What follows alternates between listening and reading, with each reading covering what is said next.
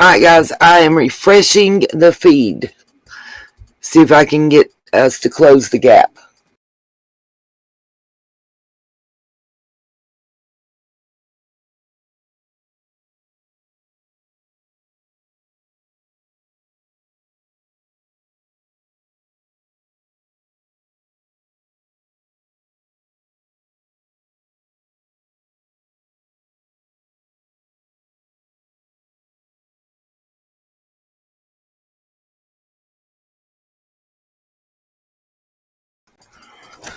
Hello to everybody. Let me roll back so I can say hey to everybody. Welcome, Cherokee Girl, Antique Little Girl, True Crime and Other Stuff, Katie Kitty, Betty Joe, Fonda Cheeseman. I almost said Streamlabs. Miss Justice 111, Karen Henderson,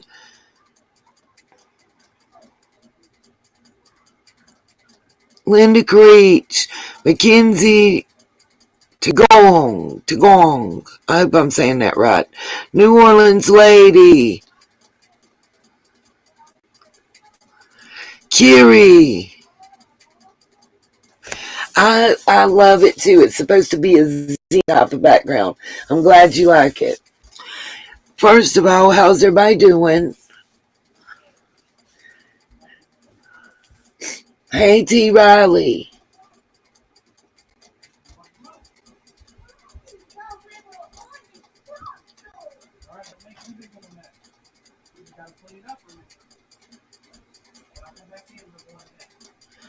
I'm waiting on everybody to answer. If you notice, I don't have the sunshine of the month. I'm waiting to let a few more people in, and I'm going to make that announcement, even though I'm late doing it. I apologize to everybody. I've been working. I worked 4 days straight, and I'm not used to being on my feet. And then with this new blood pressure and thyroid medicine, it's, got me a little bit. But I'm resting today. Oh my gosh, Miss T. Riley. But has your other situation improved? I always wondered. What do you want me to do to Streamlabs, Miss Justice?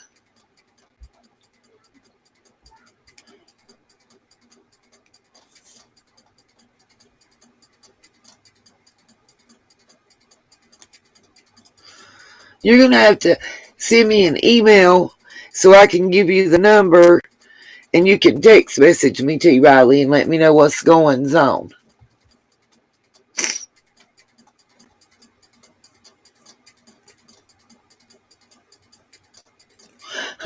I can unalive Streamlabs. I paid for them. I ain't seen several people we normally have in here. I ain't seen arrive yet. Well, you're going to have to message me, T. Riley. I switched phones, so I don't have yours. What's up, Miss Elizabeth? Welcome. Mackenzie, did you email me?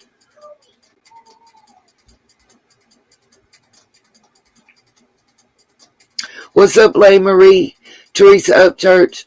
Mackenzie, just let me know if it was through email and if you have the same email name.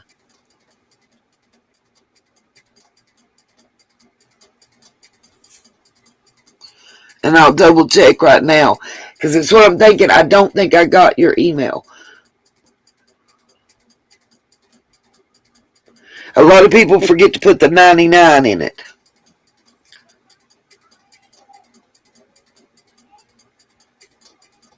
I do myself sometimes.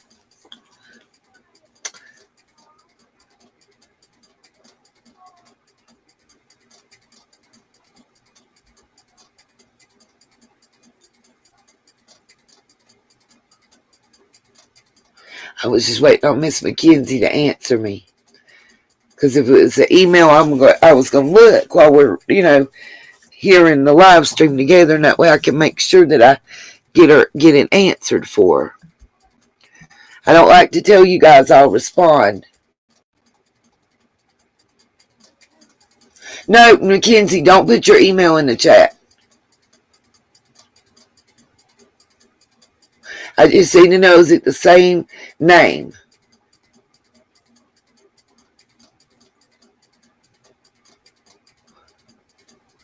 Well, y'all are going to be seeing me again here soon. I promise y'all. I'm working on things. I expected it to be done sooner.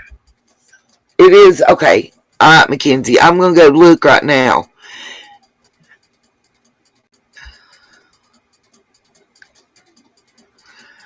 Lord have mercy. I've got a lot of emails. Miss T. Riley, I just got your email.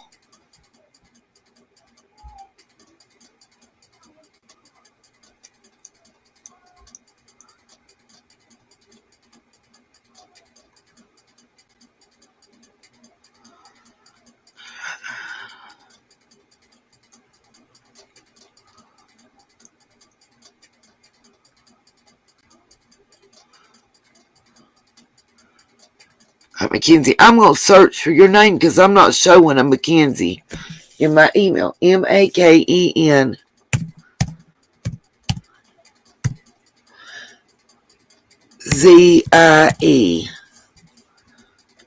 Okay.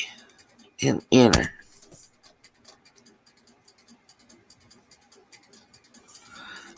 Search.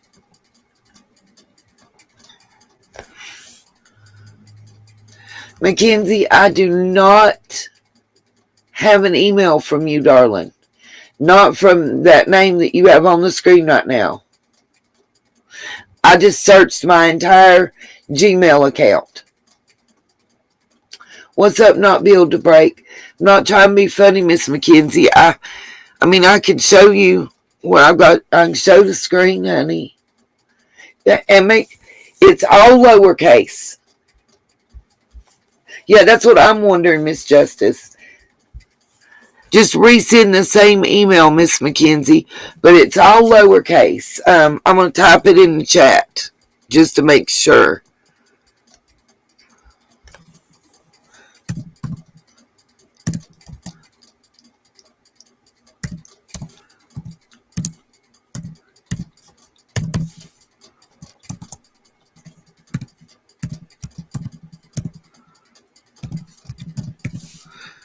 Okay. Yes, I have, Miss Sassy. I was wondering if you was coming in here. I will check, Katie. Good idea. Thank you, Katie. You just resent it. All right. I'll check right now, Miss Mackenzie. Because I've got one from that I haven't read yet from Miss Annette. Two from Miss Annette. One April and one Karen. But I don't have one for Mackenzie.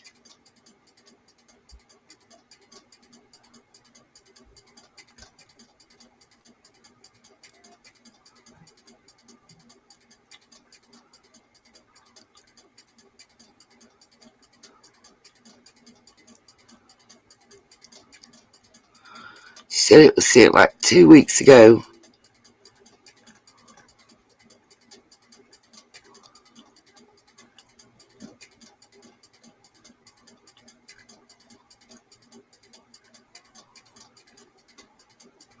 Yeah, all the way back to May 20th. I don't have, and I hadn't got one yet from Mackenzie. Nope, Betty Jo, I have not. I think I might be glad I hadn't seen it.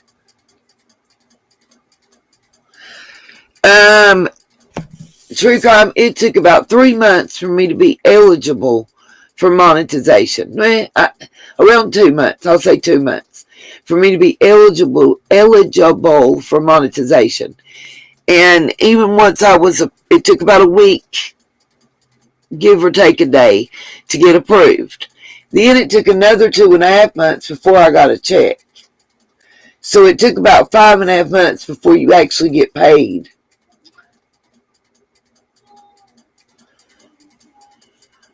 Okay, Mackenzie, I'm going to check again.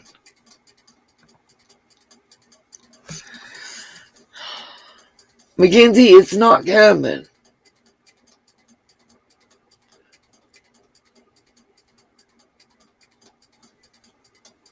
I know, Sassy, I know.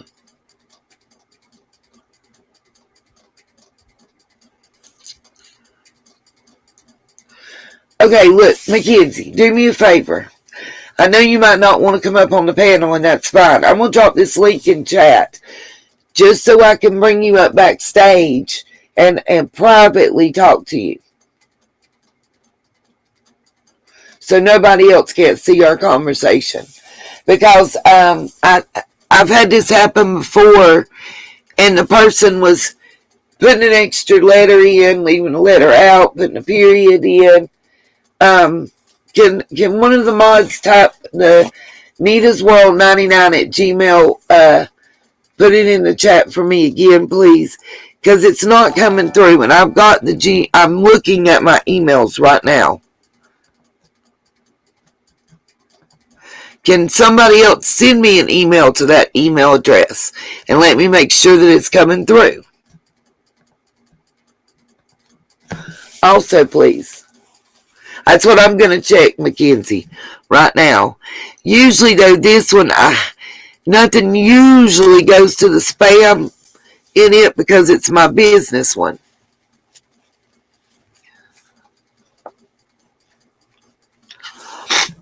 Yeah, I have one email in my spam folder, so it's not in there.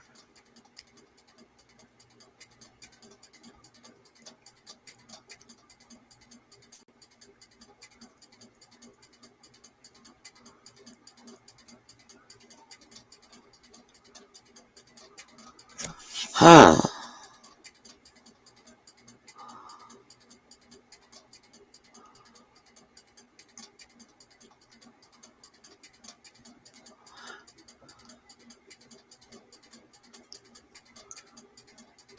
Okay, Cherokee, thank you.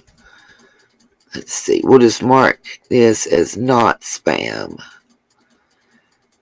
Let's see.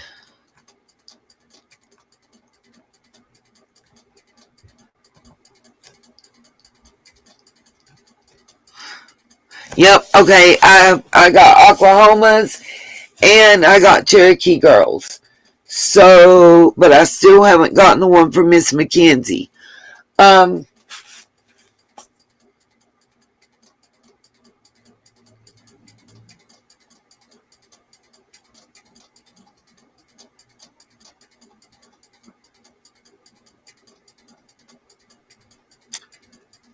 What's up, Scuba? Yeah, T. Riley, I got yours at my other email that you'd sent me. Yeah, T. Riley, you're sending it to my personal email address.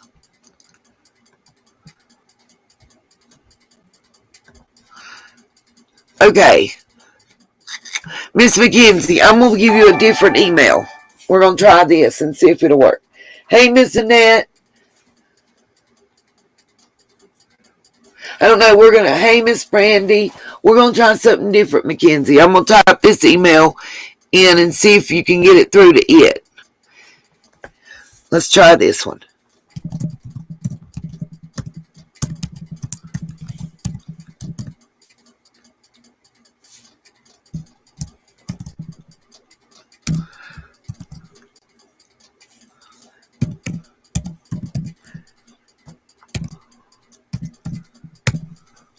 Now, again, like the other one, Miss Mackenzie, everything is lowercase and there's no space. Make sure that it's not putting a space when you put in the .com. A lot of times, it'll your cell phone will insert a space. Okay, so for my first announcement of the night, I'm excited about this one, you guys. Drum roll. Let's see if we can get one. I've got a drum roll on here.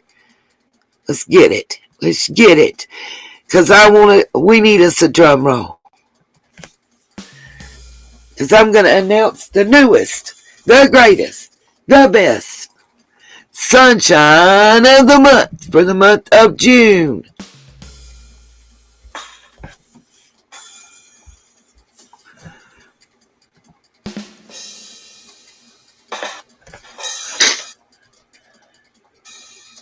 Anybody want to make a guess?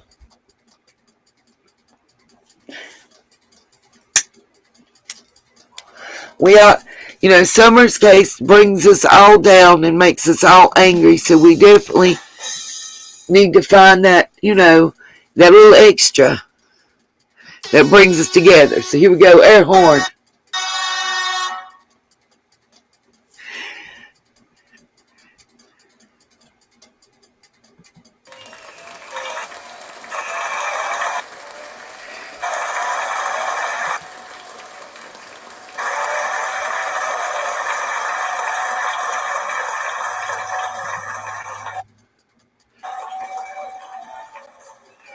It's the one, the only, the latest, the greatest.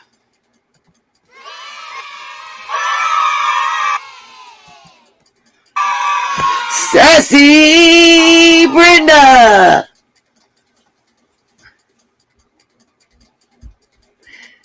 Everybody join me in showing some love and congratulations out there to Miss Sassy Brenda, who sends me a text message greeting me every single day and has made it to every single live stream in the past 4.5 months, no matter what she's had going on. Even with people busting the windows out of her car and harassing her, ringing her telephone off the hook, ringing her doorbell and running, it don't differ. She's made it to every single broadcast. She watches every video. She always hits that thumbs up button and shows each and every sunshine love and consideration. She even sucked it up and bit the bullet and went on over to Jody Sue's to ask a question, knowing she'd probably get booted out. You can't, and she's been with us since the very first 30 days of my channel. So, nothing but love, love, love. And Brenda, you get with me, and I got a special package. I have, this month, it's going to be a combination of some things from Summer's Vigil and from MMIW.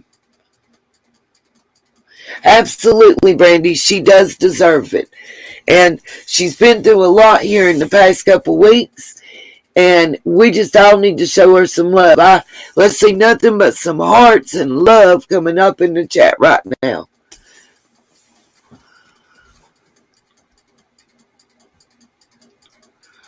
They didn't put it.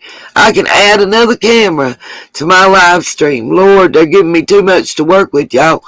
I'll end up videotaping the neighbors out there. But again, nothing but love going out.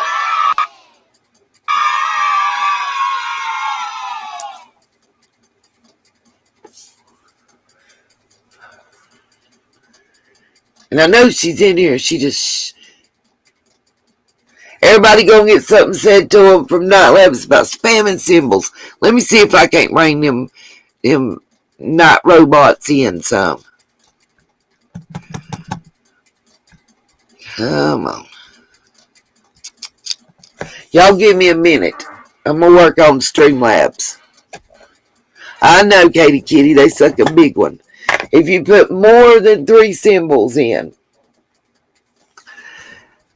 I'm working on them. Y'all give me a minute. Let me see if I can rearrange their commands. So, I also wanted, let's see.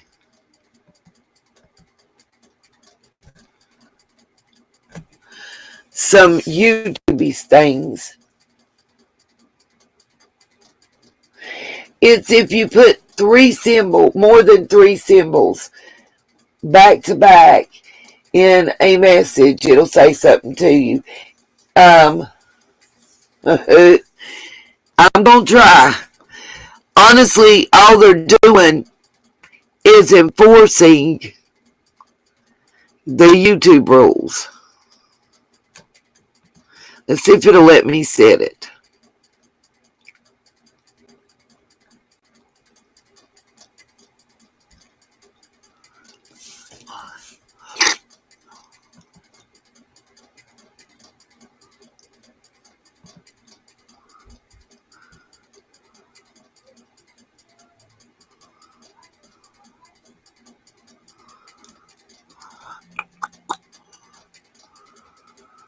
Okay.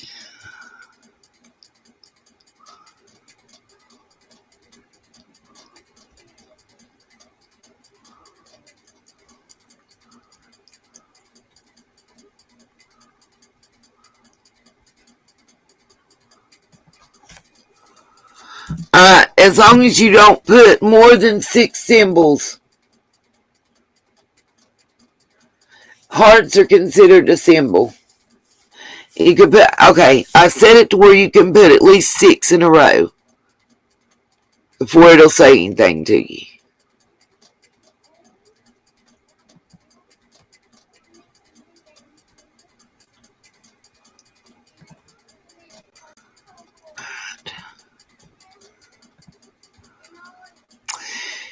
So, there's been a whole lot of nothing, it seems like. It'll let you back in, Miss Karen. It'll let you back in. I'm trying to work on it right now, while also trying to pull up some of the things I wanted to discuss. We're going to talk about the interview I did. This has been hard. I've been back and forth and back and forth and back and forth and back and forth about it. See, Miss Justice, it'll leave you alone. As long as you do 6 or less, you should be good. The highest didn't let me.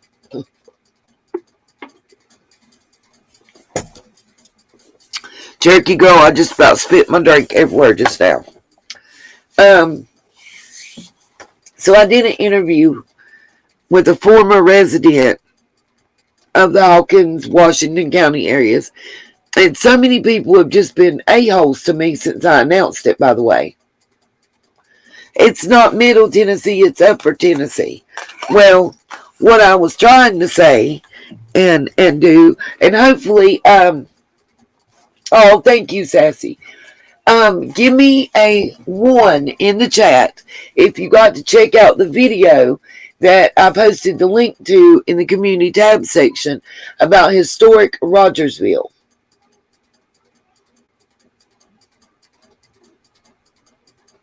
Because to me it was simply fascinating. If you didn't check it out, you need to. I can pull it up and show y'all the screen and stuff, but I'm not going to play the video because I want them to get the clicks and views. And I think it was really good. And for those of you that checked it out, give us a comment in the chat. Let me know what you thought about it. Did you find it interesting to know? That's Rogersville.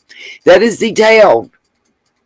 Summer is in the county, outside the city limits. But that is the actual city that Summer grew up in, y'all. That's where she was born and where she grew up is Rogersville. And I just wanted to know what you guys thought about the video. How did it strike you guys? It was beautiful, was it not? I thought it was simply just gorgeous. I loved the courthouse and those great big pillars. And there was a lot of information. I mean, I didn't know that it was claimed by both the North and the South. We're going to read that too. There was a comment made, and it wasn't snarky. It was very informative. It cleared up what was on the sign out there. So I'm going to pull that up just so we can read it because to me, it was very, very important and interesting. And I was, I was really grateful to find that video. It had just been put up 2 weeks before we found it. So I hope you guys subbed them up and told them thank you and that Nita's World sent you up there. Yeah, it has, Cherokee Girl. The thing that was amazing to me, and I said this in the video, for those of you that saw it, I was very amazed and shocked. I keep saying how where I live looks so very close to there. You guys, down to those benches where you saw the word Rogersville and those wrought iron benches, we have those same benches uptown. Okay, Mackenzie. We have those same benches in the downtown area where I live, and it's a historical area as well.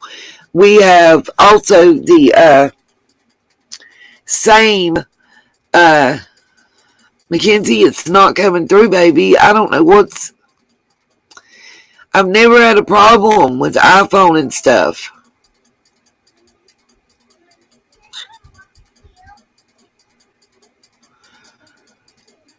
Okay, this is what I'm going to ask real quick. Sorry to derail. Um, if one of the mods is willing, I need somebody who doesn't mind, and it'd have to be a mod, because they're the only ones that can post a link in the chat. I need one of y'all to post your email, preferably somebody that's using Apple, and see if Mackenzie can email you, and maybe you can forward her email to me. We're going to find a way, because it's not coming through to my Gmail account for some reason.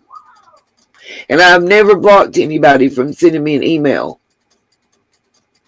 And I've tried both of my email addresses now. So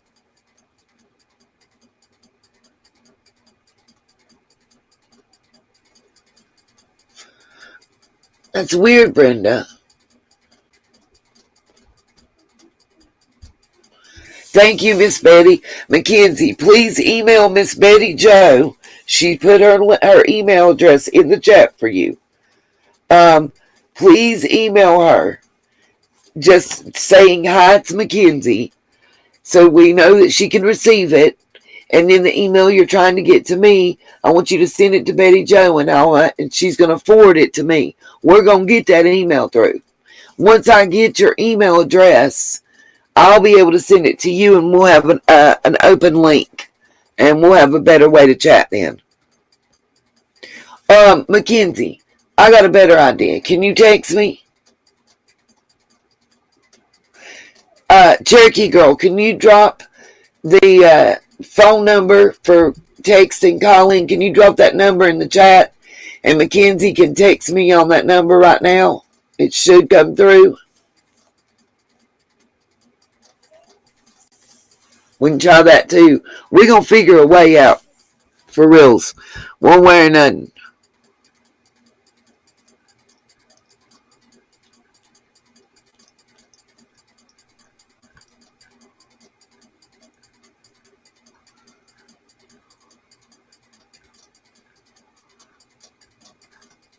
And I will say this too, everybody.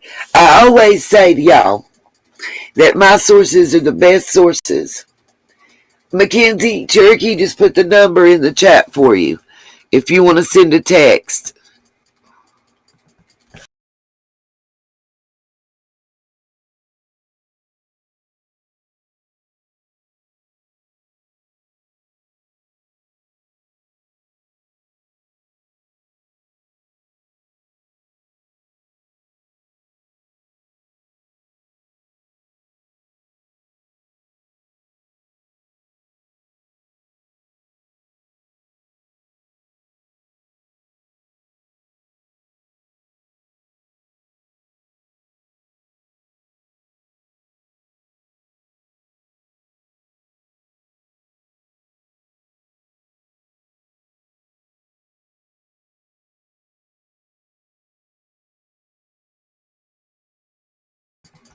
Sorry, I'm muted for 1 second because I'm blowing my nose.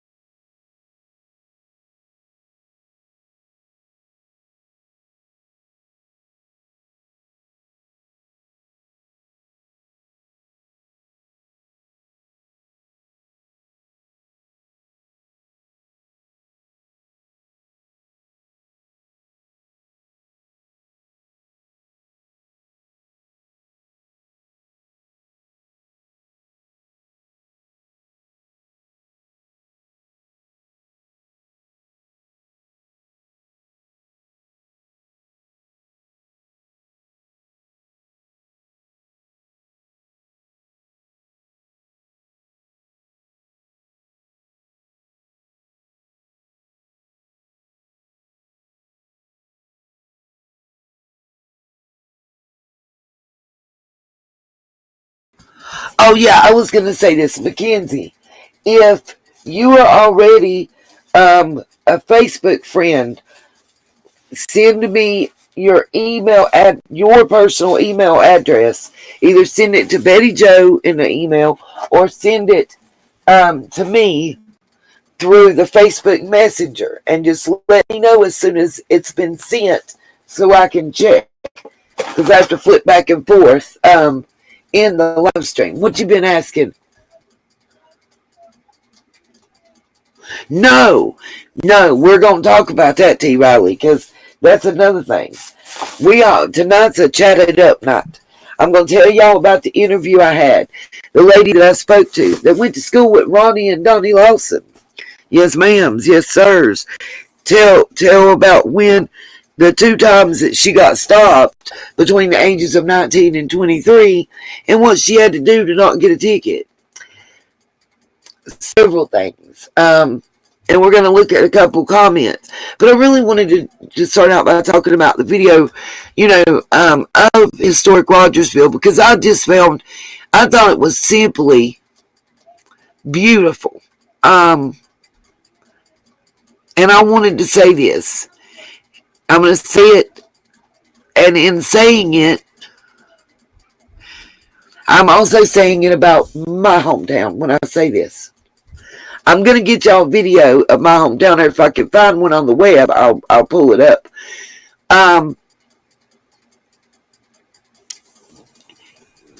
That's what they want us to see. You get me? When you say historic Rogersville, that's what they want us to see. That's what they want us to know. Mackenzie, if you can send me a Facebook message during this broadcast and just let me know, Nita, I sent it to the Nita's World Facebook, I'll go and pull it up and get it during the live stream. Because, I want to make sure, I don't want anybody to feel left out.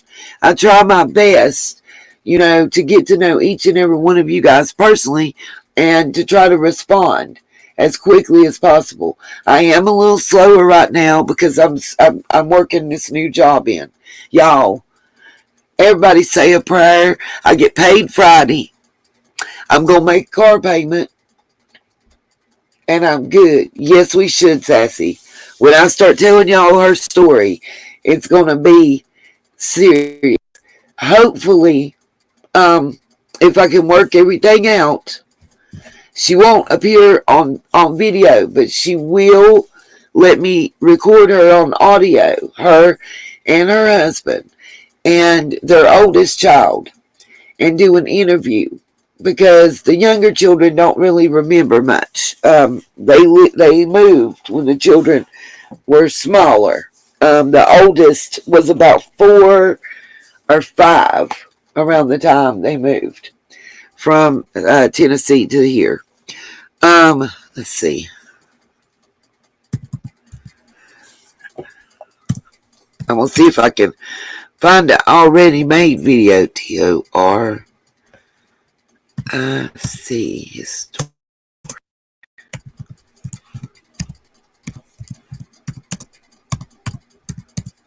I can find a video of my area. What's up, Denise? Where I grew up, the historic area I grew up in, where we have a yearly festival, and usually it's a large country music singer, somebody like Luke Bryan, Toby, what's that other? Toby somebody, not McGuire, like I about said. All that. Let's see.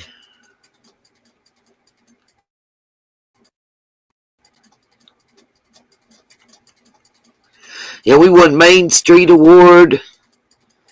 I don't see what year this one was, but oh,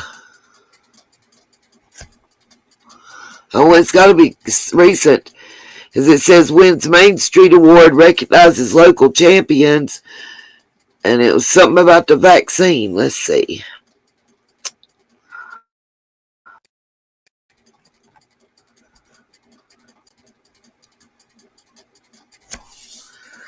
Oh, this is about the festival.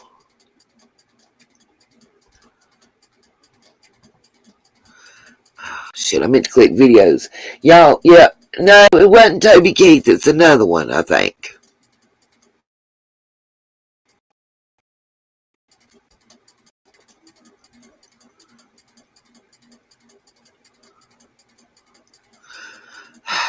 All this is about the festival. Everything I'm finding is the festival.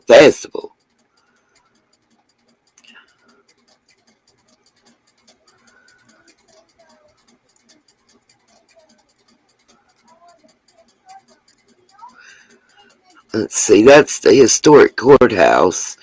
Y'all just bear with me. I'm going to find it. Rodney Atkins is another one I just seen. Here we go. Downtown edition.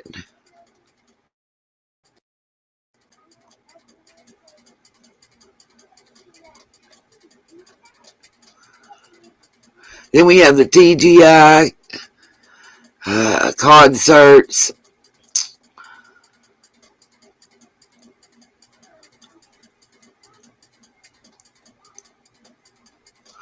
I'm trying to see which one of these is a newer video.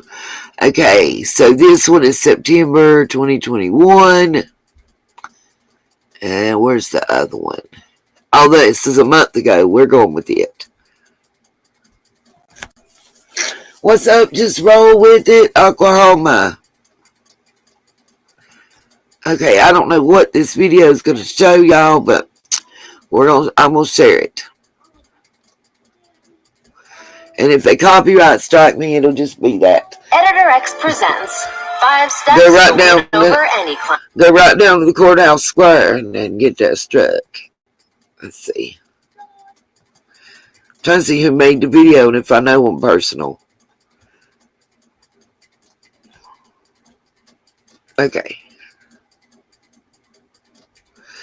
Let's see. Well, Mr. Tony Lee Glenn. So we're going to look at it, and everybody go over there and comment for him and sub him up. He's only got 13 likes, and the video's only had about 300 views. So, you know,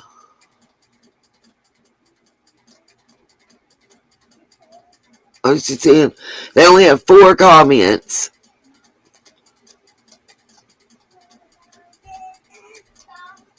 I was reading this comment, sorry. Alright. Let's share screen. What's up?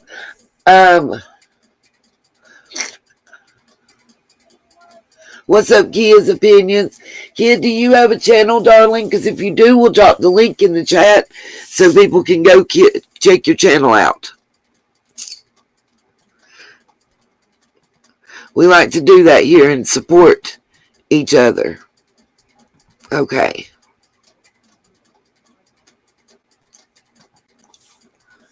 I'm waiting on this to come up on the screen. Those of you that saw the Rogersville video, I'm going to show y'all this one. Let's just see how close we get.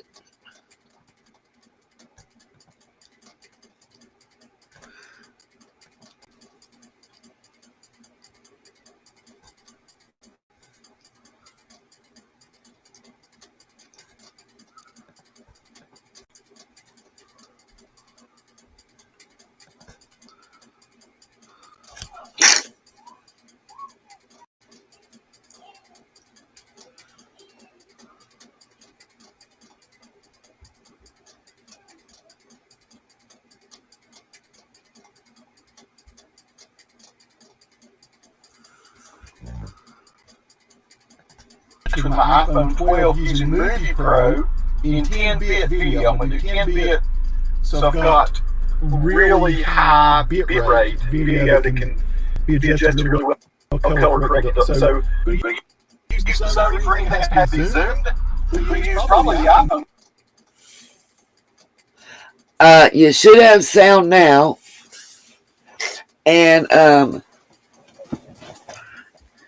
it didn't have sound before because I had it muted.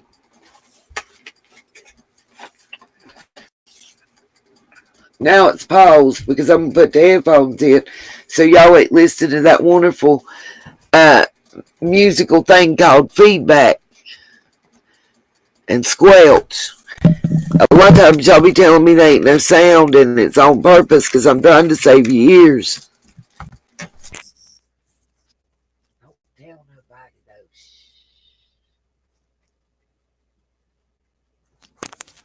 though. Wherever the broadcast somebody I don't like, I'll blow their ears off that way. That's what you do. Okay. Phone for a bunch of stuff, and then anything that is moving around, I'm going to use the GoPro as I'm recording things. I'm going to explain what we're seeing, so that the guy that's doing the editing in Raleigh will know what. We don't care. Stop talking about that and get on to the show. They tore the old jailhouse down and they built this nice new stage. It's all very new, and of course it's. Okay, right there. As soon as it pauses, I'm going to tell y'all what you're seeing. That's our historic courthouse. I just want y'all to see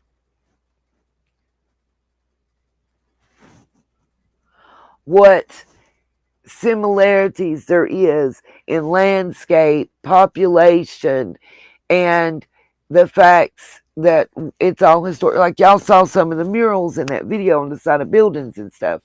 If they take you around the corner, we'll see the same things. Plus those benches and everything else. It is gorgeous, isn't it, Cherokee Girl? And it's been here since the 1700s. Oops. Okay. To the very iconic old courthouse, which was restored, I don't know, 7, 8 years ago maybe. Did a nice repainting and everything of it. I might mute him and just tell y'all. 10-bit. So if it looks a little washed out, you can certainly go and apply a nice LUT to it and it'll look great. It's an alternate. That you're seeing right now is the stage and area that they built for the performers to come when they do the TGI Fridays and the historic Morganton Festival once a year that lasts for like a week downtown.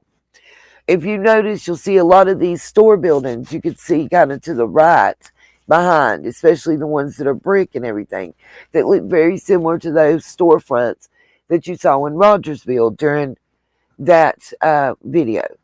I'm going to try to get it, to get to shot of the same area. And the courthouse again from this angle. Mackenzie, what you mean a Facebook link?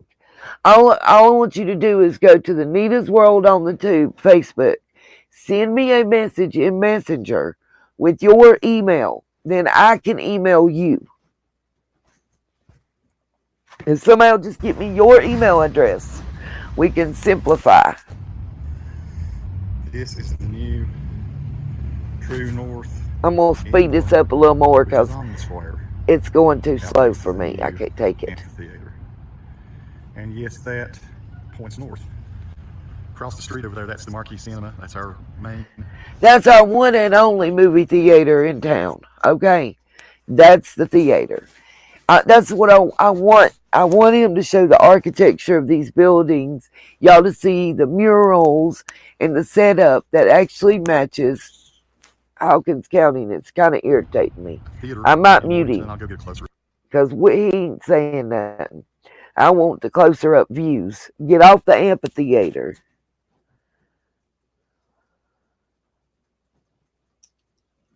That's one of the only things. That amphitheater, the movie theater, the little skate park, and the roller skating rink. That's it. That's all there is in town. You'll see right here, this is the main square that you can see right now. That yellow building was the pool hall for like 50 years. Upstairs was where the hookers hung out. Downstairs was the pool hall where you went and shot pool. The next building up used to be the hardware. I don't know what's in there now. But I want y'all to look at the building fronts. It's almost the same as it was in Rogersville. And if we can get to a part where they show us the murals and the benches, you'll see that. We're going to look at the courthouse from a different angle again now. I guess y'all need to show that thing because they've spent probably about $10 million keeping that jam boogie alive right there. That's not the one that's in use. There's actually an art gallery in there now.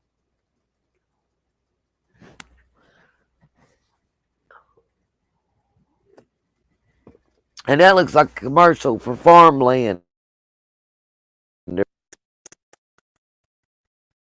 Yep.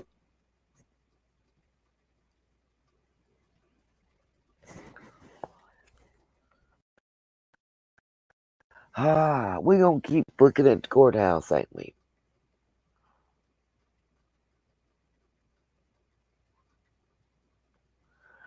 This is the intersection right here and over on, you can see this clock hanging. That's like some kind of historic clock that's been there for like 70 or 75 or 80 years.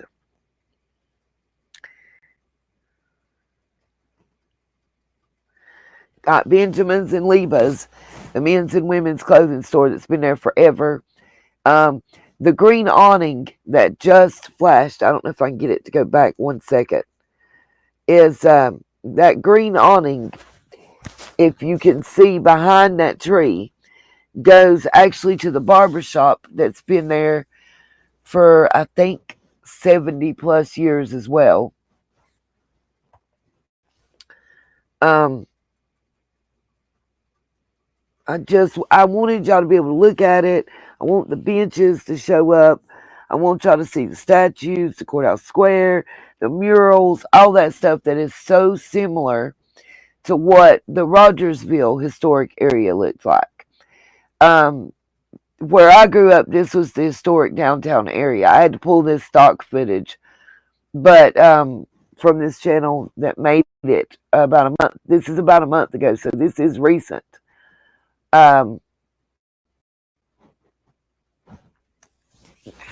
It's not large area at all.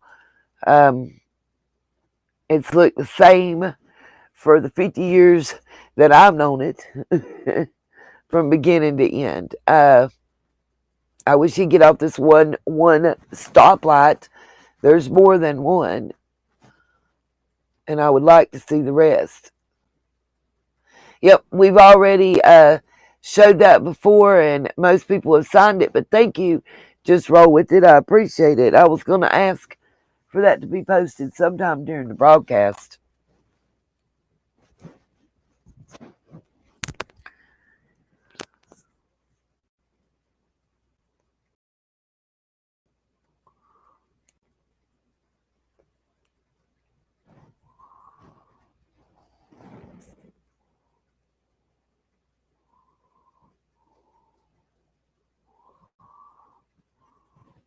That used to be the Bellavina, used to be Yanni's Italian restaurant, even though he was Greek. Never did understand that either.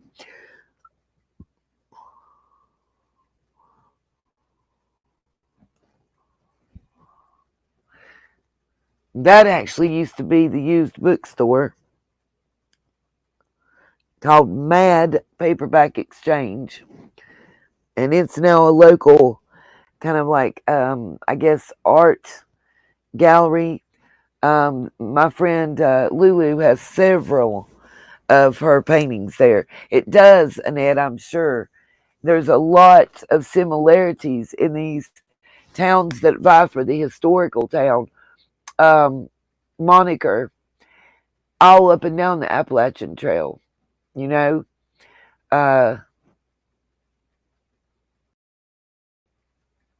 I just wanted y'all to see this particular pan right here looks a lot like several of them that we saw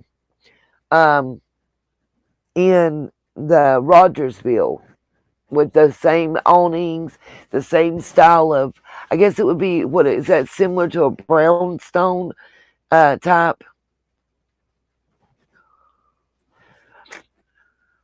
We've only showed 2 of the streets, Cherokee. There's 2 parallel streets and then 2 that cut through that are run parallel, I guess. You don't want to go shopping there. That's the little cafe. It used to be the Park something cafe, it's called, but the restaurant next to it's kind of a ritzy. It's called Root and Vine. It's a ritzy restaurant. Lunchtime, it'll set you back about 25 a plate. That's why ain't nobody sit there, because we don't make that kind of money around here.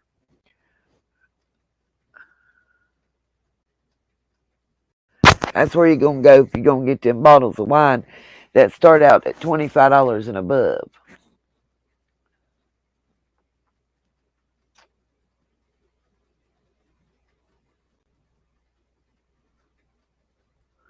No, Sassy, I don't.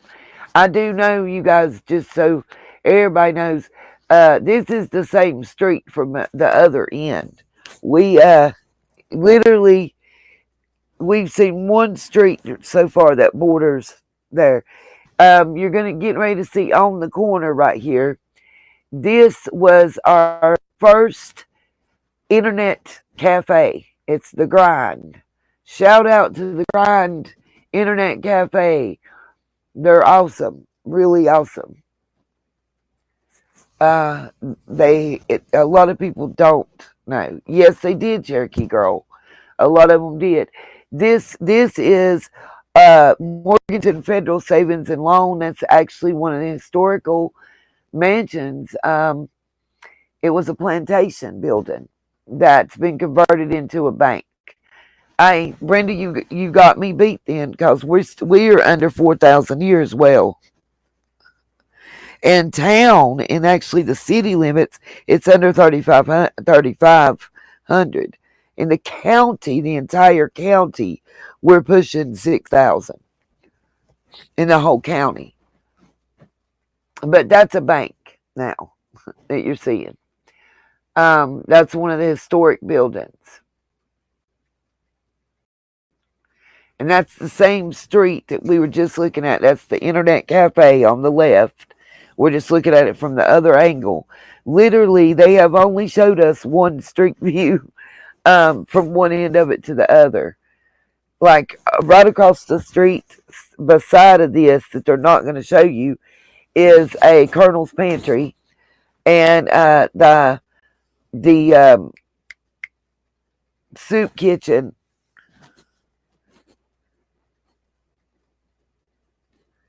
Angles mean a lot in the way something looks and what you see when it's being shot. That was one thing that was really true that Jody Sue told us.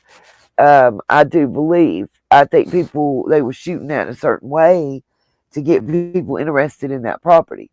That's what we're going to talk about too. In this.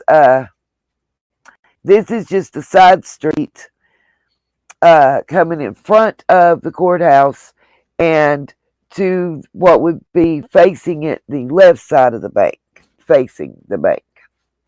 Technically, the bank's right side. Yeah, we ain't got nothing to do either, Cherokee.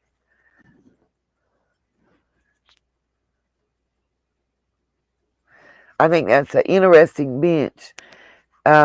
It's actually artwork that's outside of this restaurant.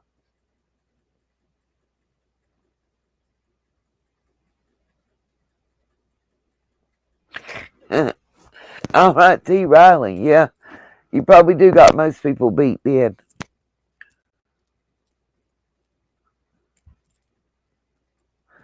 And I'm enjoying looking at the artwork right now, you guys, that are produced by local people, area people that live, in and around me. I think this is pretty awesome. It's one of the galleries where a lot of locals display their artwork. And that's some of the wrought iron artwork. Maybe they're actually going to show some of the historic stuff that, like what they showed in the Rogersville one. I want them to get to, we have 2 wall murals, one sidewalk mural, and a lot of those benches that I wish that they would show. He's going on. This is one of the big buildings that the city rents out. It's our Morganton, as you see, community house for banquets and events. It's one of the places they rent out, and the city makes a lot of money renting it out. And that's Calvary Lutheran. It's one of the historical churches in our area. It's the old Lutheran church in our area, as I understand it.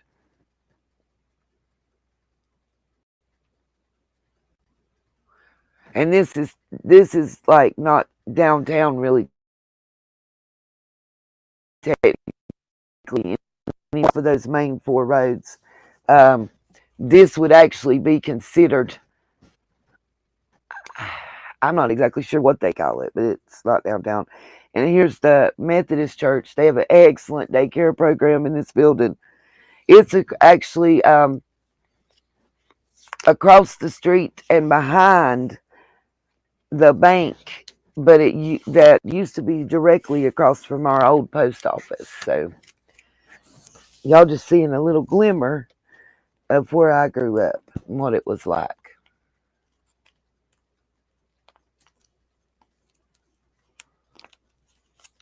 I'm going to speed it up just a little bit, y'all, because he's taking forever to get to any damn thing. I mean, this is good, but this is not. This is like 3 blocks away from where he should be. Let's see. We got Pat's Snack Bar. You'll be able to see the blue building is Pat's Snack Bar. This burgundy building is our longest open pawn shop. There's a sewing shop, a consignment store. See Smokefoot in the burgundy building right there. That's the pawn shop. You put a period, Brenda. That's why. Thanks. Okay, you sent a text to that number. Okay, Mackenzie. Okay. Let's see if it came through to the other phone.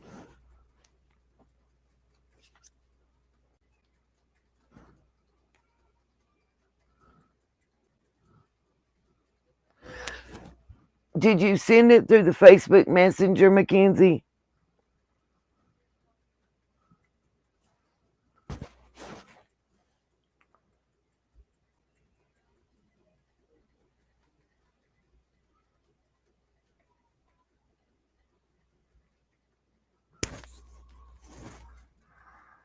Somebody's turn.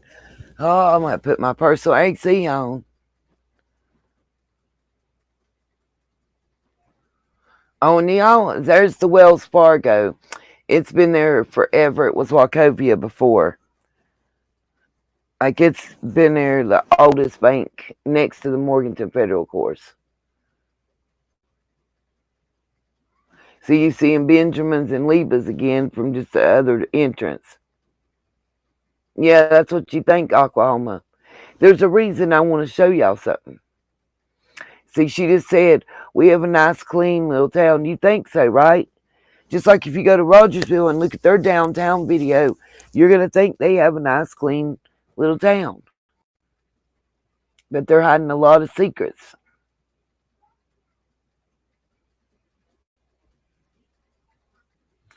A whole lot of secrets.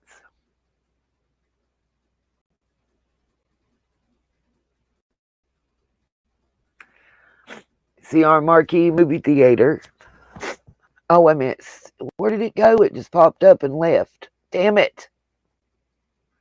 Okay.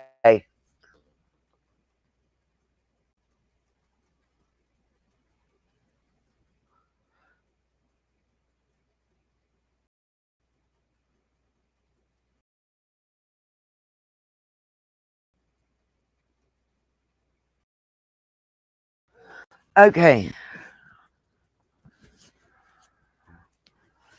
Waiting on approval from. Okay, hold on just a second. All right, Mackenzie. Work with. Hold on. Go back down. Skip ads. Y'all bear with me just a minute.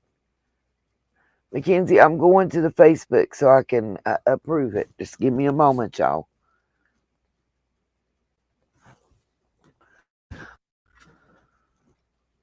Just remember, you guys, we try to be inclusive, not exclusive. And if any of you needed to talk to me, I would do the same.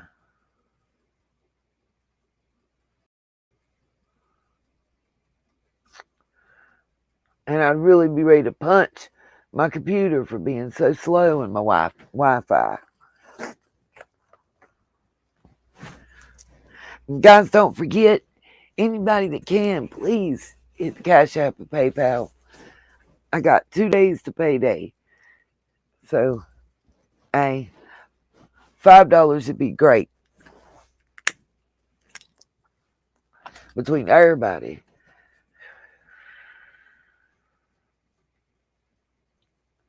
Oh my Lord, open up. What is taking this thing so long?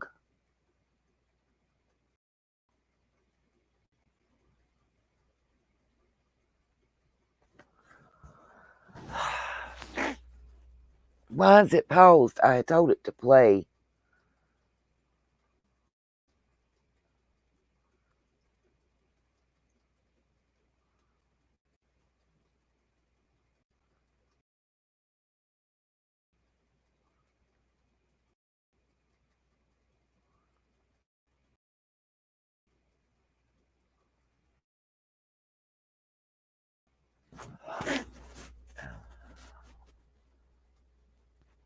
Yep, everybody had to stop at the red light, didn't they? You're right.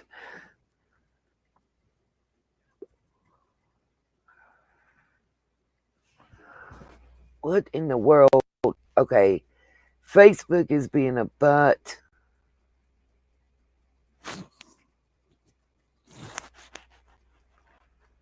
I'm trying so hard, Mackenzie.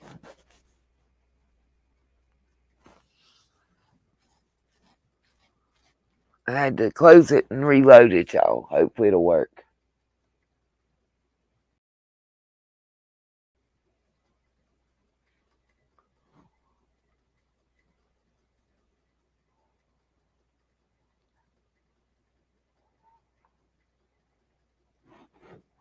Let's see. All right.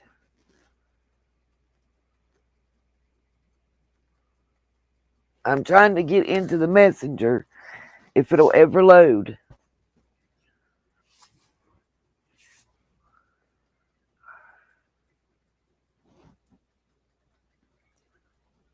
Yeah, they really are very old.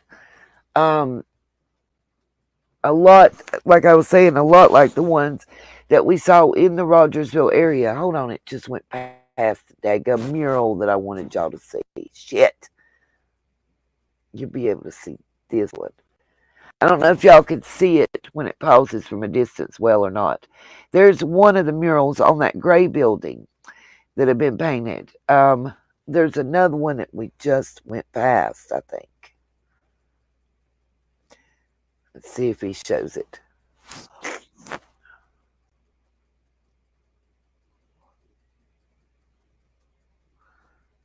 Should be up here on the side of what was the old Kimbrell's building. I'll pause it when we get up here. If he gives us the right angle. Of course he's cutting it off. And why he's obsessed with going this direction.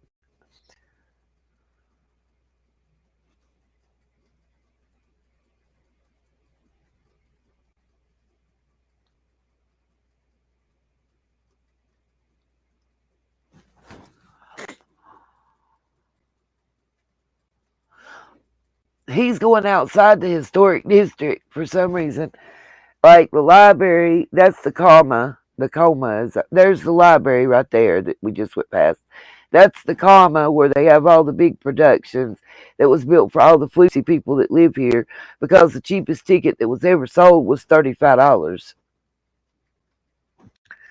I don't know what flower garden place it. The florist was right there on the corner. It's probably what you saw.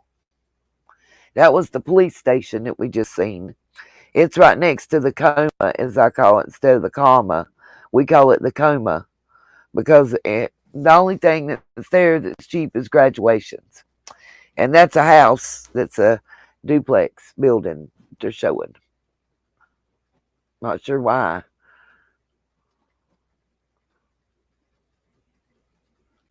That's the police station for the city police right there. That's the Colonel's Pantry I was talking about. It's next to the bank's right here on the right-hand side. And they quickly didn't show the homeless population that was sitting there. Looks like we're on Valdez Avenue right now. No, yeah, he ain't gonna show the murals. He just gonna make me mad. Okay.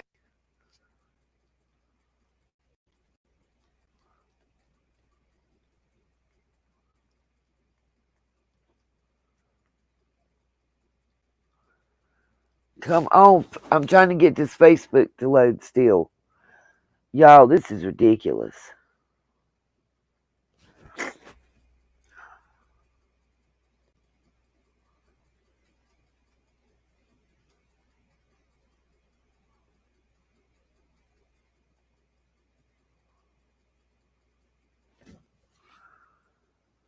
Mackenzie, I'm sorry. I'm trying, dear. Hey, Miss Laura, welcome.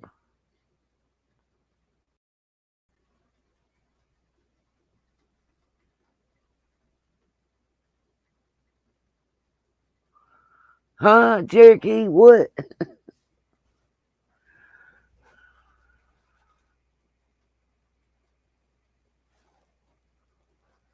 Okay, what the heck?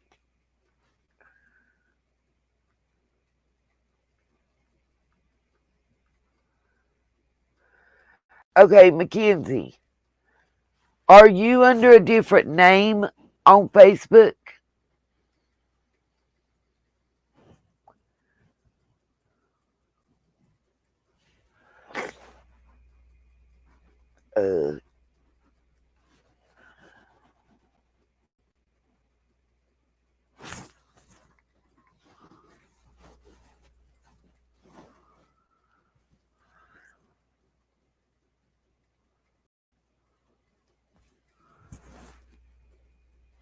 Did Kelly Clarkson pass away?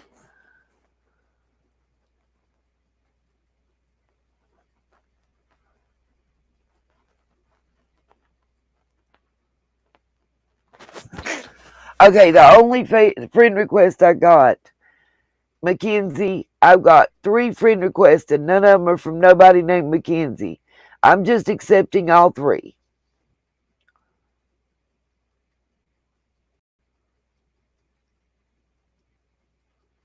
Betty Jo, did she ever email you?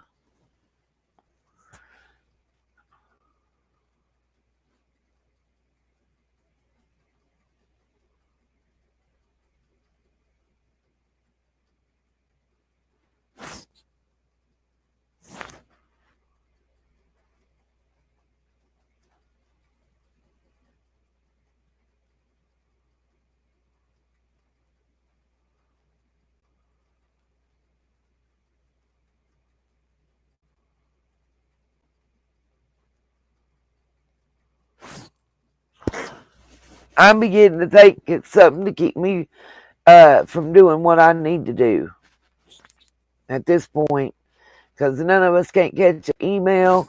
I can't get a Facebook request or message or none of that.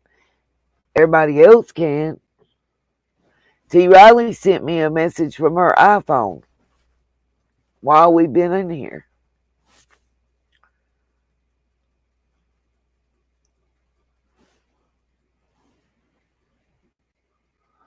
Okay, hold on just a second. Someone else did email me, and I got to play something. So, let me see what I can do. Hold on. There's a video that I had watched that I wanted you guys to see. Let me see if I can find it.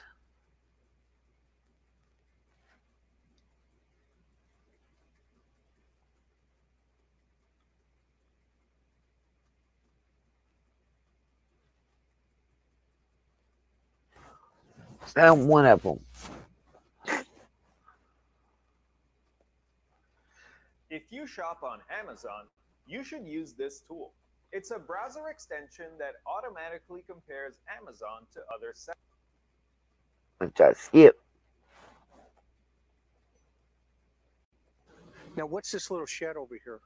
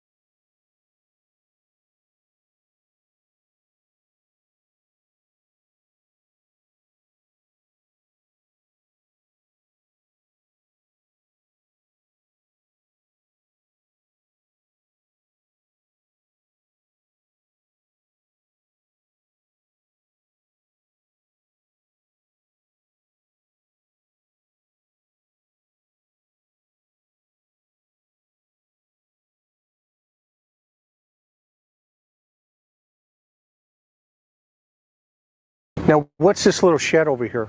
Oh, that one there? Yeah, That's where Donnie keeps all his tools. got it. Hey, can I go look? You No? can go look, but it's a mess. No? Okay, now it's up to, okay, that's fine. Nothing in there. Yeah, no worries. I don't want to get in. I don't want you to get hurt. Well, and you know what? I don't want other people to. I don't let my kids in there either. Yeah, no It's just problem. not a place for. I totally respect that. I've always wondered about those little sheds on the Wells property, ever since the interview Candace did with Chris McDonough. She was trying every excuse in the book to not let him go inside the shed. She even told him she didn't want him to get hurt, which I found quite funny. Candace said the shed on the property is where Don keeps all his tools. Chris asked if he could look, and then she sounded very, very hesitant. She said, it's a mess, there's nothing in there, and she doesn't want him to get hurt. So quite a few excuses from Candace. Maybe Don was hiding in there on that day. Who knows? Anyway, there's a shed at the bottom of the Wells property. I believe this was the same shed that Molly peeked into when they were down there as well. From her footage, the inside of the shed looked pretty empty. Nothing really stood out to me. So I can't imagine why Don went down to that shed first, when he arrived home on the day Summer went missing. It boggles my mind. After looking at Chris's new video about the shed, and it got me thinking again. Was the shed properly searched? It looked pretty empty in later footage, but what was in there when Summer vanished? I'm seeing some really horrifying theories online about why Don went to the shed first. I can't even get myself to mention it. It breaks my heart. So, Candace called Don to tell him Summer is missing, and instead of rushing to search around their property, he knew she was gone, and he went to the shed first. I don't understand why. Share your thoughts with me. Why do you think Don went to that shed first?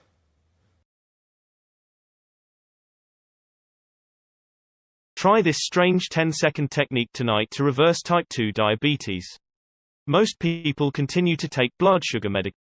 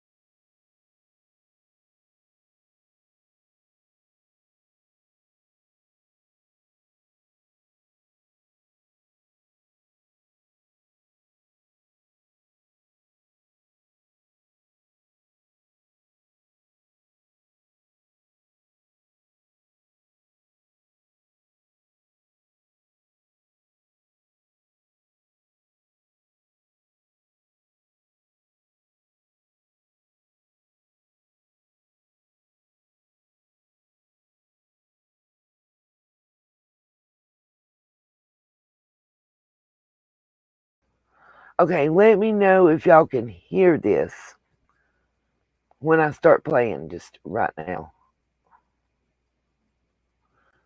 Actually, I know what I gotta do.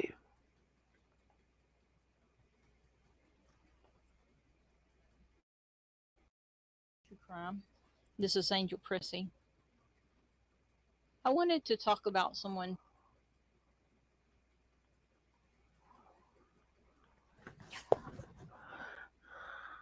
I'm trying.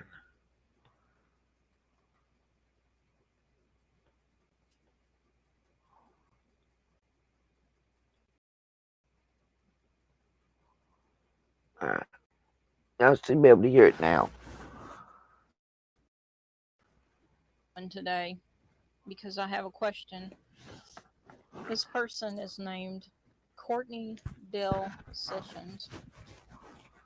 And I have a piece of public information here that I'm looking at. It's from the registry of persons. Can everybody hear this? I'm not saying it's going to be the best. I just want to know, can you hear it? Because this is important. Because Courtney Dell Sessions, did y'all hear that name? Somebody give me a 1 in the chat if y'all can hear this. And if y'all heard Courtney Dell Sessions.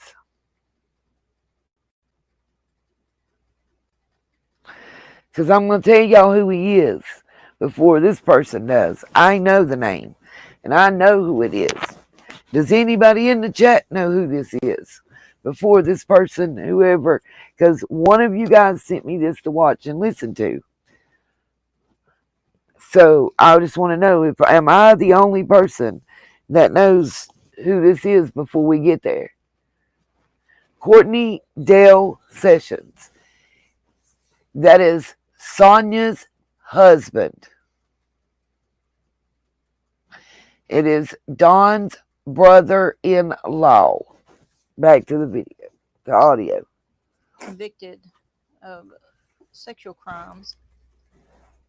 And you can see here, if you're able to, that he was charged under Indiana for doing something against the law, and he was booked in Utah County, Utah.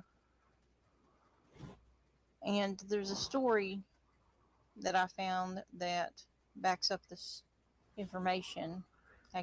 Ain't it motherfucking funny that now, not only does it seem like Don's a pedo, and that his mama married the Kelly man, who allegedly was a DVSA or pedo, and now you got Don's sister married to a pedo. They hanging out with Mr. FL, who is a SADV and pedo and anything y'all can think of that has to do with that stuff. I promise he's down for it. Read the stuff. I mean, like, Seeking Sister Wives puts their ads out somewhere. What do? Seeking pedo friends?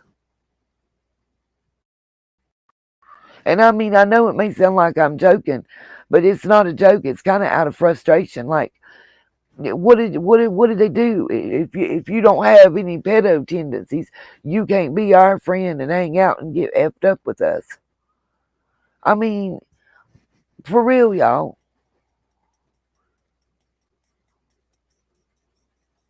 And when I get to talking about my interview with the local woman that is speaking out, that grew up and lived her entire childhood, young adult, and most of her adult life in that area, and how things are understood and looked away at and whatnot, and gave me a little information as to why Don may really be in that cell closest to the popo in that jail.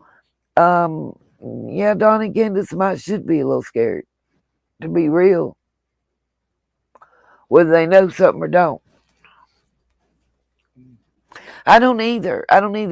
Now just roll with it. I don't know if Sonia and Court have any children together. I could not find that information out.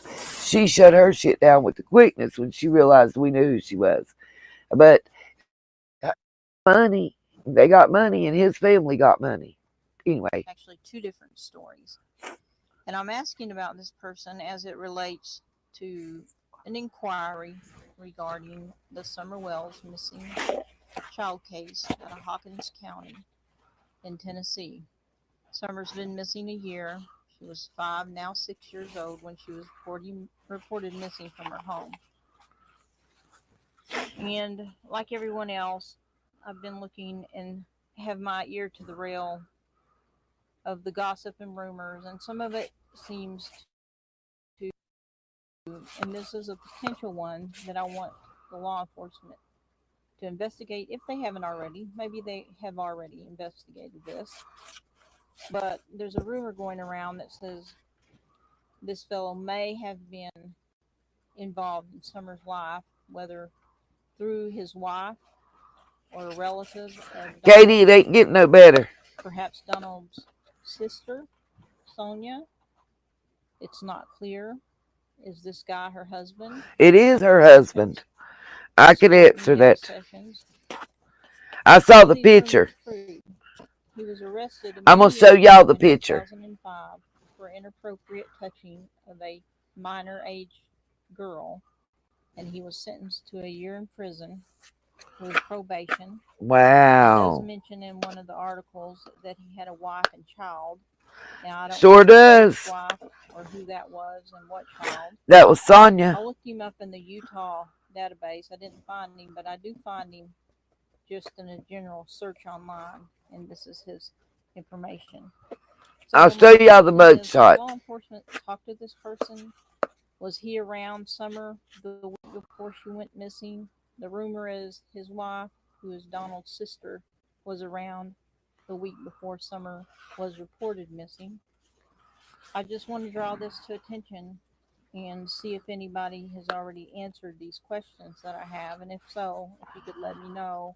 Nope, you're the first person to tell. Already interviewed this guy and interviewed all of Donald's sisters and relations and all that. Well, let's just say I hope they already have, but I wanted to draw this to attention. And let me know if you've heard about this and what you think about it. And if there's any information that you can share with law enforcement, please do so. You can comment your thoughts below. I just hope they've talked to everybody. I'll show y'all a picture, Thank Katie. you for listening today. This is American True Crime. I hope you have a great day. And so, Katie, what I said was, hey, Miss Carrie, welcome. Katie, what I stopped and said earlier is she's speaking about court sessions. Courtney Dale Sessions, whichever name you want to call him by. And he is the husband of Sonia Sessions, Sonia Wells Sessions. Anybody want to tell Katie who that is if she doesn't know? That is Dawn's sister. We are speaking about Dawn's sister's husband. And I'm about to show y'all a picture.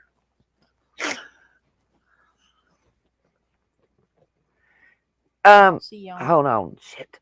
Mackenzie, did you send a friend request or did you request to join the Facebook group? Because you will be pending in it. It's for mods only. The Facebook group is. hope you have a great day, and I'll see you on the next. Because I'm not showing a pending friend request. I just took them all. I got the text, but you're saying you don't have service, so what's the point of me texting you back? I can't call you or text you on that number. That's the only communication I got, but the text you sent. If this is you, it says, I'm waiting on approval for your Facebook. Which Facebook? Did you send it to the Nita's World on the tube, Mackenzie?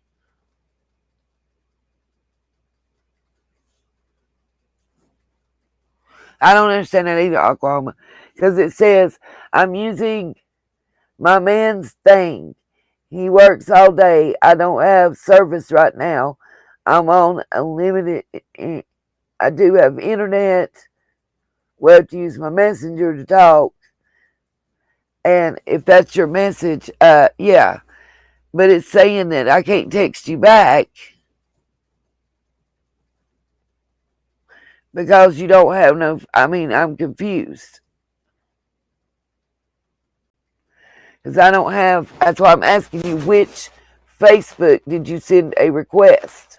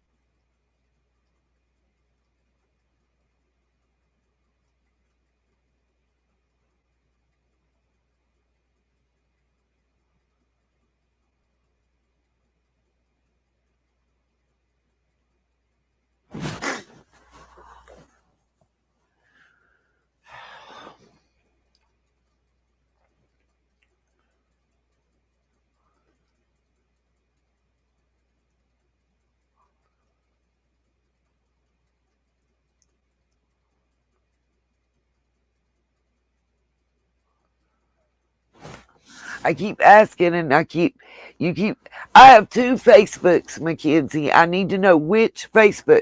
Did you send it to the one that says Anita Carswell, or did you send it to the Facebook that says Nita's World on the Tube? Because I'm looking at the Nita's World on the Tube and I'm not finding it. Okay, anyway, let me show y'all the screen so you can see a picture of Mr. Sessions.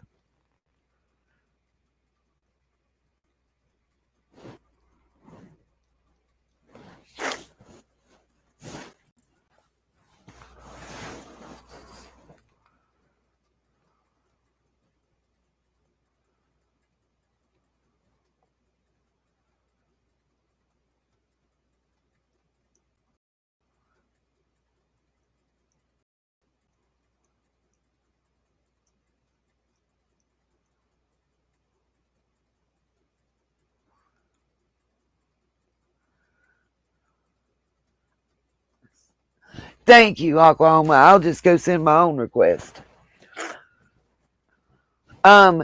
This is a picture right here of Court Sessions, you guys.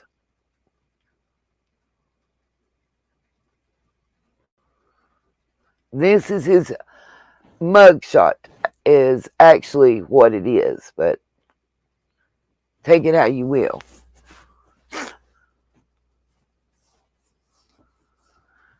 That's what I thought, Cherokee Girl, because it's not, no request was sent for a friend request. And the mods group, the Facebook group, iterate this again to everybody that's in the chat. The Facebook group is for mods only. If you're not a moderator for live streams, you're not going to be in that Facebook group.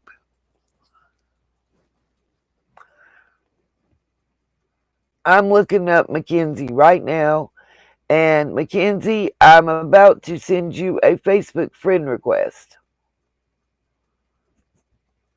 which is what I asked you to do. I'm gonna do it. I'm gonna help you. I'm gonna do it for you. If I can just get the shit to work. It's just moving slow. And tying up my entire live stream. But we're gonna get it done. Now, let's see. Y'all bear with me one moment. Has everybody seen the picture on the screen?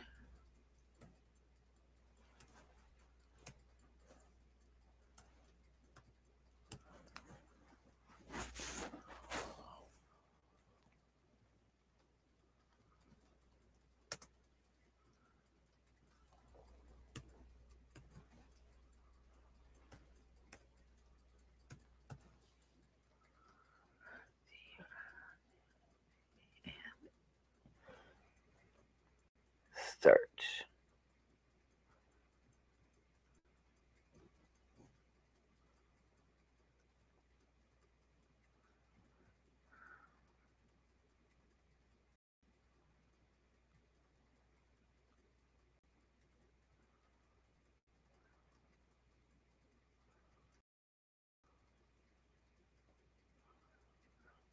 No, it's not what I'm trying to do. Y'all bear with me. I'm an old lady and it's not working. It don't work the same.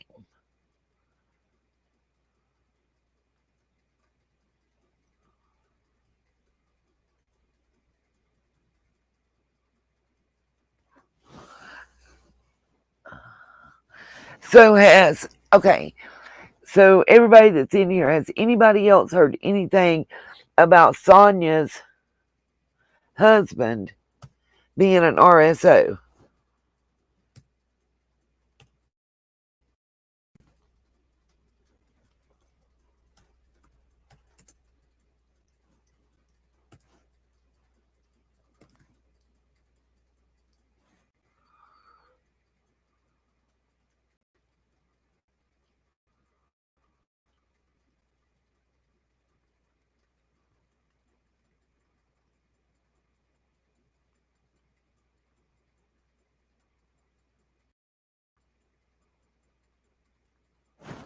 And Mackenzie, if you're still in here, which Facebook, current Facebook? Oh, well, I'm going to pull up their Facebook. Y'all hold on a minute. I'm going to show you them then. Because, Mackenzie, I'm finding a bunch. So here's what I'm going to do. All 5 or 6 I found, we're going to send you a friend request.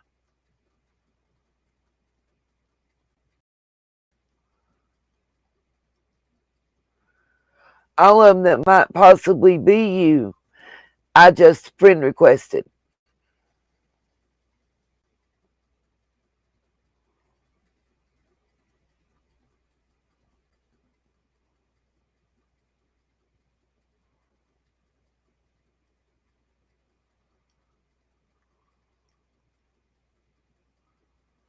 So just let me know in the chat, because you got your friend request. Okay, now we're going to pull up Sonia in court sessions, you guys. I just closed that page and didn't mean to, but we got it. I'm going to pull them up on Facebook, and I'm going to show you. I got it, Cherokee Girl, and I just sent her a Facebook request.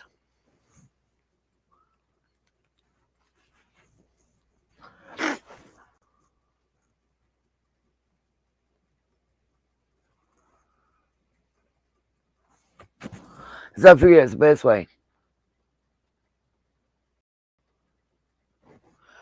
Hopefully it'll still pull up. If not, I screenshotted everything and still have it in the Patreon, and I'll go pull it up that way. If she's took down her Facebook page, Miss Sonia. This is the first I've heard about him having a record for that. But I wasn't looking in Indiana when I was running his record either. So, because I did, as I understood from everybody, see, Don's family, even marrying him, is being all tight-lipped about Miss Sonia. I don't understand why. Yeah, I wondered why they didn't want to take in the boys, and why Sonia, especially with the money they had, why they never had even tried to take in the siblings. And I'm like you, now it makes sense, Cherokee. You know, you and I have talked about why they were able to buy $1 million worth of property. $1 million worth of property in Utah the year Summer went missing. But they ain't been there to, to check on Don or to try to get him a decent lawyer. I just wondered. Some things just seemed a little funny to me. And this would make a little more sense. I mean, it don't make good sense. Don't get it twisted when I say that. But it makes sense as to why she ain't been around. Now, let's see here. Let's see. Let's search and see if I can't pull it up right quick. Y'all just give me a second. Search on Facebook. Okay. Let's see. It's S-O-N. Trying to remember if it's with a J or a Y. I don't know who Heidi is. Just roll with it. Sorry. SONJASSIONS.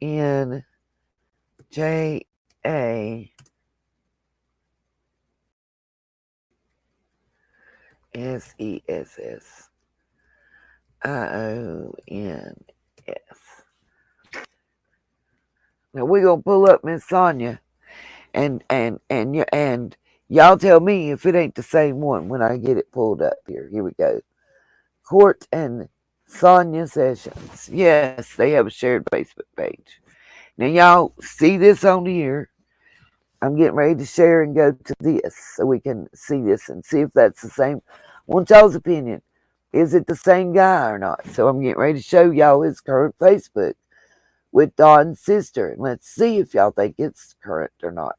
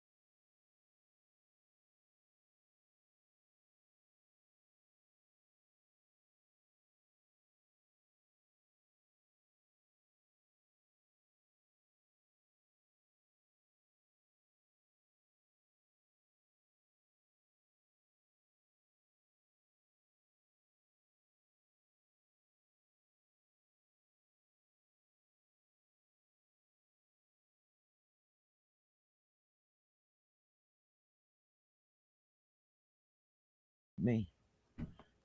Say hello. Watch out for the paint. Hold on, don't knock my paint over. All right, get over here to your spot, and then tell everybody hey. Say hello. Can y'all hear us? Can anybody hear?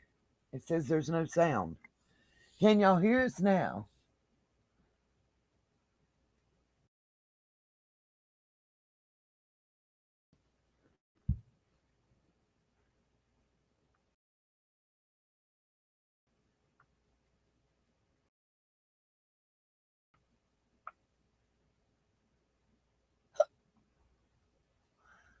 Okay, they're hearing you, so speak. Hello. Tell everybody how you're doing today. It's really dark outside and we try to go in. So How's your day been today? it was good. So we went to go to Uncle Mike's house. Well, move your feet from underneath my bum. I don't want to sit on you.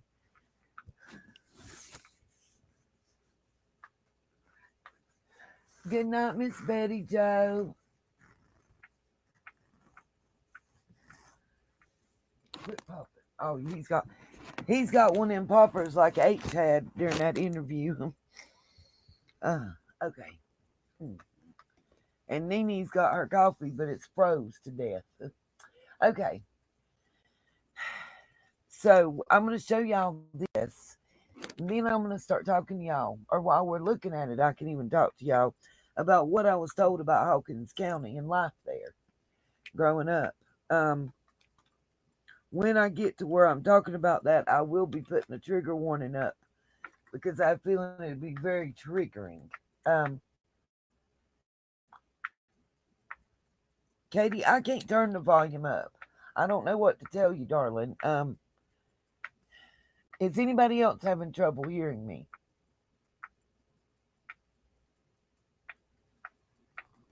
Or is it just Miss Katie?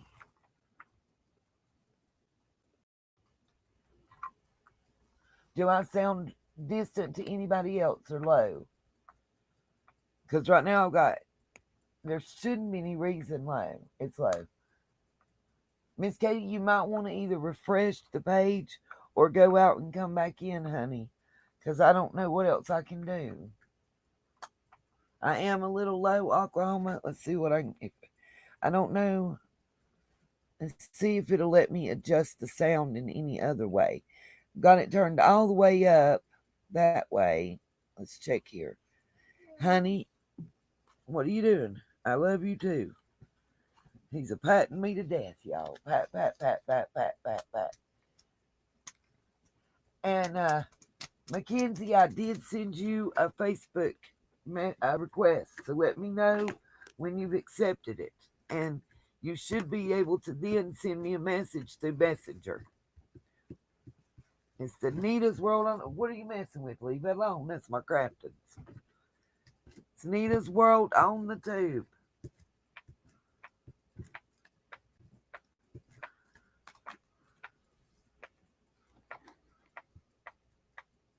Okay, I'm checking.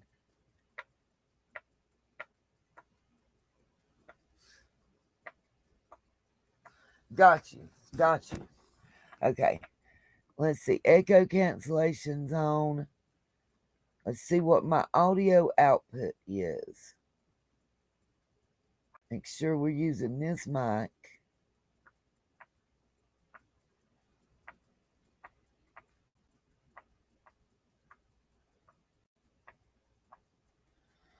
Oh my God.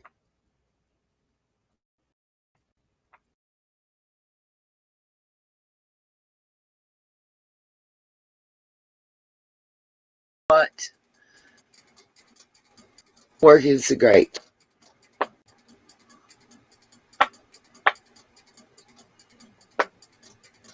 Y'all hear him popping them little poppers? Okay.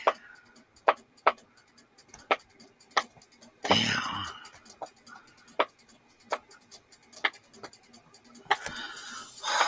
if the internet would just stop with dragging right now. You can hear that popper. I can hear the popper too. All right, Miss McKenzie, I got you. As long as you do that Facebook Messenger and accept that, I can do that or the text. Either way, the text just comes through to me as an email. Much better. Okay. I'm trying to change another setting. It's just not dropping the drop down menu. Little man, please.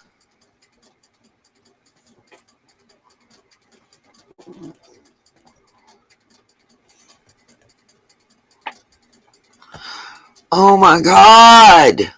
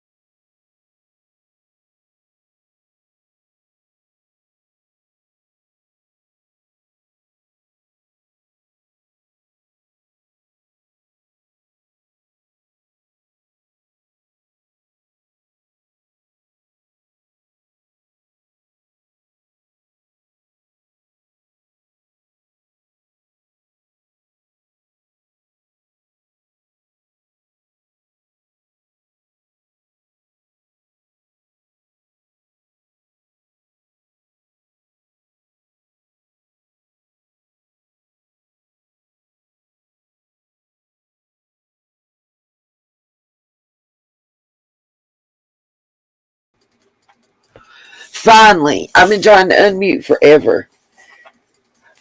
Mackenzie. Okay.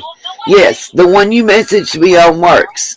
I don't know what you didn't want to put out there, but don't worry, because the number that you messaged me from, nobody saw it but me. Nobody's seen what Facebook you messaged me from but me.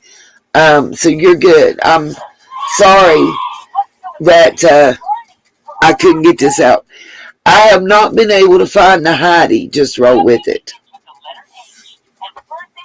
But this is, I have, Jeremiah. No. No, listen. You're going to get, you have to,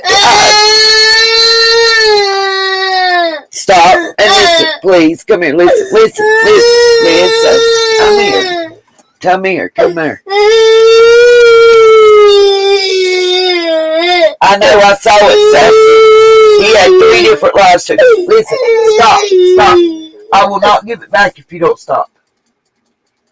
Now, if you want to listen to this and play with this, you can, and that's fine. But guess what? You can't do it in here because you will get any copyright struck. Okay? That's why we have to put the headphones on when you're listening to your tablet here. You can't turn it on in here. Oh, what?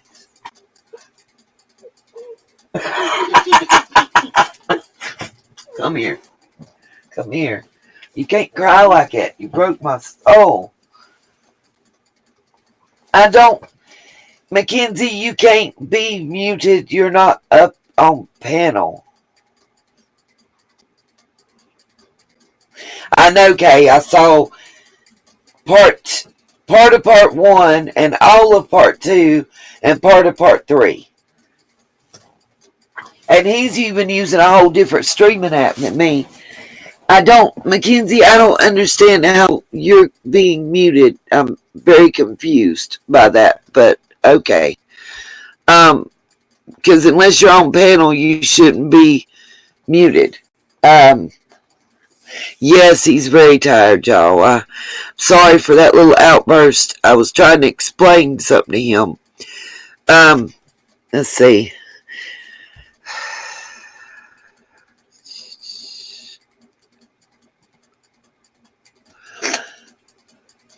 So we're going to look at their pictures. There's some stuff I wanted to show y'all.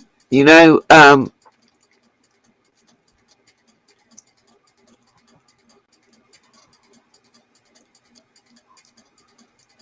see.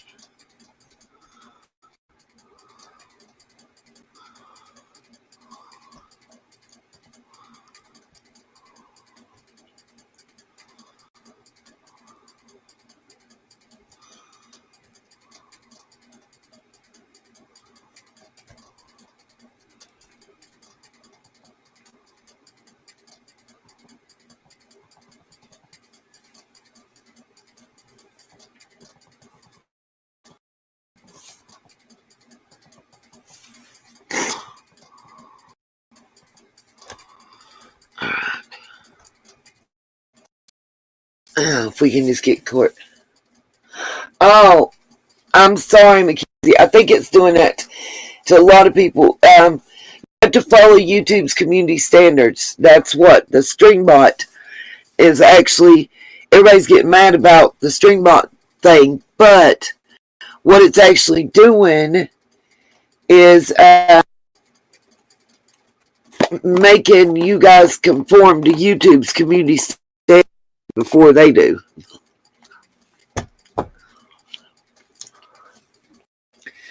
I found out something really great, you guys, today, by the way. Side note, something nice and fun and that I didn't know. My mama's got a bullet because I bought it for her for Christmas year before last. One of the magic bullets. Well, I found out if you put ice in there and your coffee and some cream, guess what you can make?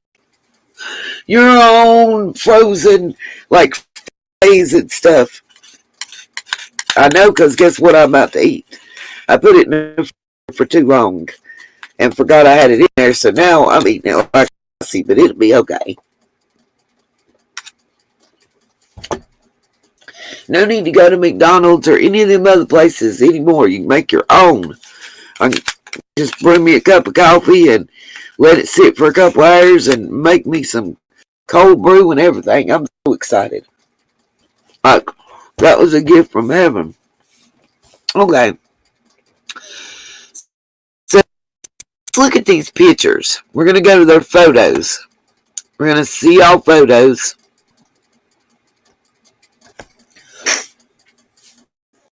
Cute doggy. And the doggy is cute.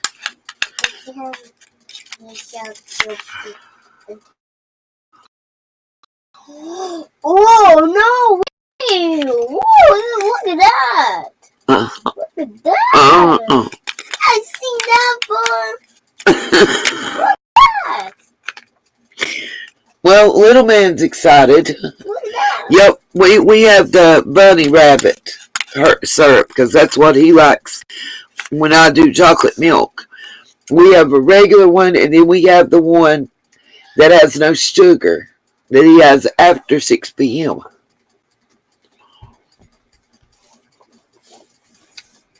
So let's look at these pictures. We'll pull them up.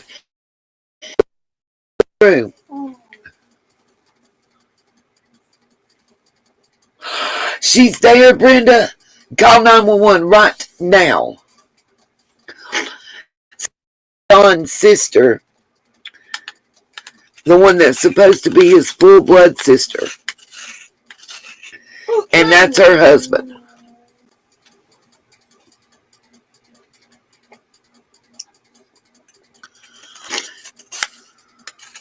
Now, I already been through all this. This picture is from 2017. I already been through theirs for months. Let's go to the next picture. Let's see. Did I scroll all the way up, y'all? I guess it's not letting me go no further. Okay. Let's go to the next picture. Because I just want y'all to see some things. We're going to look at the car race, some other stuff. We're at the beach. Dad. Yes, shh.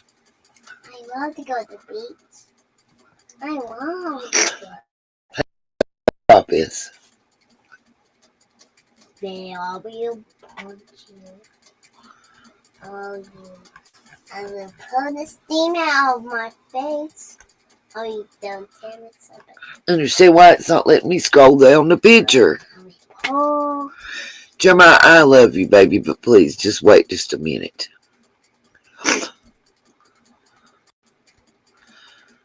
Okay.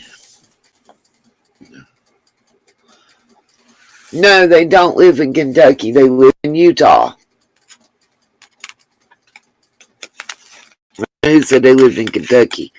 But no, ma'am, they live in Utah.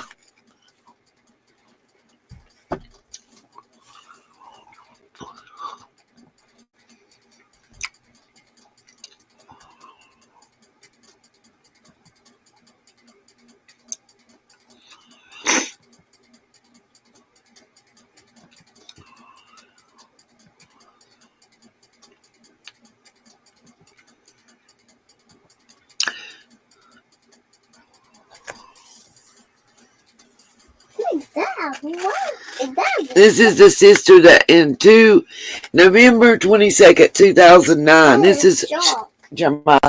Okay, but hold on a minute. She said, hi to all. Sorry I don't get on here much. Being real busy.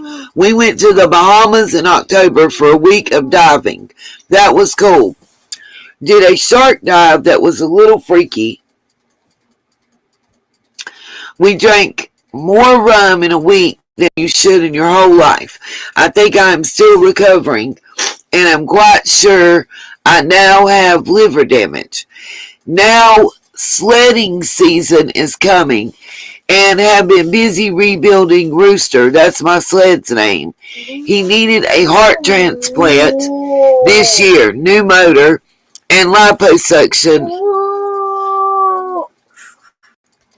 I lost it. Hold on. And liposuction in the derriere. Lightweight seat. Whatever that means. Okay. Now, what I want to do, let's see if I just have to hit X. I'm trying to go back to their page so we can see these pictures and as she made the post if they didn't take them down. Because they're skiing. There's Jeremiah, please stop messing with my stuff. Or I'm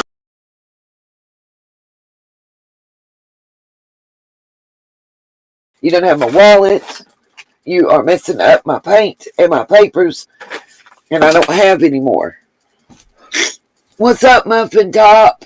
We're just getting going. Little man over here acting up. So he's keeping me a little left to center. And then we had a situation to where we had to help one of our members.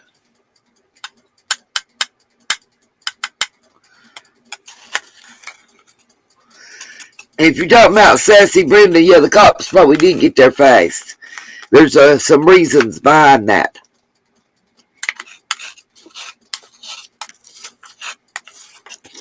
It took them long enough to decide to start getting there and doing their job in the first place. To help her out. Okay. Let's see. Let's just scrolling here. Some stuff's been took out, but hopefully some of what I wanted to show y'all is still going to be here. Like the race car team they own and stuff. That's a beautiful view of the snow-capped area. That's right, Cherokee girl. I'm glad somebody besides me caught on to that. If they're drinking, they're not practicing proper Mormonism. That would be the more proper term, because Mormons aren't allowed to drink, as I understand. If y'all ever watched the Real Housewives of Salt Lake City, one of the wives and her husband actually owns a, I believe it's a vodka brand. And there's been a whole lot of problems because of it, because, you know, it's against basically the Mormon religion. And she said they don't drink it, they sell it. But whatever. Anyway, I just want to show y'all the scuba diving in the Bahamas.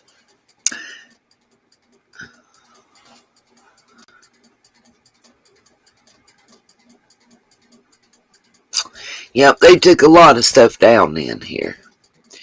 So, let's see if we can find it through pictures.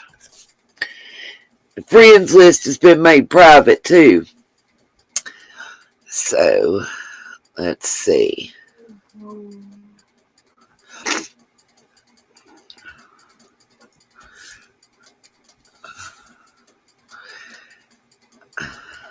Albums.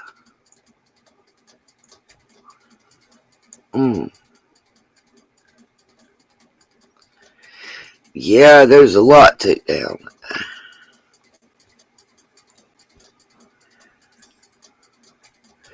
Let's see if this is all the pictures it's going to give me. He and his family, they own, it's not NASCAR, and it's not funny car. It's not drag racing. It's not stock. It's like modified stock or something it's called. Miss Justice.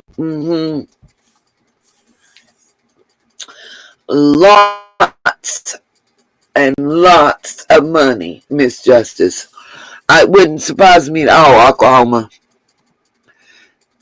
Allegedly there is a Duggar connection in this case.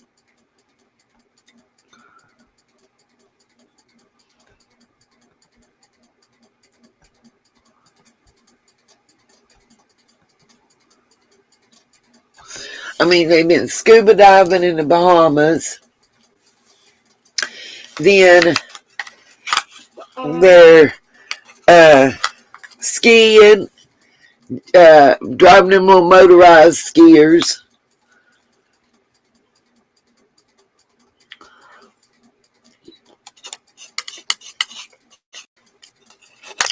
Race carring.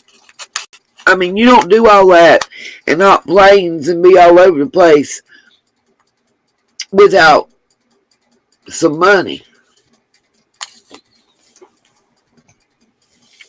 You don't buy $1 million worth of land in Utah in 1 year and not have money. You don't.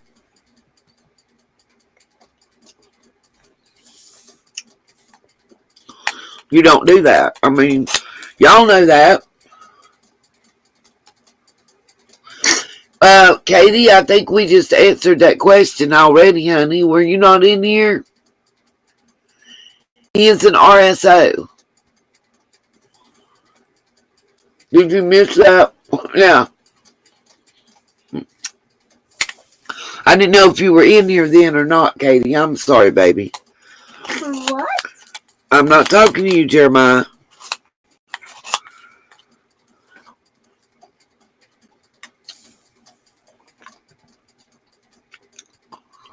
Oh, I didn't know if you was in here or not, Miss Katie. Because we're going to go right back over here to that. We're going to stop sharing this.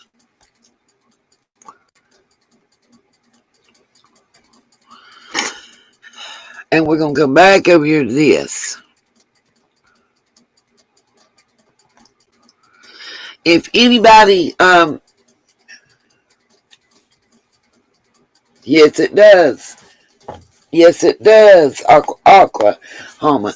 If there's anybody in the chat that can pull up the full report and send it to me through email, it would be greatly appreciated so we can all show it and look over. You know, I'll be real with y'all. I was surprised by this one. This one surprised me. God knows why, but it did. Dadgummit. Jeremiah, please stop. Nenny's done lost her lid to her coffee now, thank you. And them big brogans you call feet. Okay. Yes, she does, y'all. Miss Sassy Brenda does deserve it. She's been one of the most loyal sunshines ever. Okay, guys. For those that just joined, I'm going to replay this real quick. It's only audio. I'm going to mute while it's playing. And like I said, if anybody, I'll check my email periodically. Anybody that can, and has any info, if you don't get your feet off my stuff, we're going to have problems.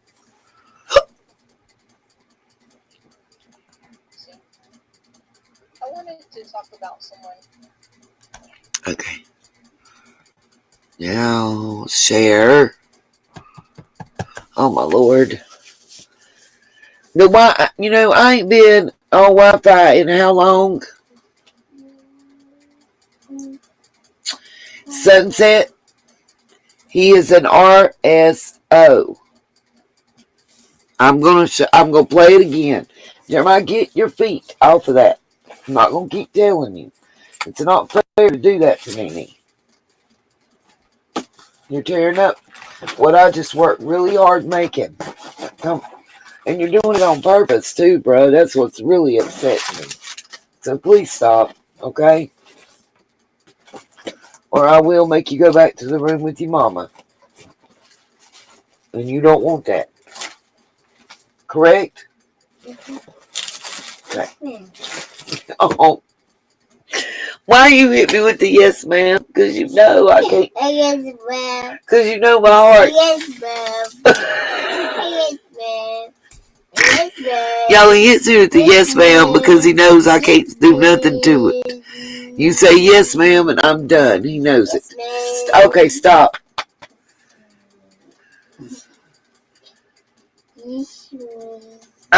Just roll with it. You should be able to hear me and Little Man right now.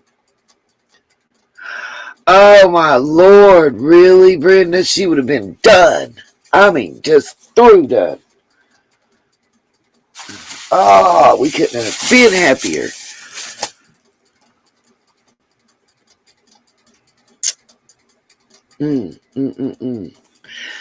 Okay, I'm going to let this play for a moment so I can step to the other room.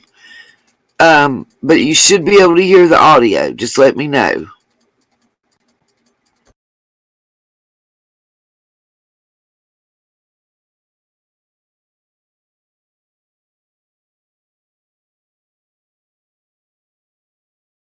Today because I have a question. This person is named Courtney Dell Sessions, and I have a piece of public information here that I'm looking at. It's from the registry of persons convicted of sexual crimes, and you can see here, if you're able to, that he was charged under Indiana for doing something against the law, and he was booked in Utah County, Utah. And there's a story that I found that backs up this information. Actually, two different stories.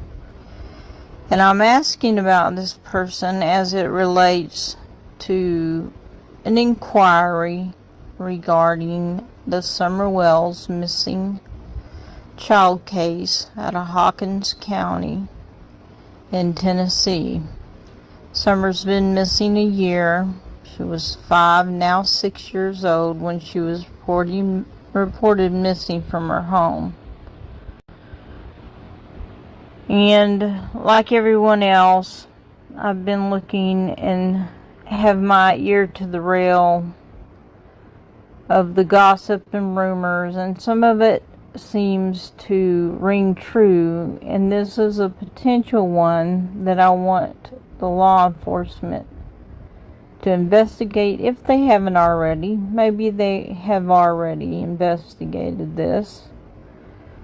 But there's a rumor going around that says this fellow may have been involved in Summer's life, whether through his wife or a relative of Donald's, perhaps Donald's sister, Sonia.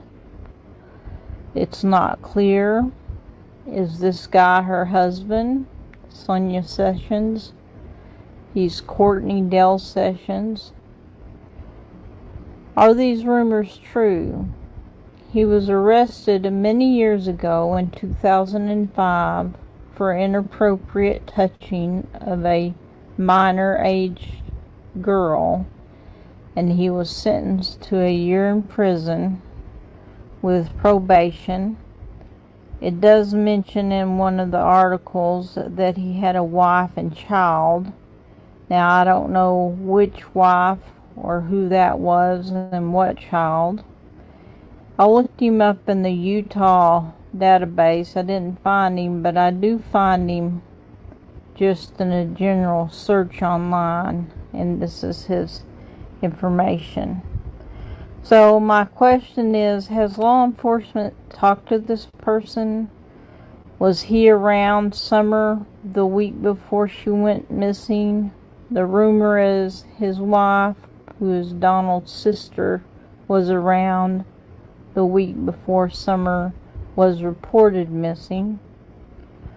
I just want to draw this to attention and see if anybody has already answered these questions that I have, and if so, if you could let me know if law enforcement has not already interviewed this guy and interviewed all of Donald's sisters and relations and all that. Well, let's just say I hope they already have. But I wanted to draw this to attention. And let me know if you've heard about this and what you think about it. And if there's any information that you can share with law enforcement, please do so. You can comment your thoughts below. I just hope they've talked to everybody they need to. Thank you for listening today. This is American True Crime. I hope you have a great day, and I'll see you on the next video.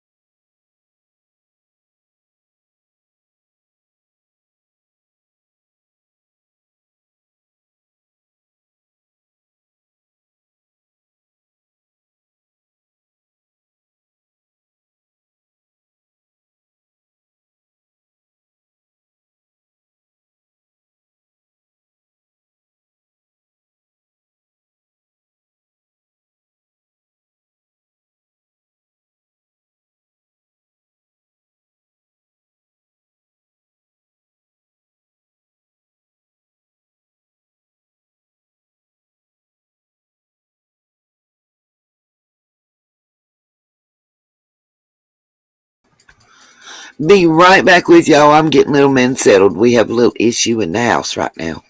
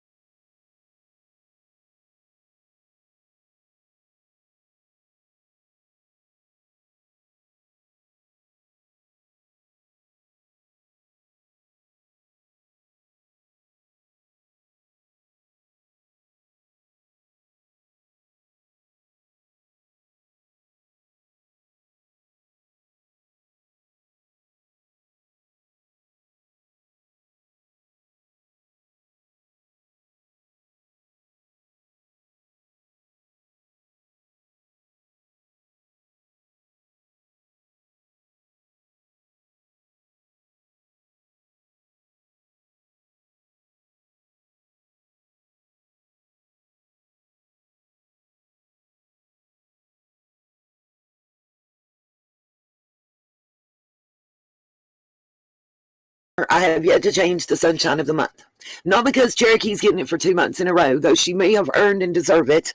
You guys, hopefully everybody will say goodbye to her. It's her last moment. This is the last video. She'll be sunshine of the month.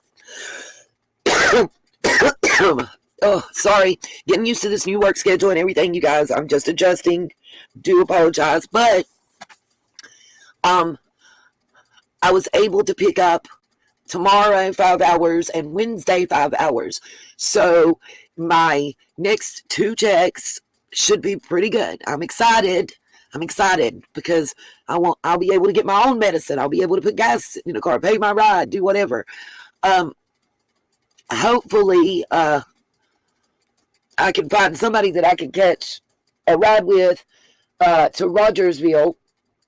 I've had several people offer me places to stay and everything else. Of course, I would have gas money, you know, to help out without a doubt, as payday's just a couple days before the vigil. But I may not be able to get off and go with it being a new job. So I don't know. Everything kind of upside down. So anyway, long story short, I'm coming on to announce an upcoming live stream. I just got off work. I would be doing it right now. It's that good. But I have to run back to get some milk for little man, and put gas in Lacey's car for her. Hopefully I have enough left to get my inhaler. Cross your fingers, y'all. Otherwise, anyways, so I want to announce the upcoming live stream. It is now 5:51 p.m. Eastern Standard Time, my time. So I'm saying the live stream will start between 7 and 7:30 p.m. I'm going to say 7:30 p.m. If I'm earlier, I'll be earlier. And I do apologize. That's why I'm putting a video out. Because even those that can't see the community tab section can see the videos. So hopefully you guys will see it and join us in the live stream. Because I do have some interesting information. I wanted to do this for several reasons. One, I will be announcing our newest Sunshine of the Month for the month of June. That's number one. And number two, today, on my lunch hour, I was working for you guys while I was working. I was working on my lunch hour. So, one of my good longtime friends, her and her family are originally from Middle Tennessee. I don't really want to say the name of the town, but to give a reference point, well, they lived in several towns. Washington County, on the Beach Creek side, y'all in that area will know exactly what I'm talking about, was one of their residences, if I can say that right. The reason that this is important, by the way, shout out to my homegirl. She's working on that master's degree in criminal justice. So whoop whoop. Thank you for looking out. You know, she was a teenager when they moved from Tennessee to North Carolina. So her ability to help me is not that great. But now my Dukes, her mother, who finally is willing to speak, who was born and raised, and about fifth generation born and raised in the Middle Tennessee, Washington County specifically area, lived in Washington County, lived in Sullivan County, on the border of Hawkins County, both sides, and went to high school with one Ronnie Lawson and his little brother, Donnie. What? Yes, ma'ams. Yes, sirs. Gave me some interesting information about experiences from her age of 19 to 23. Some very interesting information about what goes on in certain hollers when some stuff that I've seen talked about in Facebook groups and such that I didn't fucking believe, y'all. I didn't believe it was real, okay? I did not believe it was true. I thought somebody was blowing smoke up my ass, you know, pulling a leg I didn't have type shit. For reals. I thought they was like, oh, watch what we do, this stupid bitch from North Carolina. We're going to have her talking crazy. But you know what? I can authenticate the person that I spoke to today. I know their story is real. I know their whole family. I know all their children, their grandchildren, their husband, all that. And the one thing that I absolutely know is that she wouldn't lie to me. She had no reason. You know what I mean? Like, no reason. Simply because She wasn't making $1. She actually took time out of, it's weird.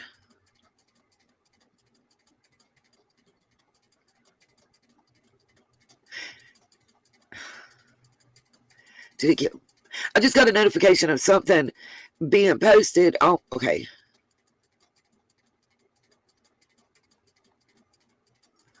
Uh-oh.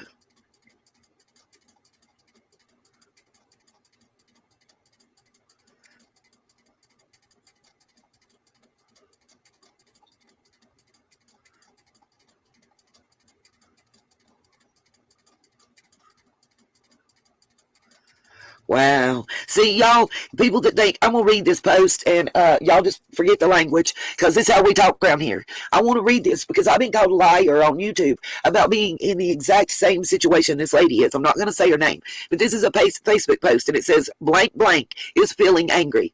Oh my God, y'all. There is this girl. I don't know who she is, but I've been locked up because of her before. She is up to her bullshit again, using my name again. And the law was waiting on me when I got off work today to arrest me. Apparently, this little bitch has been shoplifting, I don't know from where, in Yadkin County. And I've never, ever been there in my whole life. And apparently, I have a court date in Yadkin County. I don't steal. If I can't buy it, I don't fucking need it. I don't know what to do. Butler, the police officer, said, there's nothing I could do about it. Does anybody have any advice for me? Because I don't know what to do. Well, yep, I got some advice for you. If you got caught shoplifting, more than likely, one, somebody that works at the place where you're shoplifting in North Carolina, if you are, had to personally identify you. Yes, I am doing talk to text. Secondly, they should have you on videotape. If she ain't you, it should be easy to prove. Third, hopefully they took fingerprints. Those will exonerate you. They did me. Okay, see. Okay. The reason I say that is I don't know if I believe what she posted, because I'm going to tell you, I was 38 hot, and I knew who the bitch was. Using my name, I seen her on the video. It was easily identifiable. You dig? Just like as soon as I showed up with ID and birth certificate, nope, this ain't her. The police, nope, that ain't who we arrested.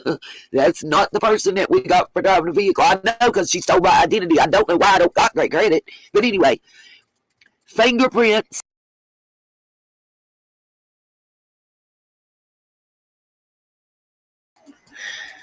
All right, y'all, first time ever live on this program. Jeremiah sings. Hold on, Jeremiah singing. Give it to him. Go ahead. Take no more. Take my horse around. The old town road. Say it, stand up and sing. No more. Take my horse around. This is the microphone. Why don't get right about here and they can hear you real good. All right, ready? Take no more. This is what you take my horse round. Down the old town road. Why don't take no more? Take my horse around. Why don't take no more? Take my horse around. What's the Thomas song you singing to me earlier? Can you sing it? Remember the Thomas song? Sing it. Her sheds far away, her green and blue. You're in charge. Sing, and I'm going to hear you.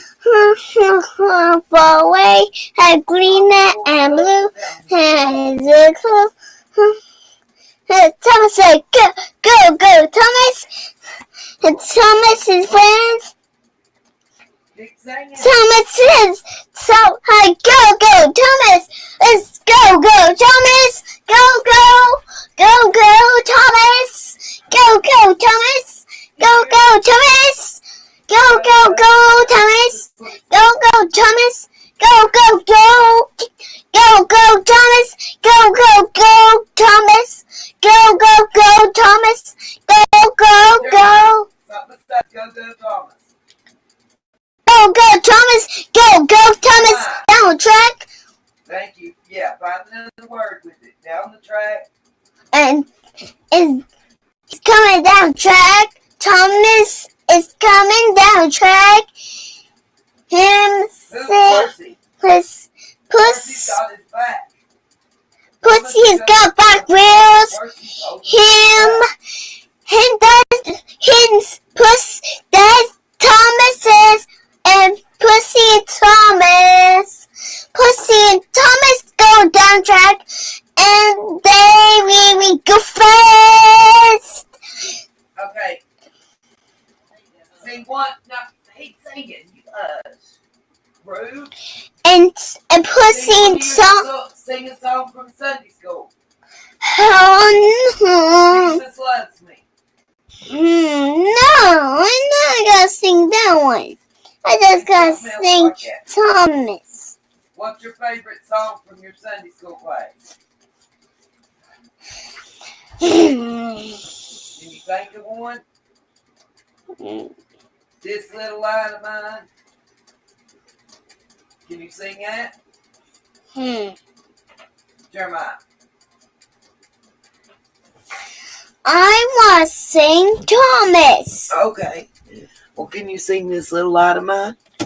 No, I want to Okay, sing well then Thomas. sing a Thomas song, because you're not singing one right now. Sing something. Nene And told you to let you sing. Thomas go down track, and Percy Pussy has got his back. and him does and wait and Gordon goes the race and Best Gordon friends for life and ever. and the splash surgeon goes down track. And which is the fastest train of all? You'll never guess. His name is Thomas is Thomas is fast and Thomas is really fast. and Mr. Black Top Hat, Mr. Top Hat with the black top hat and suit to match. Gonna get you there quick and fast. Cause why? Thomas is our man. Thomas goes down track fast. There you go, keep singing it. I'll be And right back. Thomas goes fast, and him goes down track, and him goes fast. He goes down track. His wheels go fast like that. His wheels go faster like that. Go, Thomas. Go, Thomas. Go, Thomas. Go, Thomas. Sounds like you're singing about the Power Rangers. Go, Power Rangers. Go, Power Rangers. Power Rangers. Power Rangers. Power Rangers. Power Rangers. Power Rangers. I thought you were singing about Thomas. I want you to sing This Little Light of Mine. Go, Thomas. Go, Thomas. Thomas goes faster. Hey, Thomas goes faster. Faster. Jeremiah. I don't. Calm down. You're getting too excited. Go ahead, you keep singing. Go, Thomas goes. He goes faster. And Thomas goes fast. Thomas goes fast on the railroad track. He goes fast on the railroad track. He goes fast on the railroad track. He goes fast on the track. He goes fast on the track. He goes down the track and click, clack,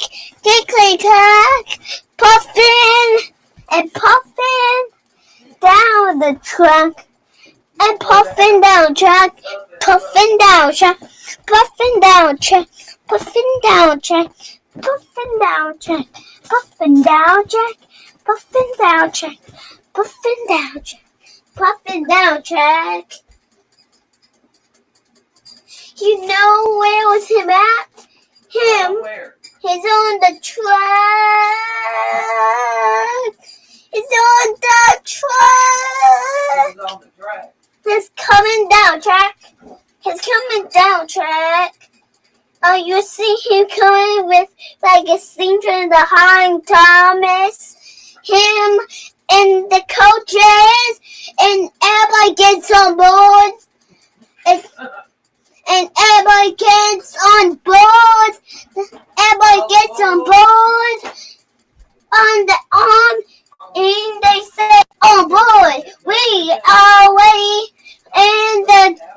the man says, Hollywood, him do that.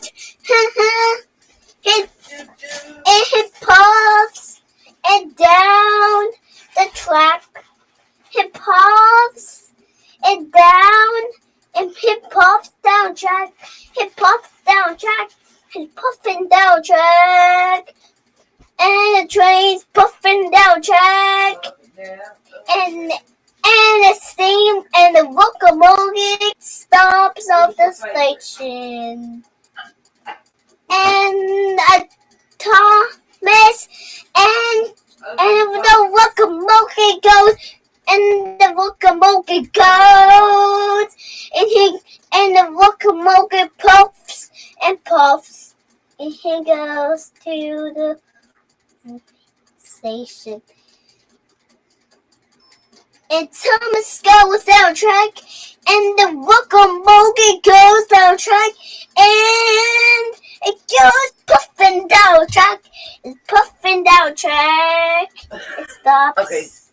I need you to do something. Over here. I need you to do something. Okay. Say, hey, Miss Sassy. Hey, Miss Sassy. Say it loud and plain. Quit jumping. Say, hey, Miss Sassy. Hey, Miss Sassy. Say, hey, Cherokee. Hey, Cherokee. Oklahoma. Hey, Oklahoma. Muffin. Muffin. Quit jumping.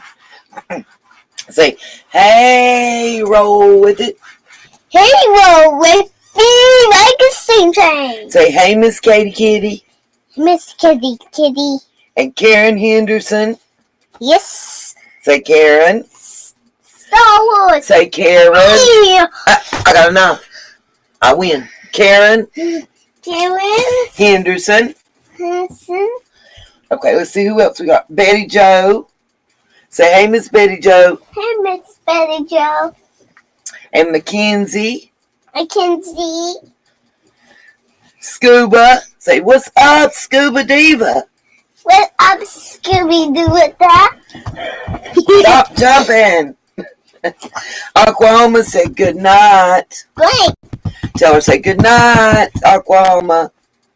Bye. Say good night. Good night. Aqua.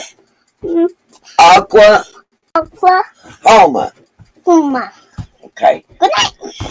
All right, back to singing, and I'll be right back. You got 30 seconds. Sing away. And Thomas goes down track. Over there at the microphone. Why are you following me, bruh? No, sing, and I'll be right back. I was gonna say right there. No, they can't hear you. Go right there. I know why you're trying to do that. You're not allowed to play with that. You better sing and play like Yeah. Cross them arms and get mad if you want to. And Thomas goes down track. And Thomas goes down track. Thomas goes down track. He goes down track. Thomas. And Pussy goes down track. And Pussy goes down track. And Pussy goes down track. And the locomotive goes slow.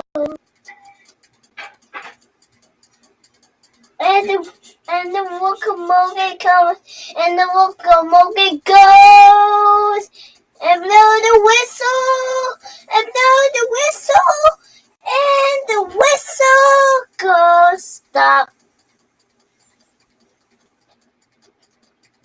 And the whistle goes blowing the horn.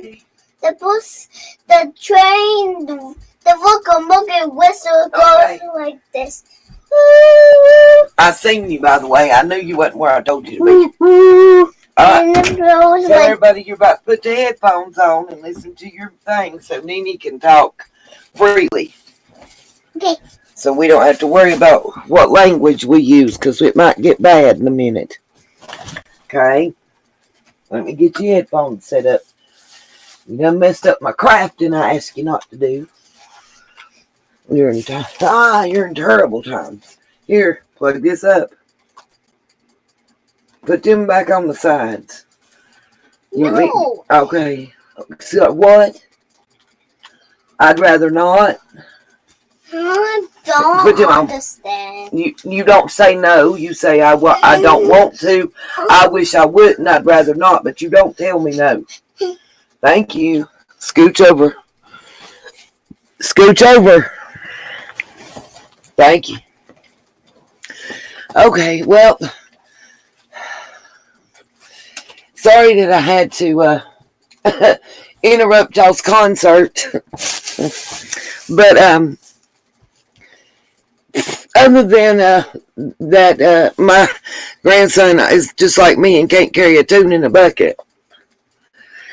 I replayed, or was replaying,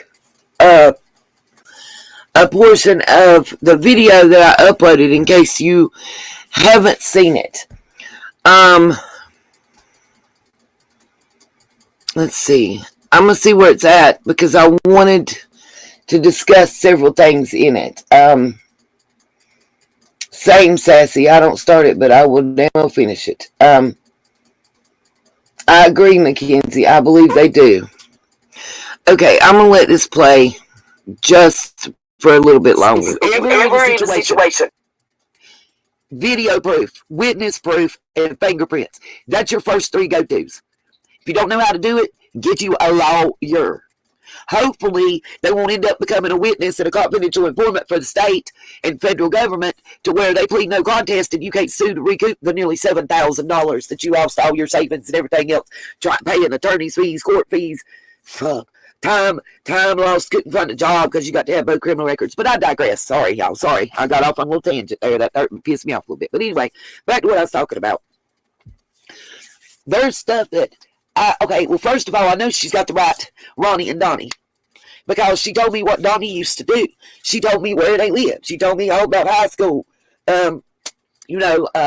Lots of things. Lots of things. Just about how things are in Rogersville, Hawkins County, Sullivan County.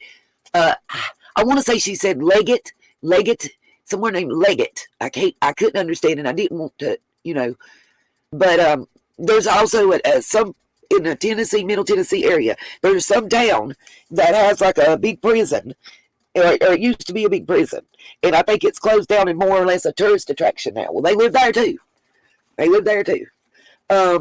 I got verification. I was showed light bills and all kind of shit. So they ain't well, maybe they're just saying it for clout. Nope, she's not on camera. She didn't want to do audio. She still has family that lives in that area.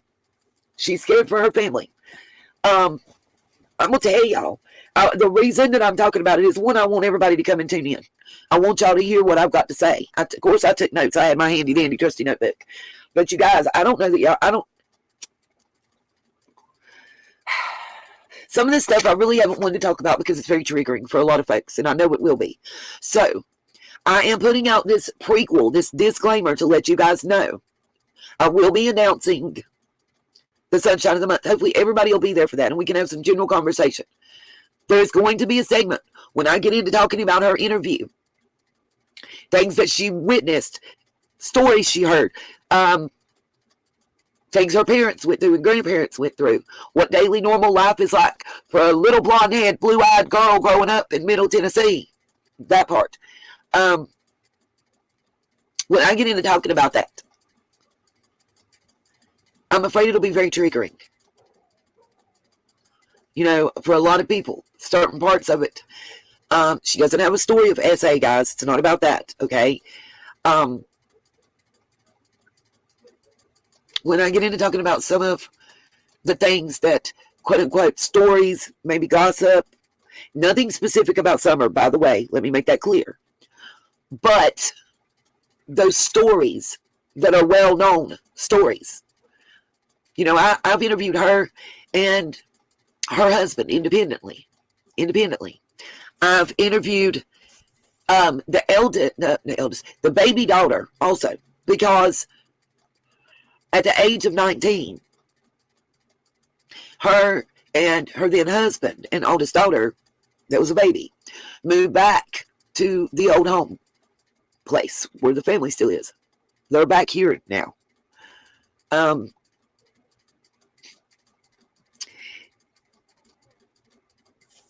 God. The neighbor out here is acting a fool, and I hear people hollering and yelling, and his voice is one. Y'all pray. But anyway, I digress. I really want to talk to y'all about what I was told. What I know and believe to be true. I know it's not fibs, it's not stories, it's not clout chasing. It's none of that. None of that.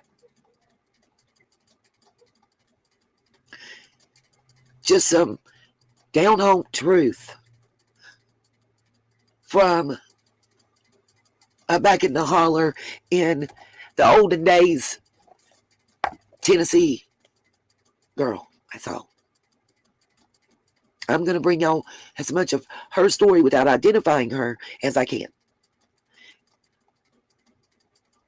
And part of it, I want to let y'all know ahead of time, it'll be very triggering possibly. I also want to let it be known that I'm not saying that anything happened this summer like what I'm telling you. I say what I say because it's time to speak out. It's time to stop being afraid. It's time to do what you know in your head and in your heart is right. Every man, woman, and child needs to stick together and stand up. There's strength in numbers. Your voices can be heard. Y'all can help stop any more wrongs from being wronged. No more Summer Wells. Let her be the last one that pays a price for whatever reason. And also to let y'all know that some things are going to be very graphic and maybe difficult to hear for some of y'all. So I wanted to give a warning, a disclaimer, so that nobody was offended or hurt. Because I am going to be a bazillion% real during this live and pull no punches. And just tell her story. Just like she told it to me. Just like you. I wish she could tell you in her words. But I can't.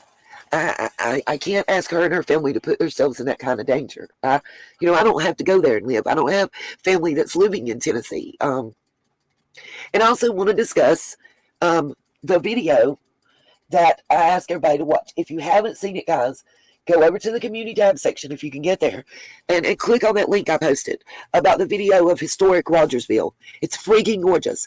I'm going to try to get some video of the historic downtown area where I am from to be able to share with everybody and upload. And let's compare. When I want you to understand to the point of how much my downtown area, we have the wall murals, the same, it looks like the same person drew the wall murals on the outsides of the buildings, like in the Rogersville video. The benches that has, the metal benches that are painted and have the word Rogersville cut out in them like the wrought iron. We have those same ones. They don't say Rogersville, but we have those same ones downtown to sit in. Our historic courthouse doesn't have the big pillar columns and stuff like I saw in you guys, but I mean, we have the battles that were fought. Y'all got Davy Crockett. We got Daniel Boone. Like the parallels and the terrain and everything else are just like, wow. And yes, I did understand that it's one of the oldest two cities in Tennessee. I think Jonesboro is the one that's older.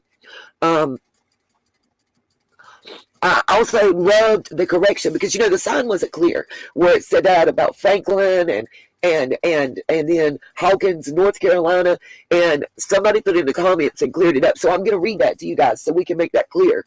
Let's see. I just want everybody to be prepared because I have debated for probably the better part of 5 hours since I finished the interview and taking my notes and everything about how to proceed with this. Should I share with everybody what was shared with me? Should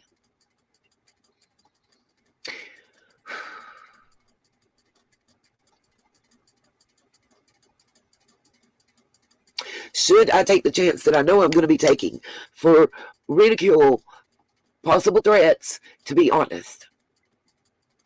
And yeah, because if I'm asking other people to be strong and brave and stand for Summer, then I got to do the same shit myself, right, y'all? I got to be strong and brave and stand for Summer. So, it's now 6:10 p.m. my time. I've got to, like I said, run and get gas and milk.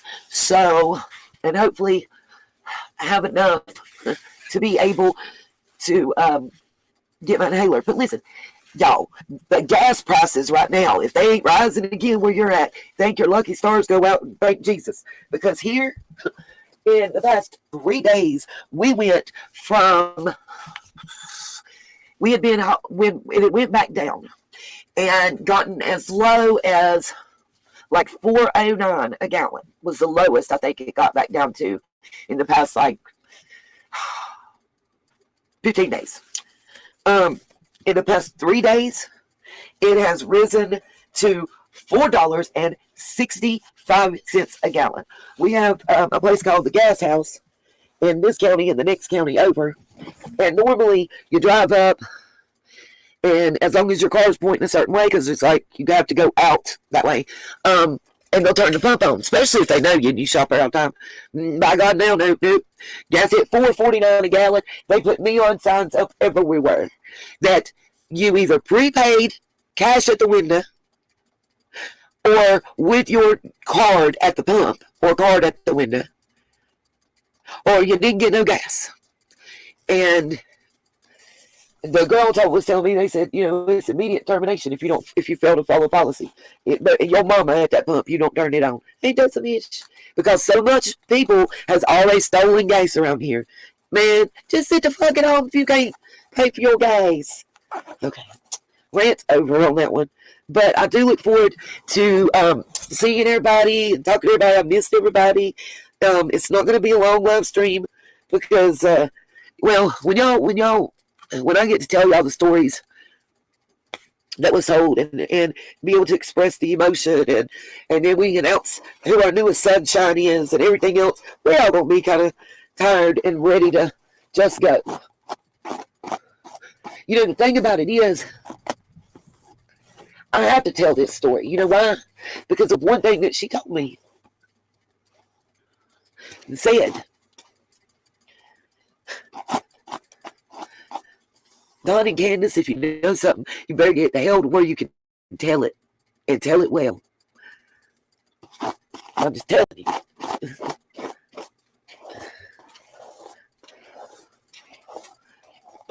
And whatever, if you did something, you better fix it and undo it ASAP. Because we'll talk. Anyway, peace, love, and light. See you in the live stream around 7:30 tonight.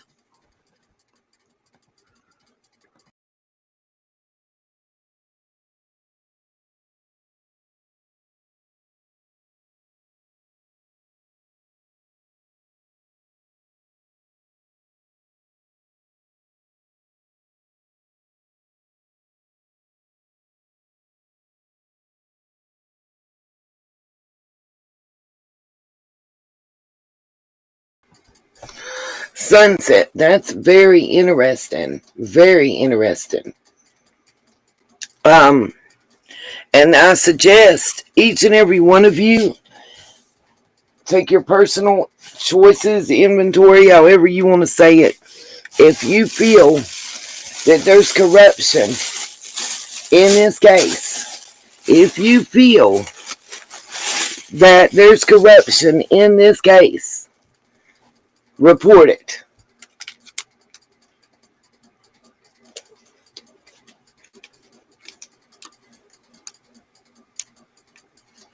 What? Just, oh my gosh. Okay, y'all might have to listen to Little Man sing for one moment because I have to pee. I can't And I'll be back in 32 seconds. Can you sing? I gotta go pee. You gotta sing. It looks like it's not happening. I'll be right back. Then you got a potty, baby. Bad. I'll be right back, Kate. You stay right here. You can't even answer me.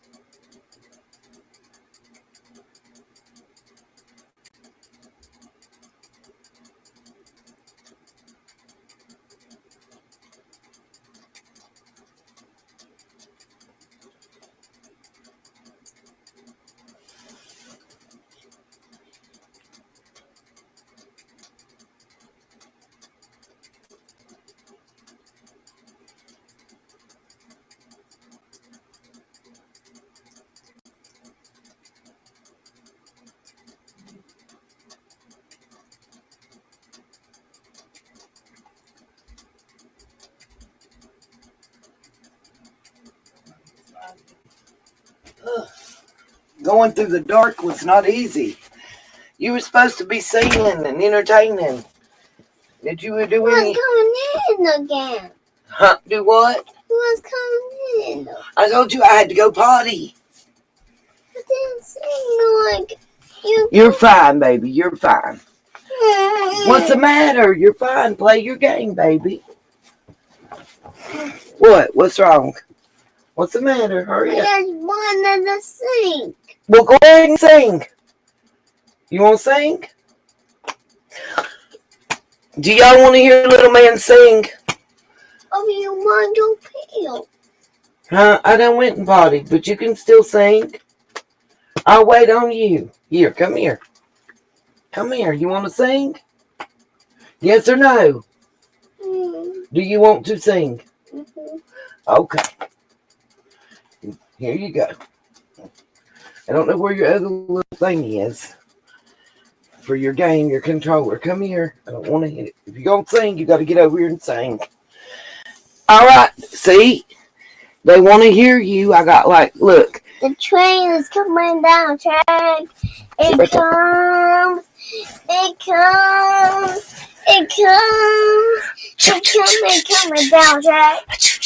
Oh, you see. Oh, you see locomotive with no Thomas behind it. Where is Thomas? Thomas is maybe gone to Thomas World. No, Thomas, come back.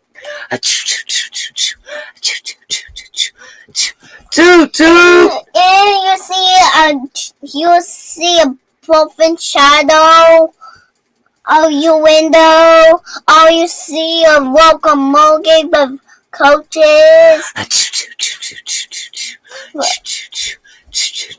Toot toot.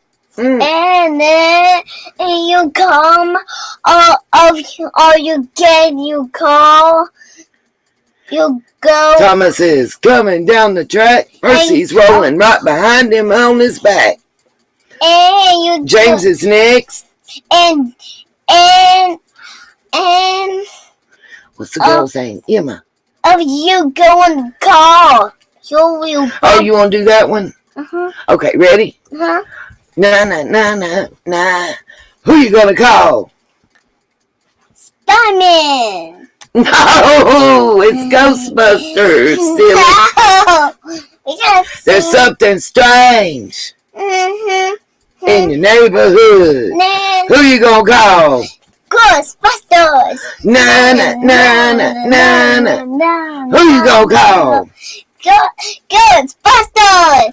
This is my favorite part. Na na na na. You gotta start now. There's something. It's your turn. It's something strange of the neighborhood. What you call? Ghostbusters. Na na na na na na na na. Who you gonna call? Ghostbusters. Na na na na na na na. Who you gonna call? What you call? Ghostbusters. What you call? There's something strange of the neighborhood. What you call? Ghostbusters. Na na na na na na. Who you gonna call? Ghostbusters. Na na na na na na na na. Who you gonna call? Ghostbusters. Na na na na. Ah! He shot me, y'all, with the ghost busting stuff. There's something strange. Hey, where's the? Hey, you seen the? What's the matter? The little werewolf thing. Well, oh, you want your Ghostbuster thing? I don't know. It's in there with your toys. Go turn on the light in your honey's chair and get it. Okay? You know how to turn that light on. You're good. It ain't locked. Turn it the other way. Yeah, see? Who you gonna call? Shut the door and turn the light on. Shut my door. Thank you. Ain't he the cutest, y'all? I can't help it. I might be just a little bit biased, but he's cuter than hell. Oh, okay, sunset. Thank you. So guys, to get on the track of where I was at before Little Man comes and decided that he's taking over the show again. Well, check your room next. Check your toy boxes. You've got 3. Check them all and shut the door. Thank you. Okay. So while he's gone, he's going. Y'all know he's going to be a superstar. I can already tell you. Like Johnny Depp, thank God you're not born in Jeremiah's time, because you would have been eclipsed, and that would have been Captain Jack Sparrow. Except Amber wouldn't have heard shit, because Amber couldn't hear nothing my G baby got to say. By the way, just a little tidbit. I kept telling y'all my sources are impeccable. And I kept telling everybody during the Amber Heard Johnny Depp trial that I had an impeccable source that I was speaking to. Well, none other than Tug. That's right, that umbrella guy. The one that Elaine kept mentioning during the trial. That was my source. So, all you bigger channels that talk shit, put that in your pipe and smoke it. Because even Amber Heard's attorneys know who the fuck that is. And hopefully when he reveals his real identity, we'll be able to know. I know who he is, but I can't put that out there, and I'm not going to do that.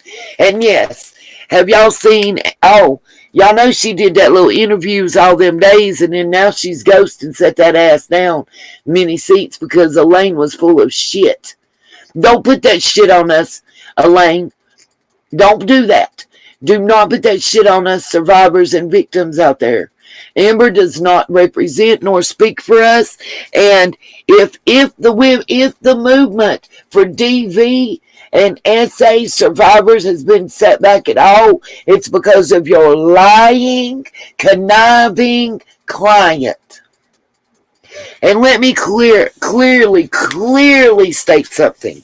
In no way, shape, or form am I saying that Johnny Depp is an angel, a saint. Am I saying that I don't think that he did anything? What I am saying is, Amber, you got up on the stand and you lied. You tried to make your case worse than what it was with lies. And that's where you fucked up. I think, honestly, you did suffer DV during that relationship.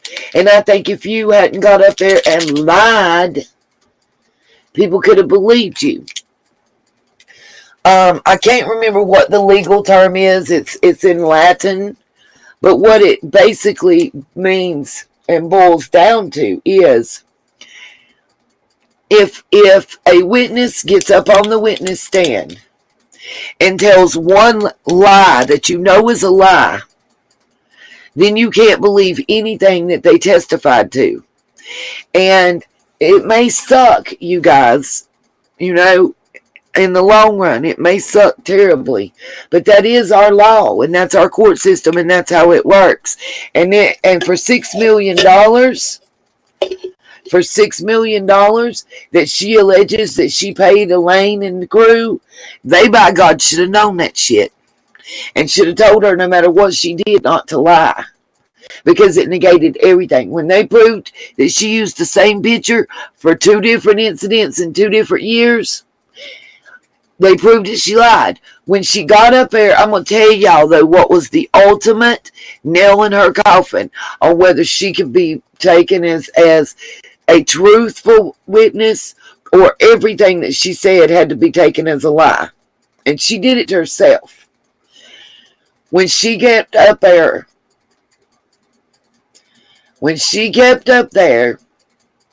on that witness stand with that pledge and donation, and is the synonymous to me. Nah, bitch, you can't pledge my paycheck to me.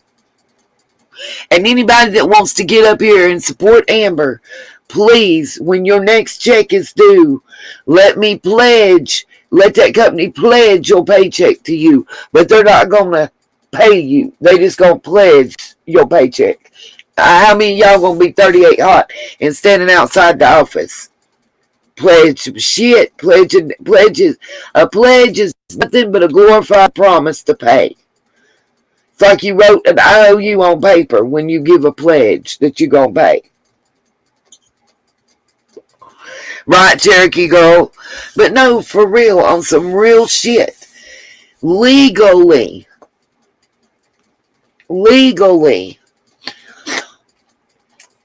when she was caught in one lie, and that goes for any witness, by the way, that's not something just to Amber Heard. Anytime a witness gets up there, once they it's a sworn oath. Your testimony, you're under oath. You swear on the Bible, you swear an oath. Once you do that, when you get up there and you're caught in a lie, everything you said is considered a lie thereafter. Johnny didn't make her lie.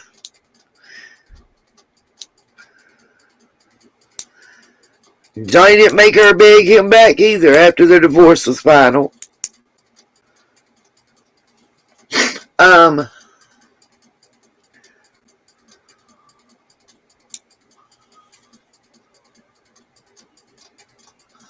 Amen to that, Kay. I just wanted to make that clear to understand, because I don't want people thinking that I'm just blindly saying that Johnny Depp is innocent and whatnot. I'm not. It's not that at all. I really was not in my toolbox. Did you ask Honey if she's seen it? I got to talk to her. Yeah. Shut my door. Thank you.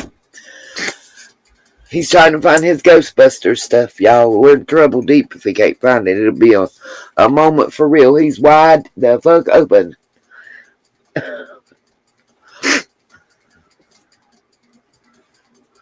He's also grumpy. I think, how do I say this? I think he most definitely ends outside. Ellie needs to go.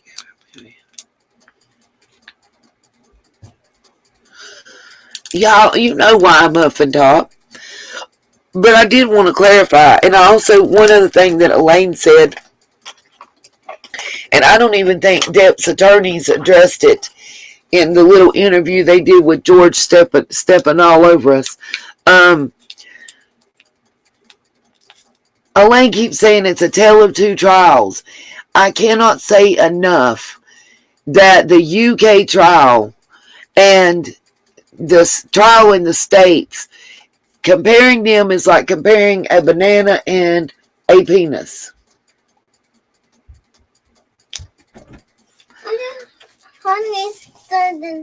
Honey didn't see it. Go ask your mama then where she put it, because it's your mama She's that. not talking to me. Well, she'll talk. You got to go in there. She's not going to talk to you from in here. Go in there and ask her. If you don't do it, I will. Jesus.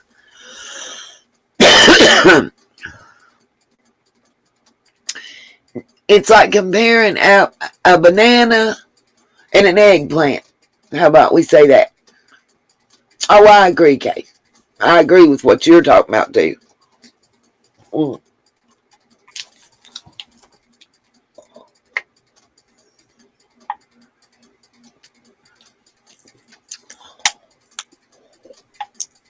I agree, just roll with it. Yes, the UK had, listen, for those that don't know, because I want to put it out there, I want to clarify. Elaine keeps acting like the UK trial and this trial are the same, and they're not. They're greatly different. First of all, in the UK trial, Amber was nothing but a witness. She was not a respondent, as it's called, at all. She was a witness for the son. She ain't seen it? Well, turn on the light in the living room and look good. And then look in the hallway. I'm not going to hunt it for you. I'm in the middle of something. I don't know. Okay, do you want your toy? Do you want it? Are you wanting to play with it right now? Yes or no? I just want you to find it you want. No, I sure won't find it. We'll find it! You, go to Honey's room. Take your tab, take your toy, and go. Let's go. Come on. Okay. Are you going to your room one? Here. Come get your toys. Because you're not going to stomp your foot at me and tell me what I'm about to do. Sing the Ghostbusters. No, we're done singing. You ruined that just now. I just want to sleep with you. Just want to sleep with you. I thought you wanted to hunt the Ghostbuster. I tell you what, you change your mind more than most people. And, bruh, I love you. I love you. I do. Get up here and sit your tail down. Okay. Here's your little controllers. There's one. Yeah. There's the other. Here is your headphones. Get your headphones on your head.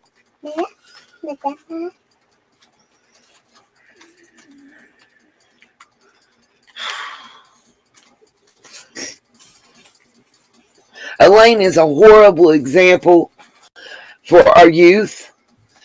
As let me say this, as good of an example as Camille is for our young women and men out there, that's how bad of an example Elaine is. Did you turn the lights back off? Okay. He can't hear me. As good of an example as Camille is for all these young women out there and young men of what they can do and what they can make of themselves, Elaine is an example of what not to. Elaine is the person with the circle and the X across them. She walking around here. You lost, Elaine. You lost. Like Bruce Rivers said, you got your ass beat. Soundly. Admit it, take it, learn from it, and keep it pushing. Stop bitching, piss moaning, and whining.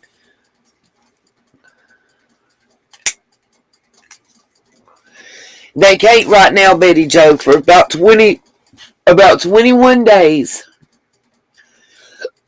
Her speech is protected. But after that, she's free game. Yes, y'all, give it up in the chat right now. Hearts, clapping, hands, whatever y'all want to send, going out to Camille. Because Camille made partner. Rightly deserved. Well deserved. well deserved. She earned that. She showed out. But look at how young she is. For a major law firm like that, for two things. She's a woman and she's a young woman. Under the age of 40, y'all. So whoop whoop. Camille showing up and showing out. Props. Because you showed Elaine's entire team what the hell a cross-examination is supposed to look like and what true objections is supposed to be like, to the point that you had Elaine standing there going, I don't know, I'm trying. What if anything was Elaine's favorite phrase? What if anything, Elaine? What if you'd have done your job and your homework? You might have given your person a better defense. Because I'm sorry, y'all can talk about Amber put both of them pictures out there for 2 different dates, but why the fuck her lawyers and her team didn't get that? For $6 million, bitches, if I got 4 pictures, it's exactly the same out there, and I'm telling you they come from 4 different incidents, y'all supposed to tell me some shit. Y'all not supposed to put them pictures out there and have me looking crazy and y'all looking stupid. Y'all was supposed to handle that. Y'all, all these time, I mean, look how long they had to prepare. I mean, ain't Elaine fond of telling us it's a tale of 2 trials? Well, the other trial happened in 2020, Elaine. You've had at least 2 years to get your shit together. Nope, she sure can't, Muffin Top. She better have some Jack. Better get back with Elon and old Muskie. Better get him to pay for your appeal, or you ain't getting an appeal of nothing. Appeal of banana, appeal of cucumber. You ain't appealing shit. But nah, for real. Everybody wants to talk Johnny and Amber. Let's talk some real deets. Real shit. If Amber's team had done their job, some of her lies would have never seen the light of day. You want to talk real talk? There was no way nobody that I paid $6 million to do a fucking job was supposed to let 2 pictures, the same picture, be claimed for 2 different incidents. Not unless y'all trying to get me fucked up in the game. I mean, that's as real as I can be, you guys. If you think, am I wrong? Give me a 1 in the chat if you agree. Give me a 2 if you disagree. In my opinion, there's no way. Not for $6 million. No, ma'am. I shouldn't have even heard you ask the same question twice. The fuck y'all mean? For $6 million, y'all was supposed to win over that evidence with the fine-tooth comb. Well, you should have known forwards and backwards. And yeah, so what if she... Okay, I'm going to say this too. It don't motherfucking matter if she made it up or lied. In this instance, that's not even relevant. Them attorneys were supposed to, before they ever went into court and entered that shit into evidence and allowed her to get up on the stand and testify, they were supposed to tell her. See, here's the deal. Y'all can agree or disagree. But one thing an attorney has to do is feel comfortable enough to call their client out on some bullshit when it occurs. Because it's not only that client that's going to lose the case and look fucked up, but y'all going to look like some new fools. Oh, she did, Betty Joe. All day in America. All day.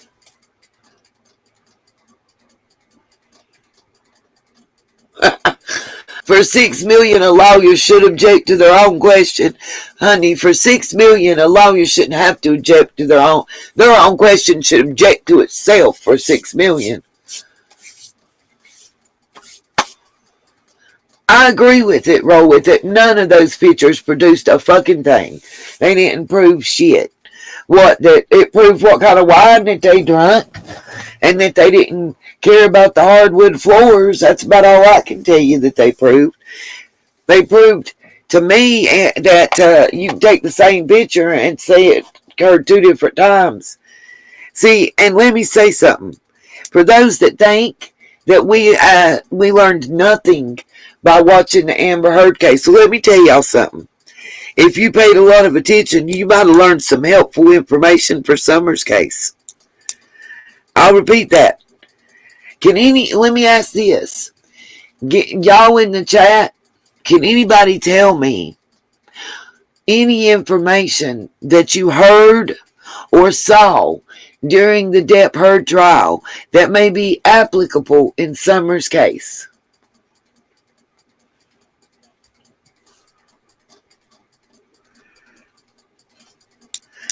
Because if you don't know, I'll tell you what my opinion is.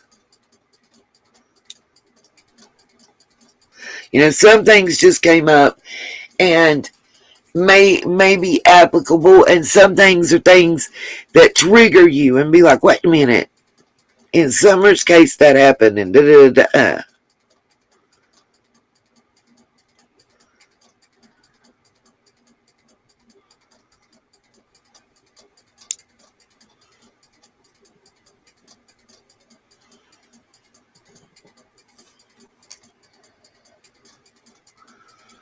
I'm looking to see if anybody says anything. Well, let me ask y'all a question and see if anybody knows. Did Dawn and Candace have iPhones or Android phones? That's the first question. And there's a reason I ask. I promise y'all. Y'all know I love to bring something full circle and tie it in a nice little bow. And that's what we're about to do.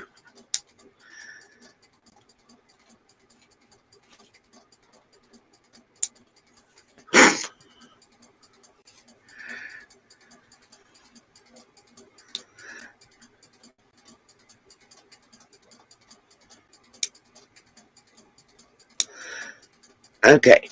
Well, that's what I thought. Both. The new ones that they bought at the AT&T store that I have the picture and the video of them buying were iPhones. The original phones they had were Android phones. Now, there's a reason I say that. What we learned from Amber's and Johnny Depp's case was, and I want to make sure I say this in the right way so I can paint the picture. I see stuff, if nobody understands, I'll try to explain this real quick. When I'm trying to tell people stuff, I have like a picture, like almost like a still picture in my head. And I'm trying to paint that picture in a way that everybody can see the picture that's in my head. And it's hard. Good night, Miss McKenzie. Now, what I wanted to tell you, if I can figure how to paint this picture for y'all, what I was trying to get across is the reason Amber, it is just roll with it, but here's something I need everybody to understand. Here's a way that Candace can be lying about everything, and the police even still can't prove that pictures and video was not taken on the day and time that she says they were. Anybody know how that works? Because I'm going to explain it to you.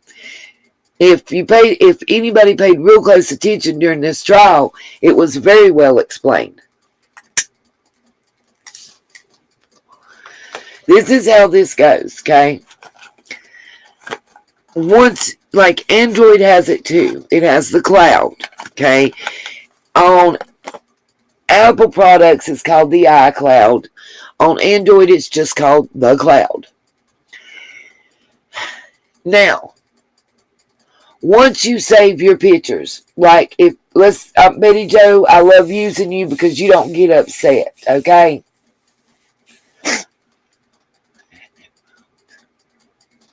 Right. Now, here's the deal. Me and Betty Joe's out riding around.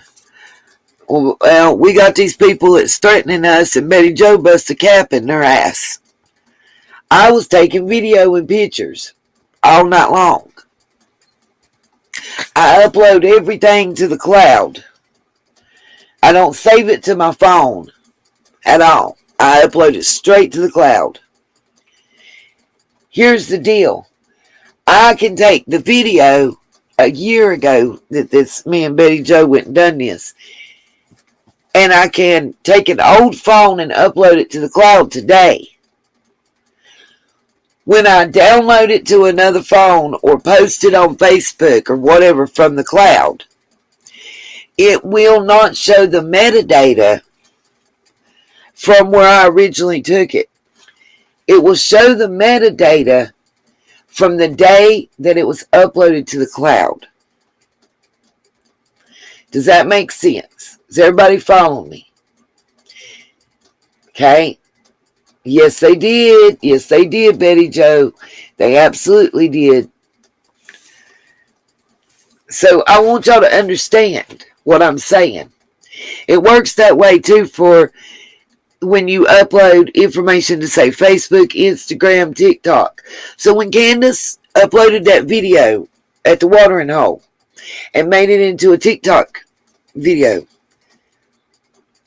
all the metadata shows from that video. If they don't have the original video that was taken, all that that's going to show is when it was uploaded to the cloud and when it was uploaded to TikTok.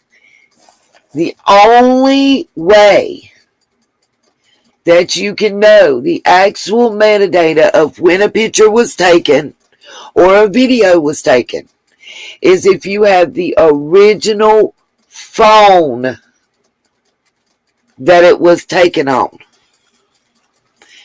Does that make sense? I know they did, Betty Joe, and he's told Ernie and everything else, but it didn't have a fucking thing to do with Ernie Shell. Because they know that one's going to burn out on his own. I'm really trying to put y'all up on some game. If I go right now and I take my Android cell phone and I take a picture, but I don't save it to the phone, I save it to the cloud, then it does have the original metadata attached to the cloud. But if I save it to my phone,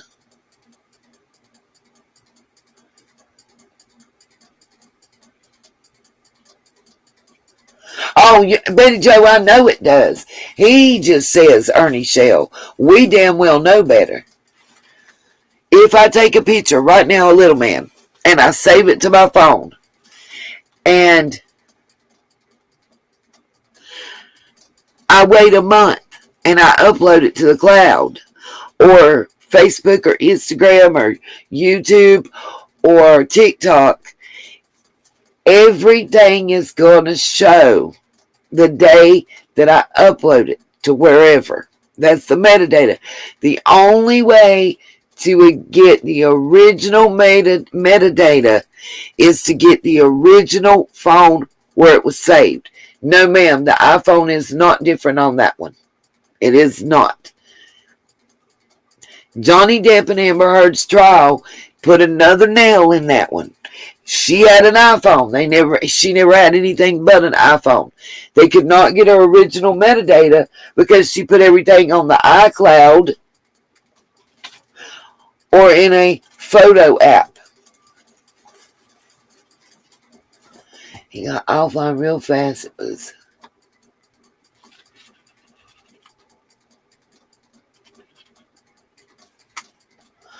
Yeah, Miss K, it's hard to tell with that one.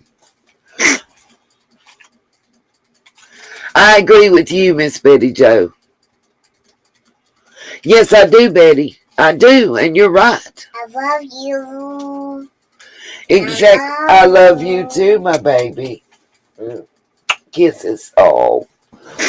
But yes, a lot of people do forget about that. And it's very important for this case. Simply because we think law enforcement can get everything they need. But can they? Because the phone Candace had was only working if she was in Wi-Fi. It didn't have service on it. Grandma's wasn't working until she bought the card and put it on there. Now, can they get what time she put the card on her phone? Yes, they can. Can they possibly get a location stamp from that? Yep, they absolutely can figure out where she was at when she put that on there. Sure can. Sure can. But can they get if they have the original phone? Now, the reason I keep saying this about the original phone that certain pictures and videos taken with, let's think about it. So let's say that Grandma's phone was the original phone that the video of H and Summer in the horse pond swimming was taken on. But she sent it to the cloud or sent it to her phone through Grandma's phone. Well, it's going to show that that's not the original metadata, even on the original video for Candace's phone. And for all of the we don't know this and we don't know how to do that, let me tell y'all something. I don't know how to upload a video to TikTok and edit it and do all that shit that she can do.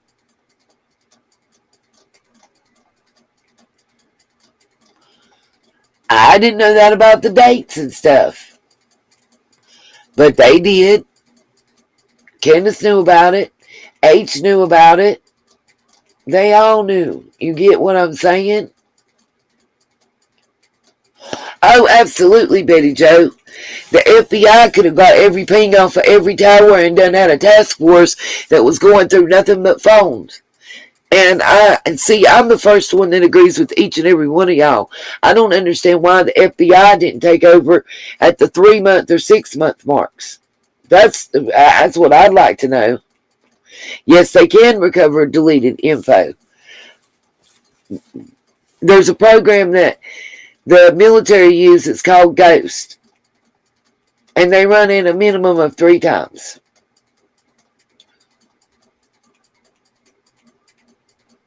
Amen, Miss Courtney Patterson. Amen. I agree with you. Oh, no. I'm not saying CW don't know. I'm with you. I'm with y'all. I think for a long time, a lot of people have overlooked certain stuff by saying that Dawn and Candace couldn't have done this, or they couldn't have done that, or they wouldn't have done this, or they wouldn't have done that, because they're not smart enough. See, that's the fucking problem y'all got. You're underestimating your opponent in this. You're underestimating them. And I believe you're underestimating the available resources. Because I feel like a lot of people in that town with some power was willing to kick in and help them. Not because they like them or care about them, but because they want to protect their own best interest. Their own important shit. Yes, he is, Muffin Top. I'm trying to remember which one.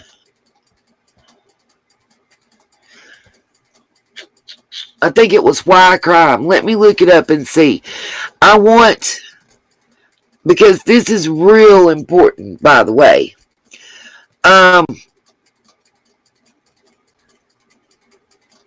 If anybody, by the way, has also sent me an email about Mr. Sessions and being able to help me get his record. Apparently he has, I've got to look up Utah as well as Indiana. I didn't know. The Indiana thing is very new, you guys. Very new. I haven't found a record in Utah for him. Absolutely, Courtney, and I'm going to tell y'all a story about it.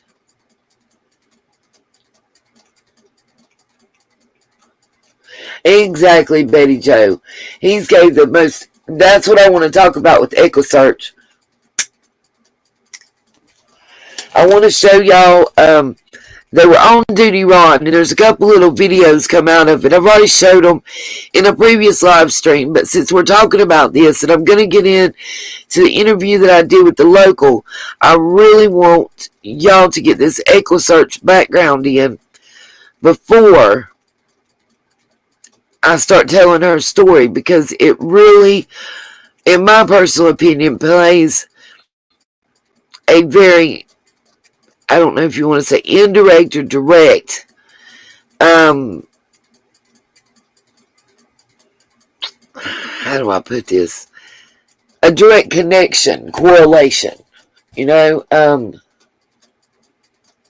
people been underestimating. Right, Betty Joe? You know, I don't even think it's about them being smarter than the authorities. I just think it's about people don't understand when you are a career criminal, you know how the law works. You know how the law works. Period. You know. So you know what you can and not get by with.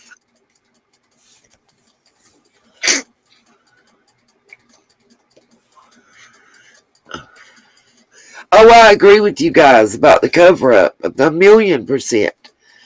Now we got to prove it, so we can get the true authorities to come in and take over, and we can get Summer brought home, wherever that may end up being.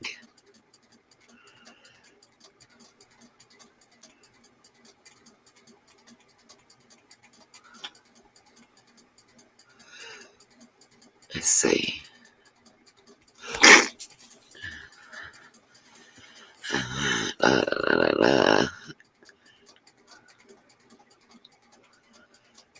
It's right in here somewhere. Y'all bear with me for just a moment.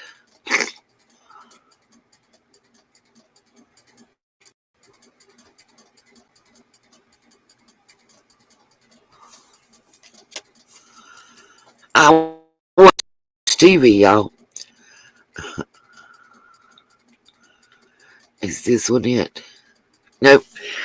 This is the one. And by the way, Duty Ron also rewatched where he had a coroner on, and she, I told you to move it. I'm sorry. They don't need more staff. They need to do what they got. Do something. I want, there's something that I really want to point out. And it points to everything that y'all were talking about as far as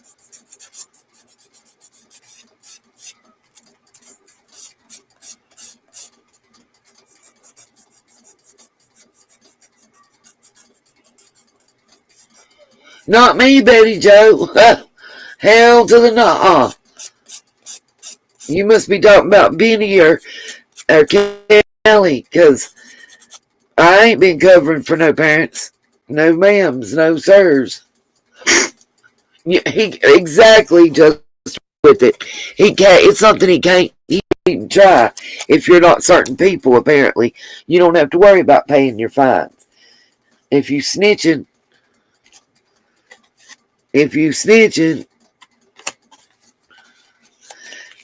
because the attorney I spoke to said there's no way that they should be off of whatchamacallit, shit, what is it called, probation, if them fines ain't paid. Guys, don't forget, please hit the Cash App and PayPal. It'd be greatly appreciated.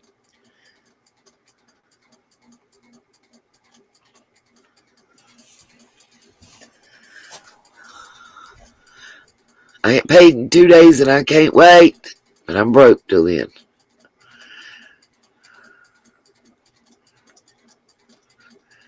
Just a little lunch money. Okay. Oh, that was another one I wanted to ask y'all about too. Damn. I had like 3 videos I wanted to play. Okay.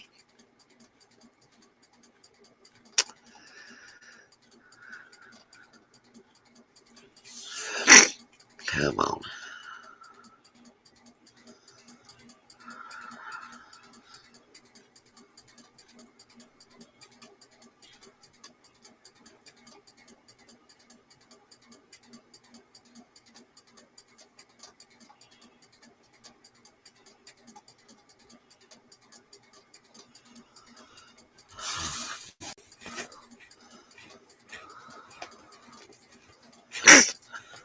Oh, that's the other one about his sister, too. See, there's several. That gum.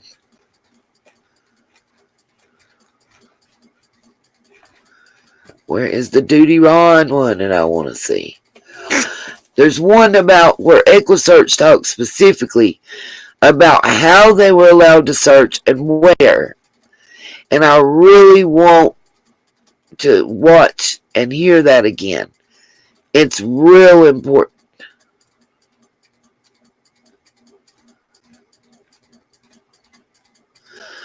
Probably one of the most important interviews in a really long time, you guys. I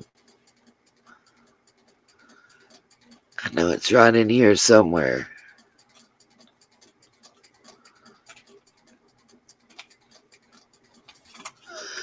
Maybe please get your toes and feet off of me.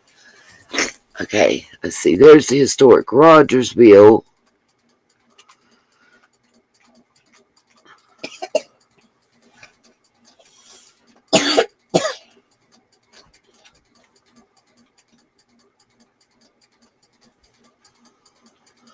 Okay.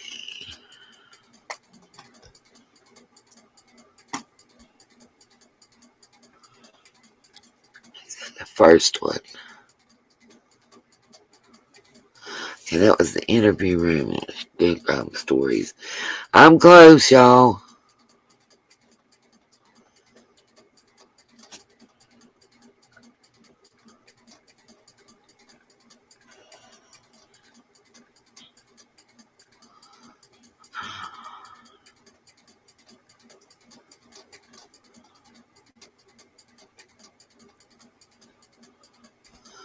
I think that's the one that's got the picture. It does, it does. Okay.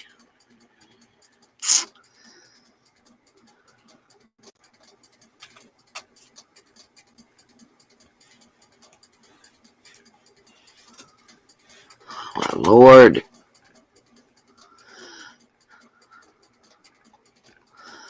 I'm sorry, y'all. Some little thing keeps putting toes up under my bum.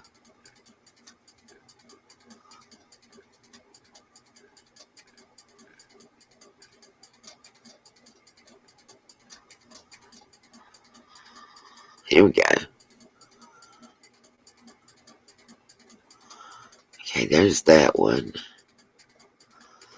Should be one before that.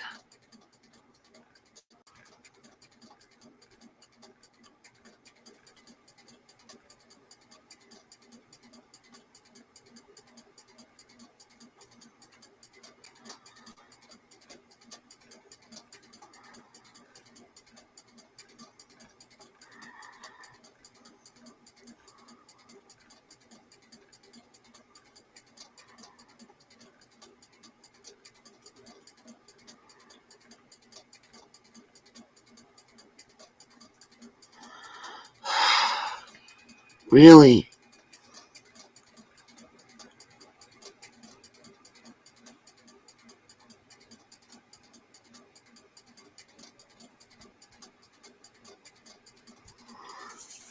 Okay.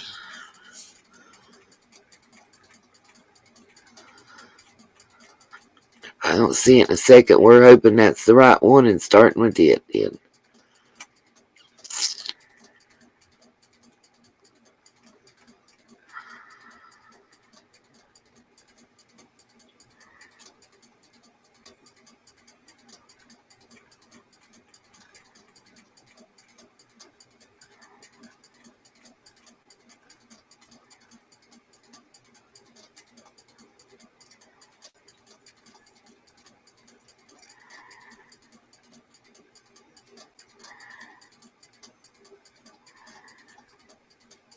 Fire.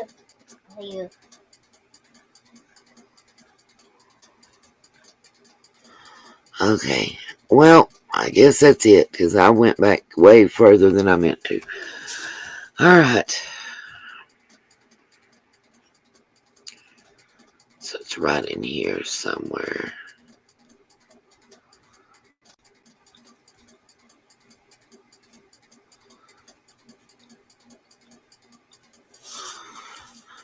Okay.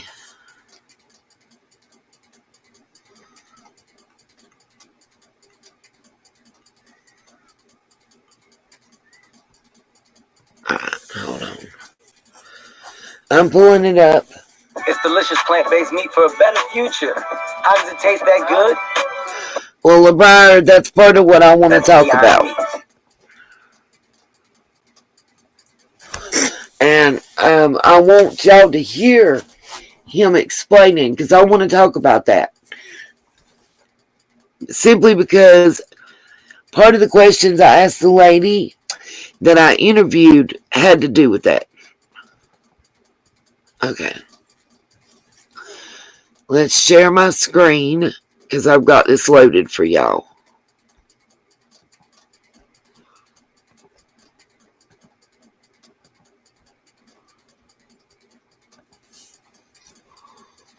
And then we're going to talk about it. I'm going to pause and we're going to discuss. Because I spoke to someone in law enforcement. I hope they are too, Oklahoma. I'm going to keep it a band. Somebody offered, and I made arrangements and turned other people down. Then that somebody contacted me, told me that they had had some issues arise and they wasn't going to be able to go. I know, Betty Joe. Then, 2 days later, they're in our live stream saying, if anybody has gas money and would like to be picked up and go with us, we'd be more than grateful to take them. And I'm like, what? And it's like, because they never contacted me and said, oh, well, we're going now. And if you want to ride with, all we need is gas money. Because I get paid right before the vigil. I would have had gas money. I have gas money. If anybody, and I've been offered multiple locals that I communicate with on a regular basis have offered me a safe place to stay. So,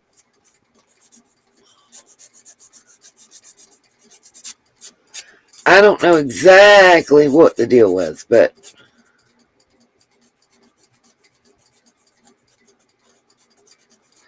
and y'all, LeBar, you're on the same page as I am. And let me say this too. I get what y'all were saying to him about, law enforcement and having to search the Wells property. And I'll give all that.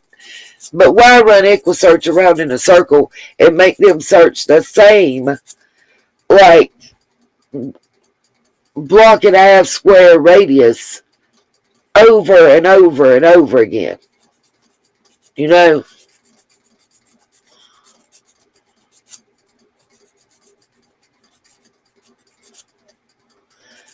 Muffin Top, I hope you met people around the property with private property.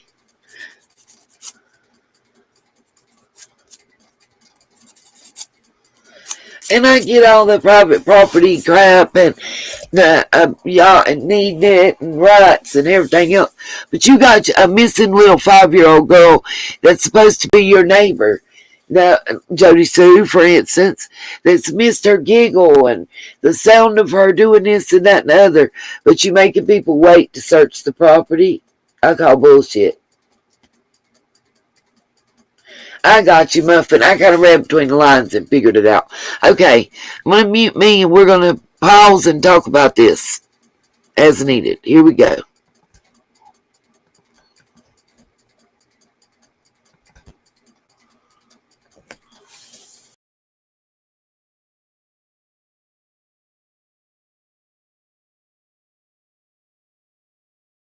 You enjoy delving into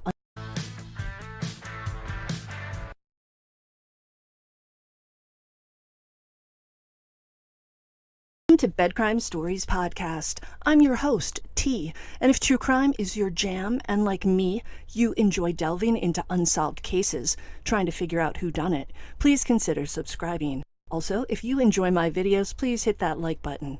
Dave Radar, Operations Director of EquiSearch Midwest, and Twyla Cisco, their search coordinator, showed up on Duty Ron's YouTube channel a few days ago to talk about EquiSearch's 3 visits to Beach Exactly, LeBrier. That's why I want us to watch this real quick. And then I want to discuss this. And then I'm going to talk to you about the interview that one of my best friend's mother gave me about her life in Hawkins County. By the way, did I mention that she grew up in Hawkins and Washington and Sullivan counties as a blonde-haired, blue-eyed little girl? And she is related to the Barretts and the Crawfords and the Lawsons and the Lights.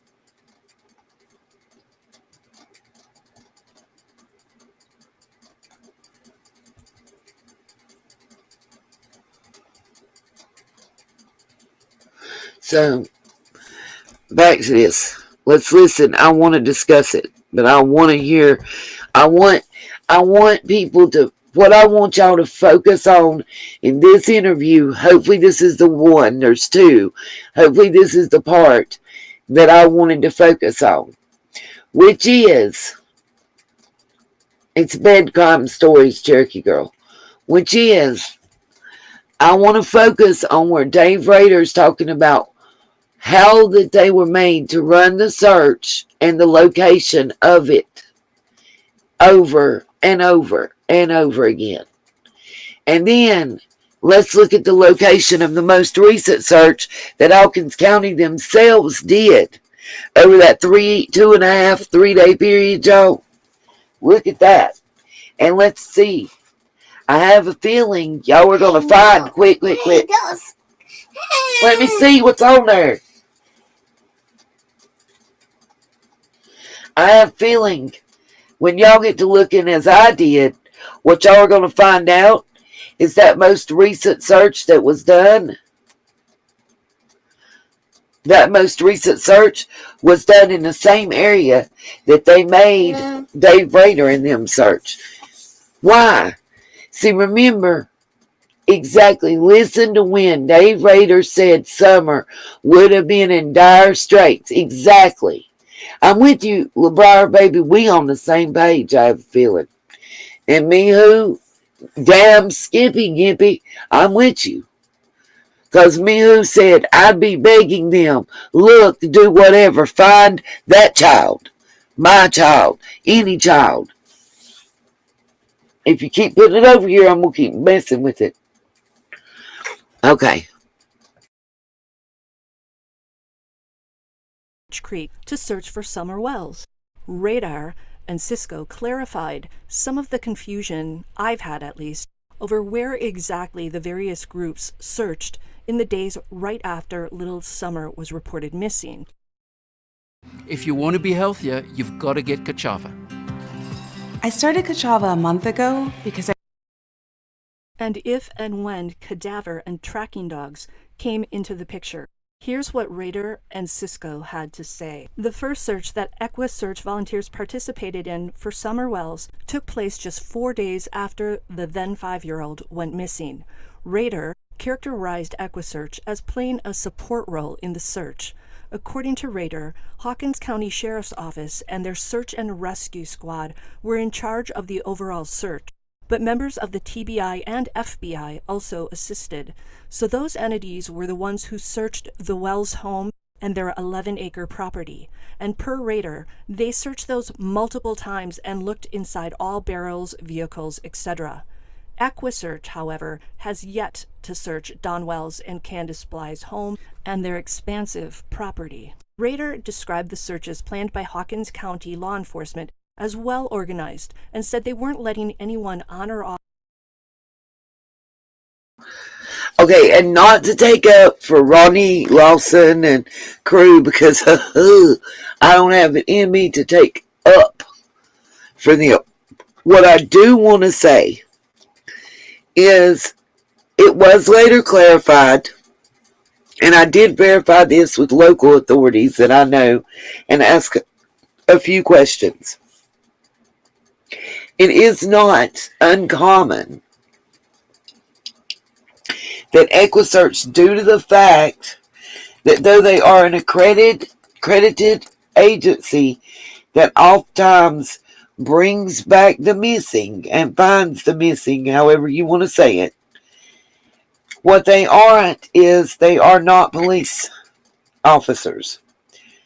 So, when there is early stages of a crime with no apparent suspect, and this came from someone in law enforcement, it is not unheard of for the area law enforcement to say, for instance, that the Wells residents, and we know they have over 11 acres, okay? So, hey, Betty, I'm with you on that, hunty. So it's not uncommon that the local law enforcement, TBI, Hawkins County, even the FBI would say, we're going to cordon off this area. So the homestead, the driveway, and the 1 acre radius of the house will only be accessed and searched by law enforcement officers that are active on this case. But, yeah, I noticed that, LeBrier, too. But anything more than that, for them to say the entire 11 plus acres, no, ma'ams, that's too much. You know what I mean? That's just too much. That's not normal. For them to say, like the house and a 1 acre radius of that house will only be searched by law enforcement officials, that's normal. That's normal. That's nothing that sends up a red flag. But let's listen to what Dave Rader says actually happened. And let's see if we see red flags from that.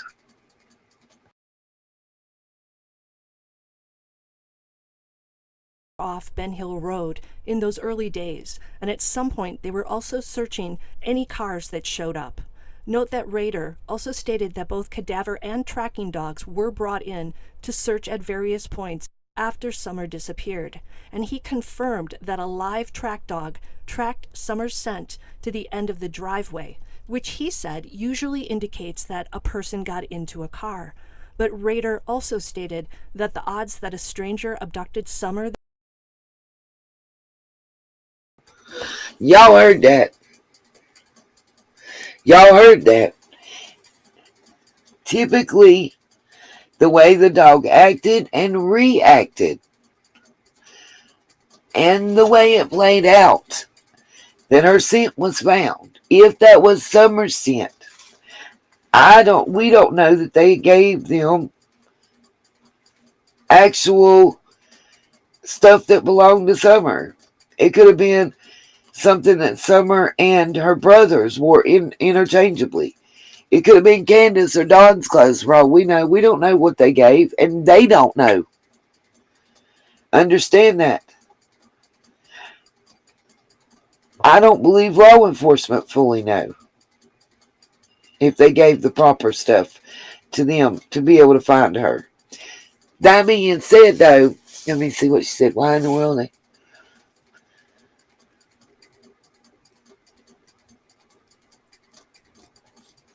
I don't know, Betty Sue. Betty Joe, that's one of the things, Betty Sue, I was still reading. Betty Joe, I agree. Nope. They did not wear hazmat suits when they searched. No, ma'am. I'm going to need you to not do that because you're just scared Nene.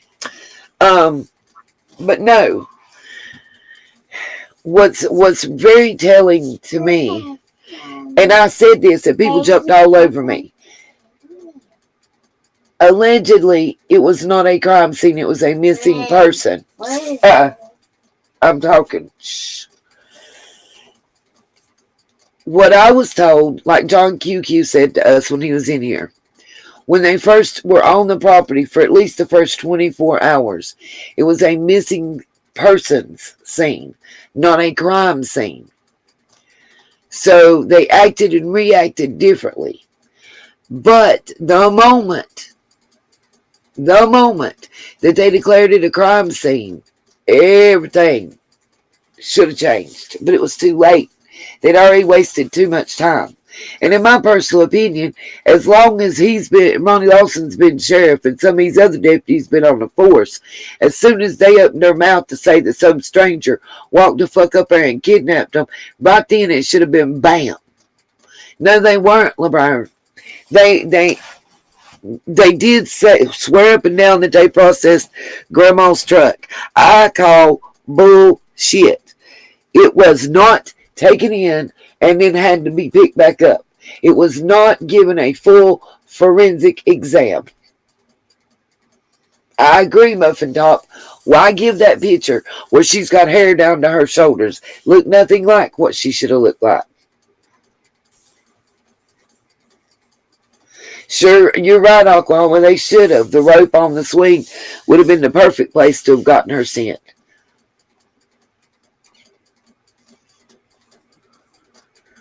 Because they didn't believe them from the beginning, Kay.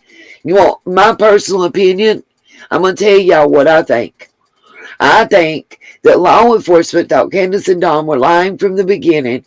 They thought that Candace laid her ass down and passed out and went to sleep, and Summer wandered off and was lost in the woods. That's what I think, based on the way that they acted and reacted to the story that they were told by the parents. I think law enforcement thought that they were going to find her out in the woods somewhere, or some evidence of her being out in the woods somewhere, lost and wandering around.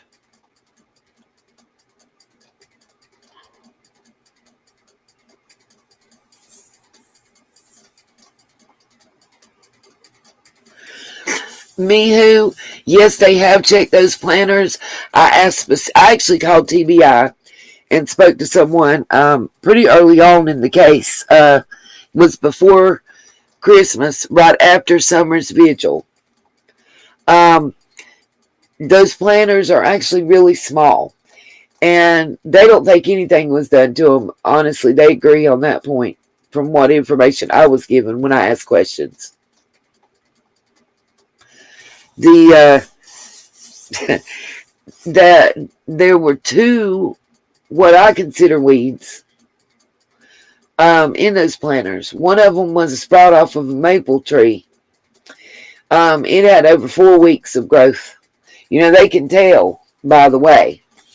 I mean, Joe, I don't know why, but I feel like she is. For some reason, I can't see her and tell y'all I think Summer's still alive somewhere.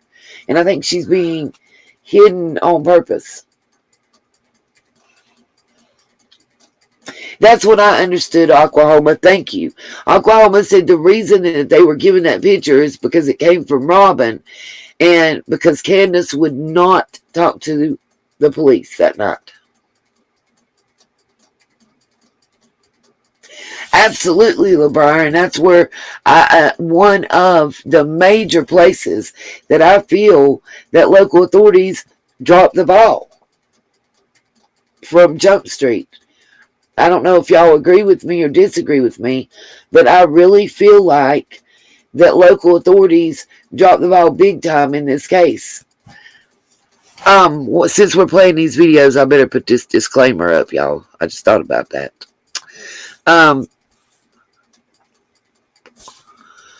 But yeah, and Ronnie's never going to admit it, but they did drop the ball. I don't know. I don't think there's anybody that could argue that seriously. I think there's a lot of things that early on in this case that the local and state authorities chose to handle the wrong way.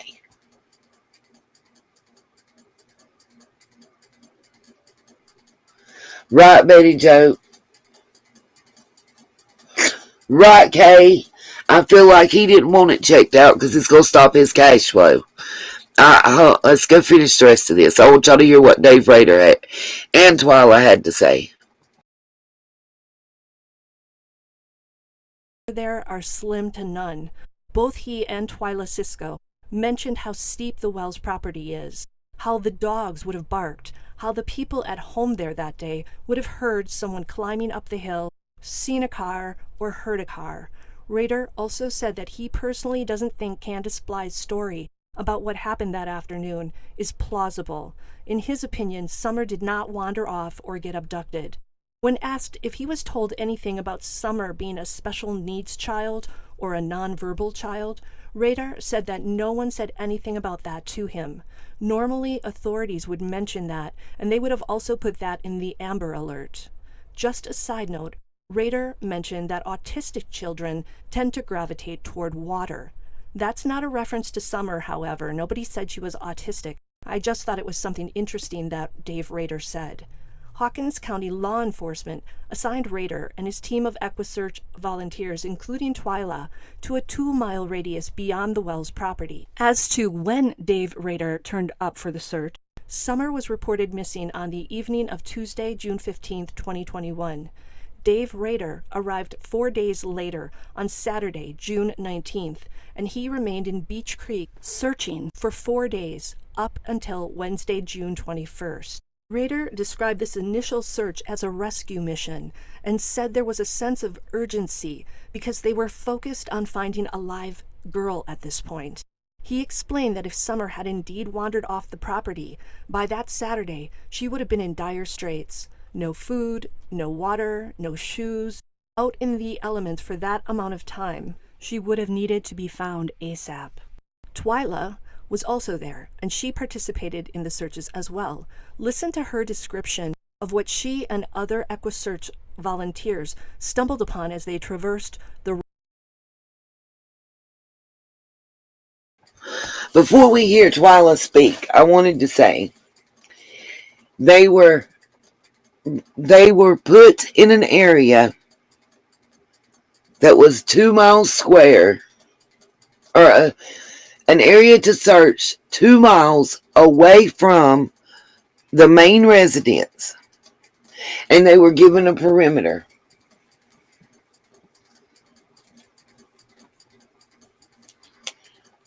I don't know if anybody understands that. Yep, they don't return your calls. That's why I have not called Hawkins County. I've called the TBI and spoken to them directly. I held on. I'll wait. That's what I told them. I'll wait. Y'all not going to tell me. Y'all going to call me back and keep blowing smoke up my ass. Why? Exactly, Betty Joe. Why? We're about to hear that. Remember, I showed y'all the video of downtown Rogersville. That's the Rogersville that Ronnie Lawson wants to put out there for the public to see. Okay? Now, let's listen to what Twyla says they found.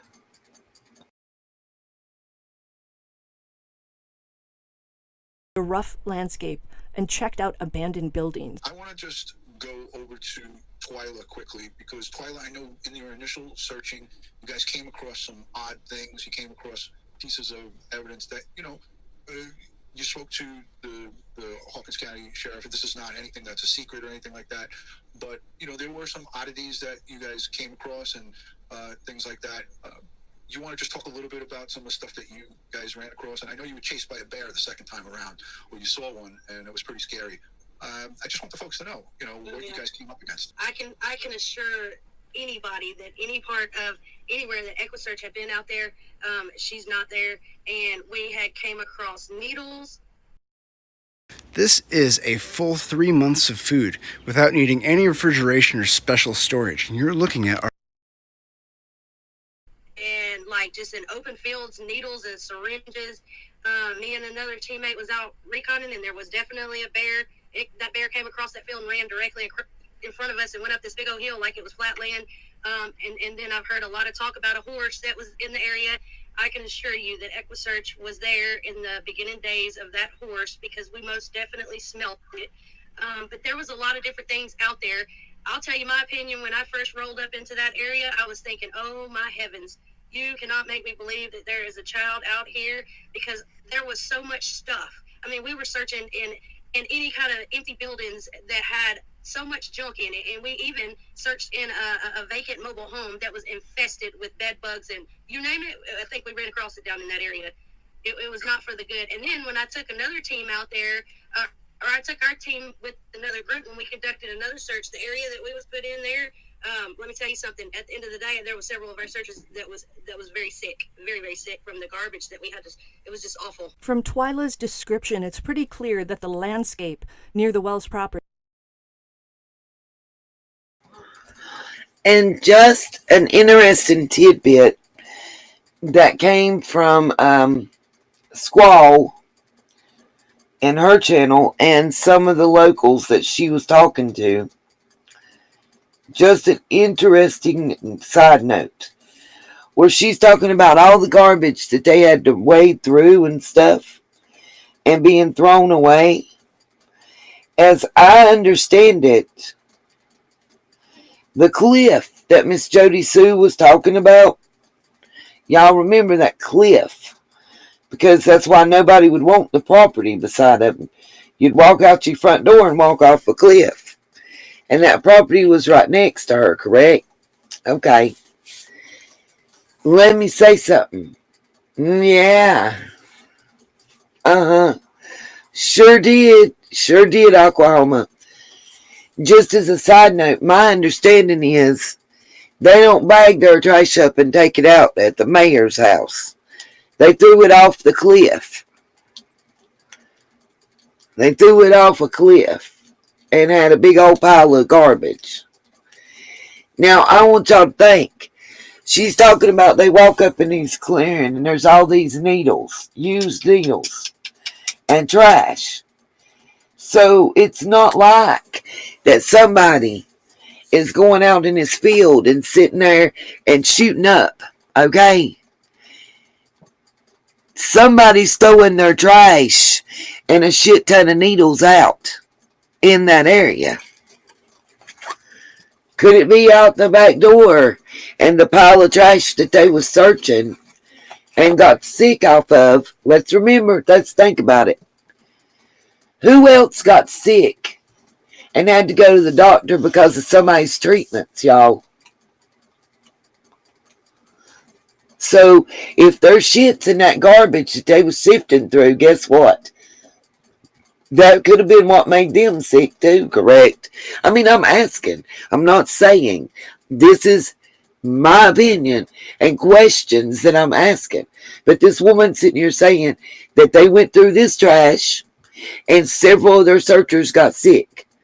And we have been told on very good authority that the trash gets chucked out the back door and down a cliff. And this is also the person that had a specific type of radiation treatments going on that made them possibly made them and all their bodily fluids and excrements and everything be dangerous and could cause someone else to be very ill and sick. 2 and 2 is 4, you guys. It'll never be 3 and it'll never be 5.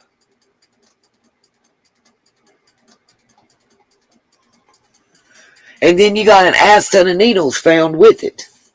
So who's shooting up in the area and having their and throwing it away with their trash? Brenda, just don't put a period in when you type something. That's all. Only reason Streamlabs saying something. Exactly, Mihu. I mean, I'm not making an accusation. I'm just trying to logically think. We're told this. We're told this. We're told this. We know this. And if we put all that together, in a congruent line and think logically, we know that person, without a shadow of a doubt, has had medical treatments that can make them make others sick. Then we know that this person disposes of their trash in the way, well, the radioactive material muffin top is anything that came from her body during the time she was receiving those treatments. I mean, according to her ex-partner, Mr. Bernard, he had to go to the doctor because of what she did to him during that time.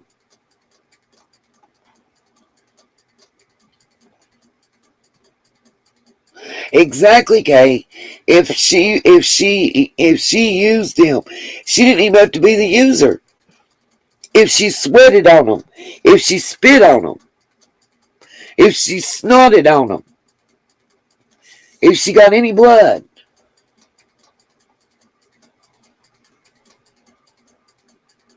Exactly, Kay. That is why she ended up getting the shed and the camper, and why she wasn't living in the main homestead. Is exactly why.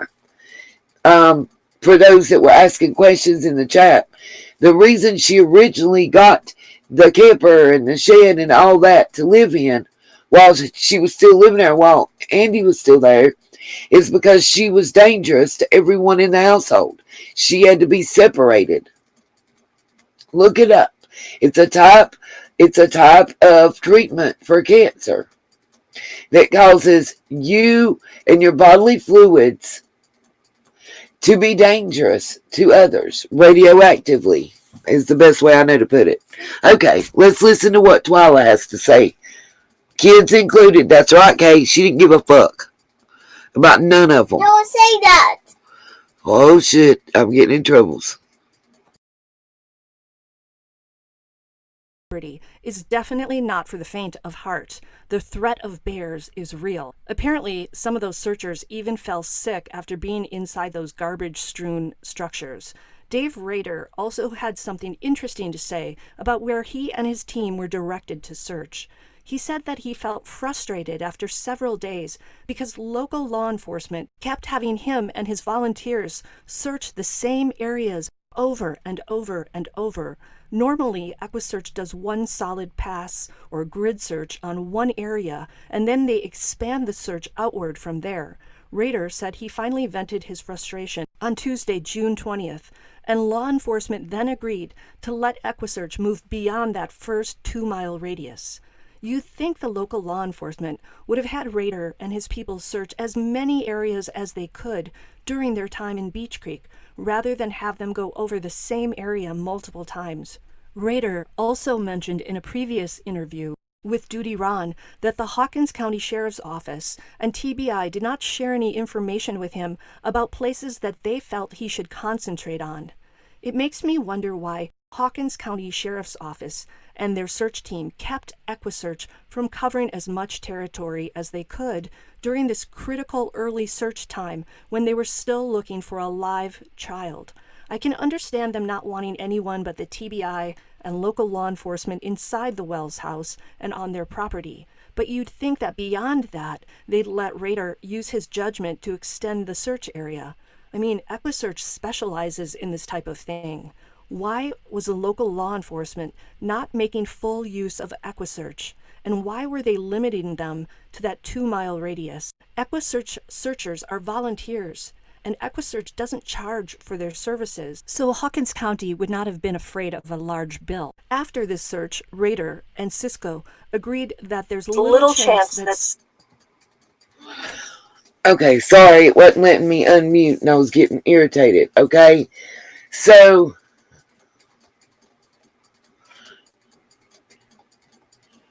absolutely, Oklahoma. That's what I was talking about. You didn't know that, Muffin Top? That's what I said. Mr. Bernard had to go to the doctor. He thought he had an STD.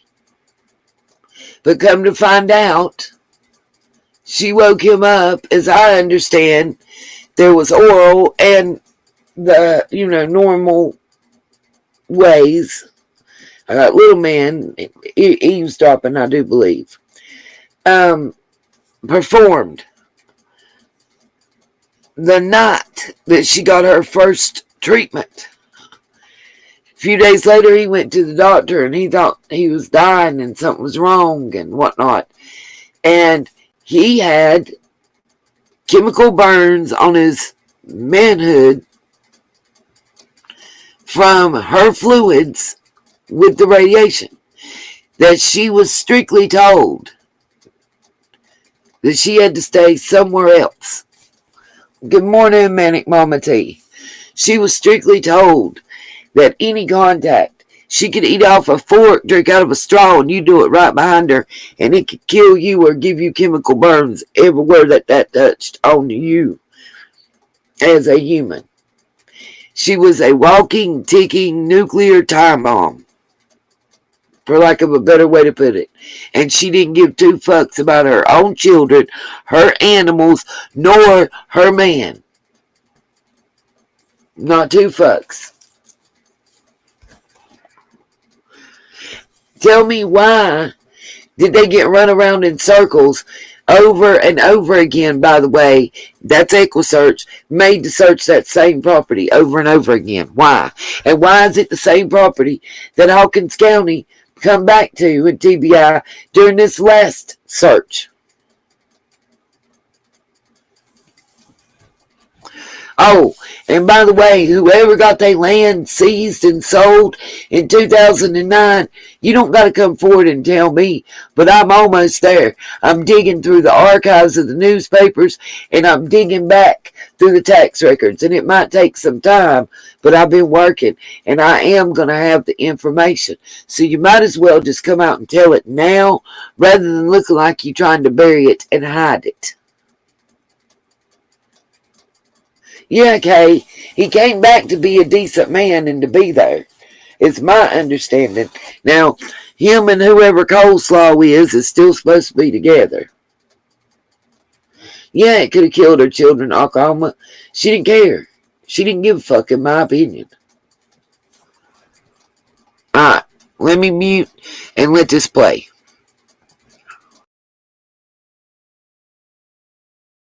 Summer disappeared because of wandering off the property. They said that if she had, one of the Wells dogs would likely have followed her, and Raider, Twyla, and the other searchers would have found her during those initial days of searching. This makes me question why Hawkins County Detective Dave Pruitt said not too long ago that the scenario of Summer wandering off the property is still on the table.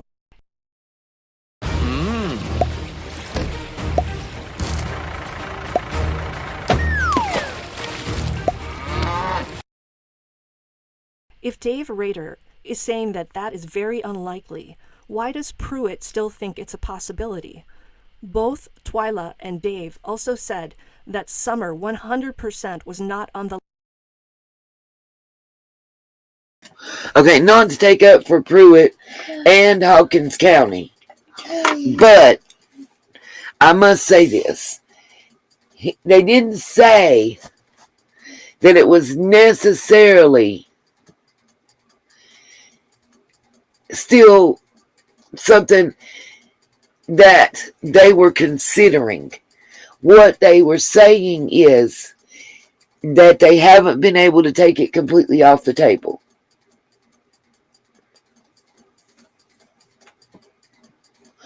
Oh, Sassy, we're going to talk about the sister because there's more the sister told.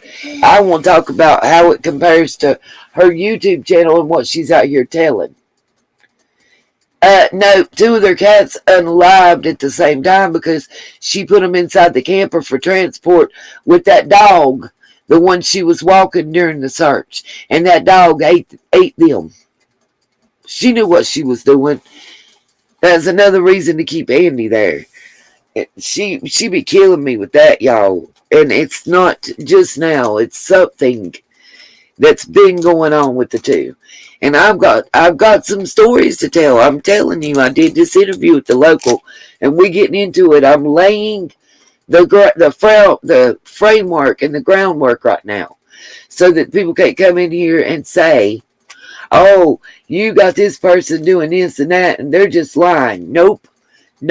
This lady knows shit about this case. By the way, she lives in North Carolina. She still has Dish Network. Okay, she don't even have cable. She don't have YouTube. She watches cartoons with our 4-year-old grandson all day. That she now has custody of and is raising. So this person that I did an interview with and that told y'all have no clue. She started telling me shit, and I'm looking at her like, what? How do you know this? And literally, it's because of where she grew up. And I'm going to tell you a couple stories that she told about what's going on. But let's finish listening to this. The land they searched when they were there. If she had been there, they would have found her. Of note, Rader said that it's always possible that after a search, a perpetrator will move a body back to an already searched area. Rader said that this has definitely been. And I will say this. Oh, I'm going to spill it everywhere, Cherokee. I will say this. I don't know about Andrew, but Marlena, she's Crawford. She's related to everybody, just like the rest of them are. Unfortunately. I will tell you the stories. I promise. I promise. We're getting into that. I don't got to work today. This might be a 12-hour live stream. I'm going to take however long it takes to tell it. And we're going to get it all out there. I'm just laying the foundation. Yep, I agree, Oklahoma. I forgot what I clicked over to say. It's something they just said and I wanted to comment on. I'll rewind it and so I can hear it. Because there was something they just said and that I needed to tell y'all about. And explain what it meant. Hold on.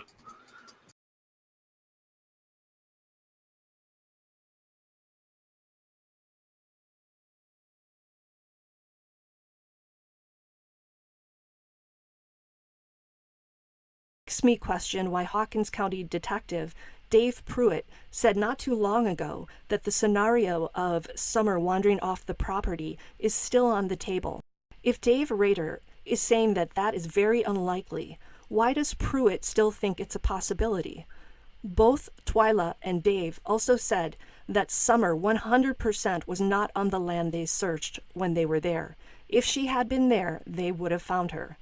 Of note, Rader said that it's always possible that after a search, a perpetrator will move a body back to an already searched area. Rader said that. That's what I was going to say. Muffin Top, Ellie Mae is the same person as the mayor of Ben Hill. The name that every time we start mentioning it, JSB, every time we start mentioning it, we get trolled majorly. We get bots all up in the chat and get knocked out. I get knocked out of mine, okay? Right, Betty Joe, I'm just saying, if it takes that. Anyway, what I was going to say is where they said that about, it's very interesting that Dave Rader and this channel are addressing the body being moved thing. The reason I say that is because, yes, AKA, is because in this case, a lot of people, even in law enforcement, think that her body may have been moved at least twice. At least twice.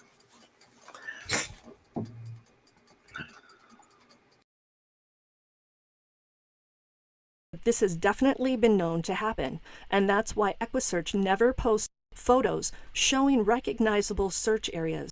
They keep those areas under tight wraps. When someone from the chat asked Dave Rader if it was true that the tracking dogs stopped at JSB's feet, Duty Ron jumped in right away to say that they don't do drama on his channel and that he doesn't even know who JSB is. Now, anyone following this case for any length of time knows that JSB is the Wells' former neighbor, Jody Sue Brown.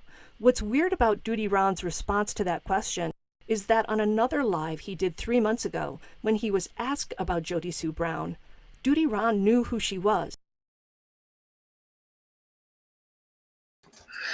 Did y'all just hear that too? About Duty Ron acting like that he didn't know who she was. Now, I've seen the one where he talked about the neighbor and knowing. I don't find it weird. Y'all want me to tell you what I think about it? I'll give you my opinion, and y'all tell me what you think about my opinion. My opinion is Duty Ron is ex-law enforcement.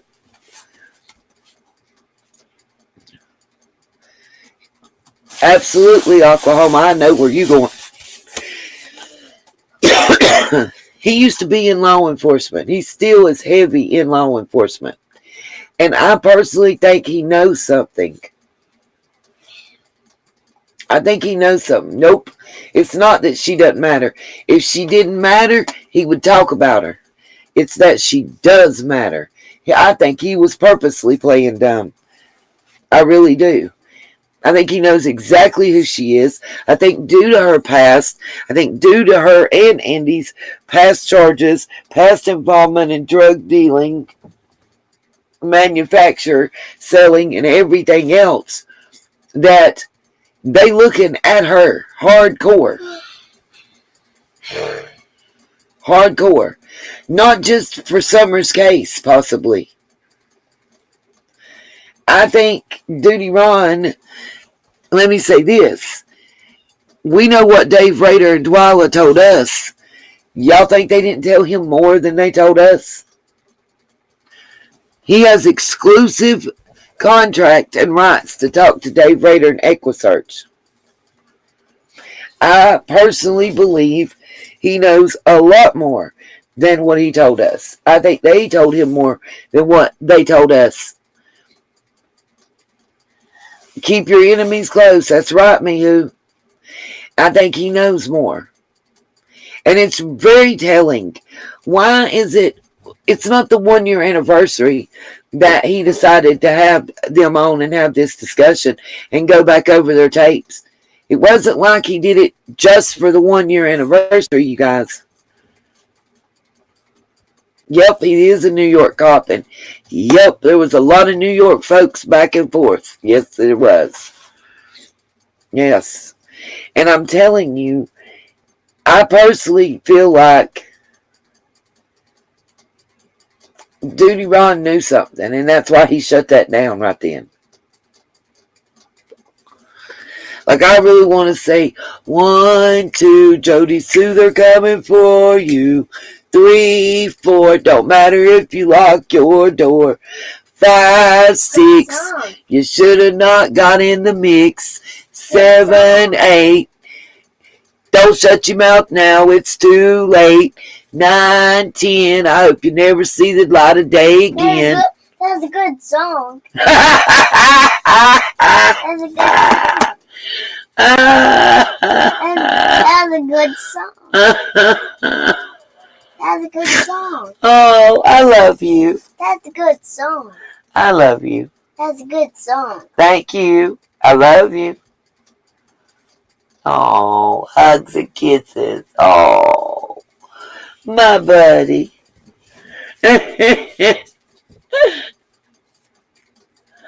She only used 3 Streamlabs. Damn. Ignore Streamlabs. They're just having a moment.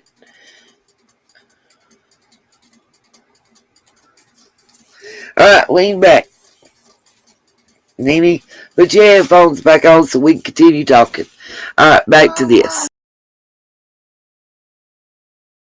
And he said the same thing about drama, and he shut down any talk of her and the search dogs.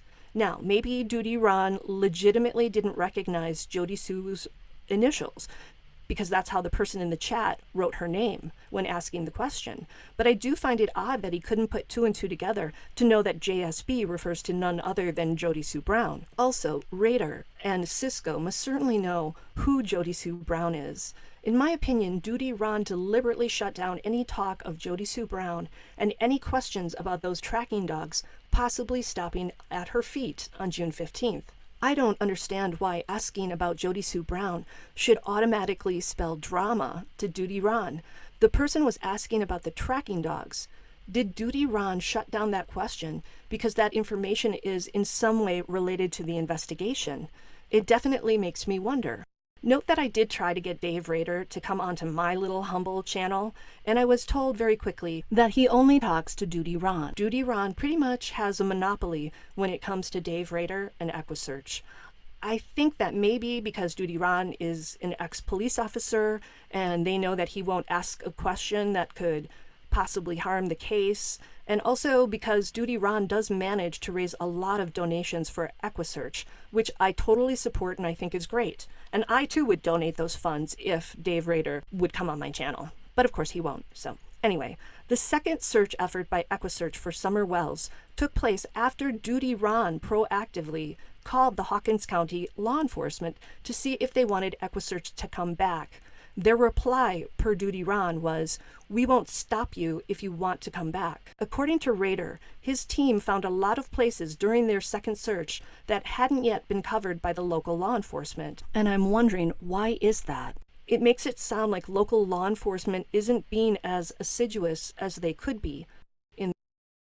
The new best way to make money online that nobody's talking about is something you've never heard of before. It's using Audible. So these right here.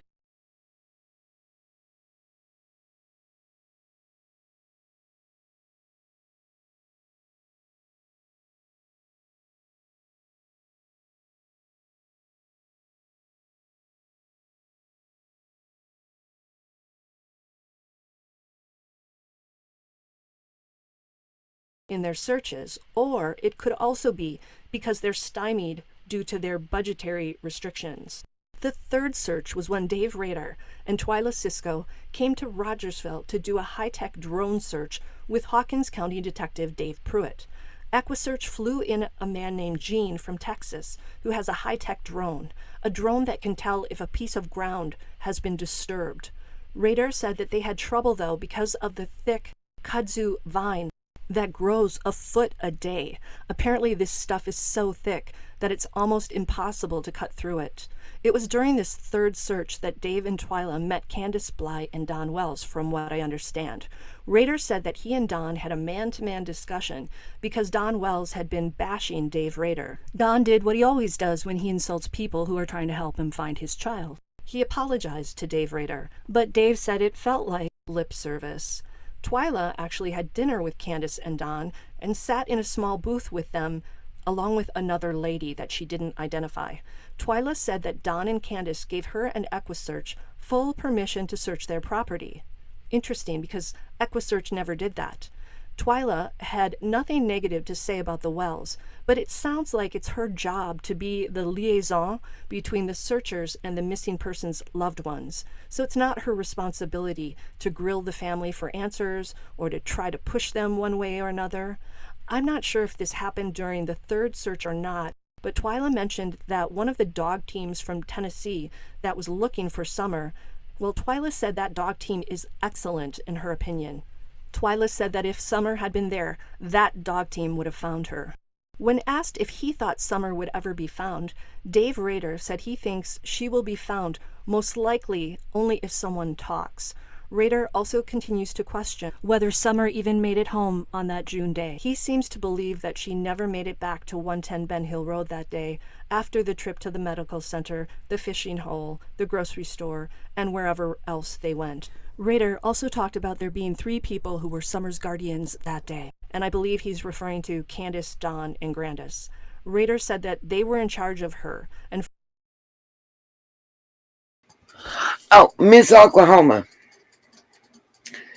Let me say, you may be confused. I'm not sure. So I wanted to ask you a couple questions about what you just said. Number one, I don't really like Dave Rader, Duty Ron. So, that's number one. Let me say that. He acts like he's better than.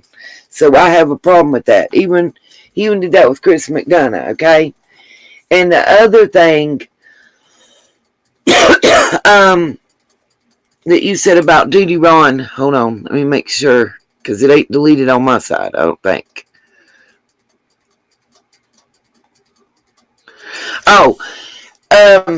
When you were saying that about spying on Kathy and her kids, I thought that was Dawn B. I didn't know Duty Ron was. I know Don B was, and that's a total different person. So I don't know if you saw something that I missed. Oh, okay, I am right. Okay. Not sure, because I thought maybe you saw. Because listen, y'all know that Miss Oklahoma be on it, y'all. If she's like me, she done seen and read so many things, it gets confusing.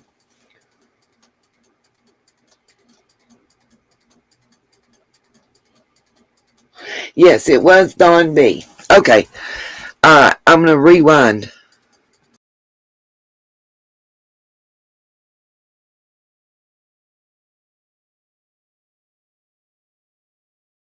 Ben Hill Road that day, after the trip to the medical center, the fishing hole, the grocery store, and wherever else they went. Rader also talked about there being 3 people who were Summer's guardians that day, and I believe he's referring to Candace, Dawn, and Grandis. Rader said that they were in charge of her, and for that reason, he believes they know what happened to her. And I have to say that I agree. Duty Ron minced no words either when talking about Summer's parents. He said Candace's story stinks to high heaven and described the Wells home as a house of horrors. He also referred to the basement as the dungeon and said that local law enforcement locked down the Wells home early on because they saw things that didn't look right. I believe that if Duty Ron and his other retired police buddies and Dave Rader see through the Wells, the TBI must be seeing that same stuff. Let's hope they're busy building their case and doing all they can to find out what really happened to Summer. That's all for now. Until the next time on Bedcrime Stories. Now please hit that like button, and if you want to support the channel, please leave a donation.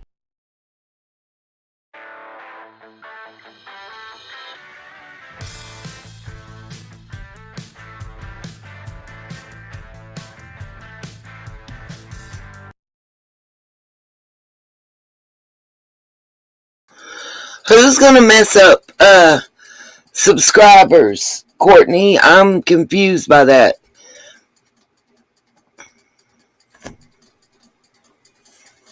What's up, Blue Eyes? Welcome. And yep, Miss Oklahoma has been here in the trenches with me since she's been an A1 since day one. And y'all, that quick little man done passed out.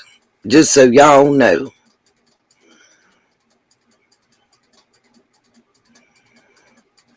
I'm looking for something else that I saw that I wanted you guys to see.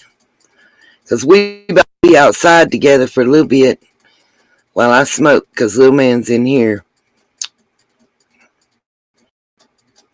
So I'm taking the whole kit and caboodle outside with me.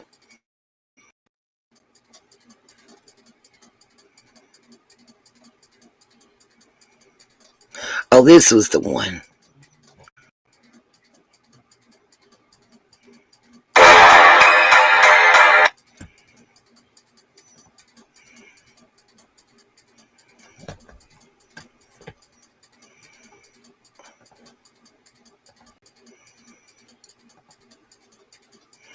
Just gotta wait on the music to quit playing, you guys.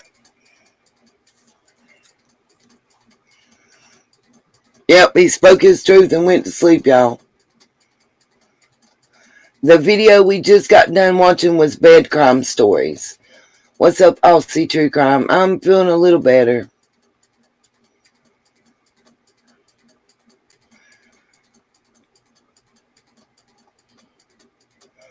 Who come roll with it? I missed it. God damn. I missed the drama.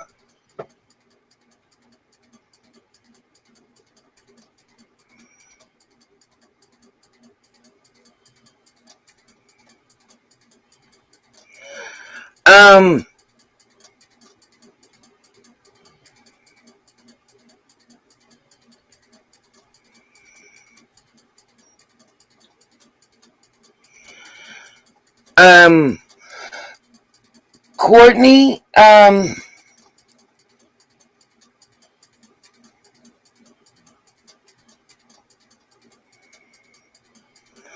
Courtney, who jumped down your throat? I missed anybody jumping on you, Courtney. So I'm confused about that. I apologize, but I don't know who did.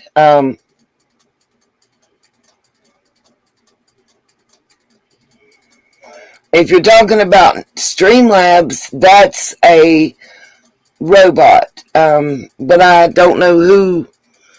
I'm looking back through the chat and I don't see where anybody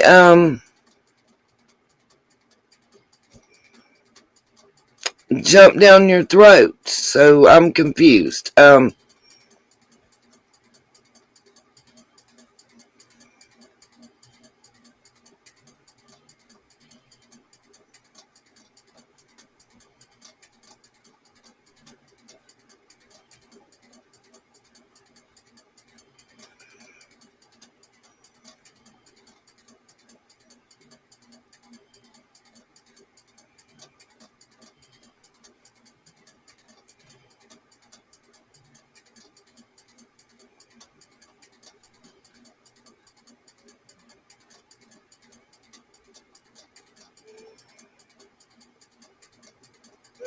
Yeah, the choo-choo ran all the way out of steam. Oh, Blue Eyes, are you my Alabama? I have been worried about you. I emailed you and you hadn't answered me back.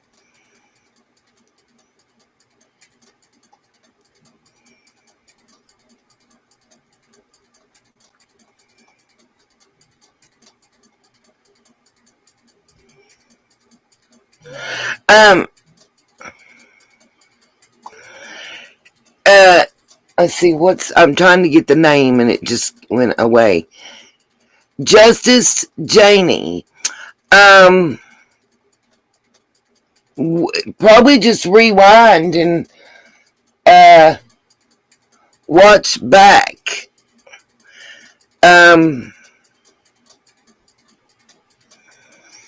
Because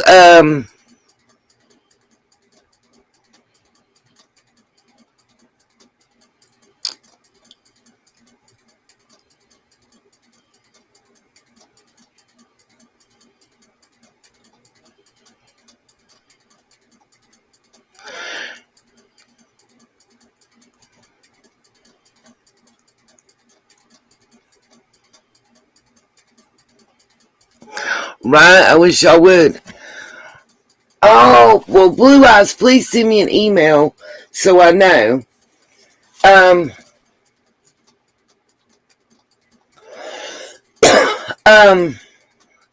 Trying to get back. Where was I at?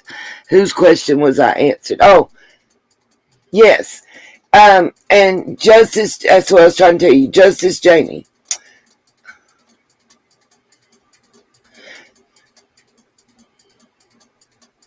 Oh, the symbol thing's got to go. Blue Eyes, please, please, please send me an email and so I can give you my phone number so we don't lose contact. And Justice Janie, Sonia is his full-blood sister. It's in the obituary for his mother, and something that's been well known for a long time.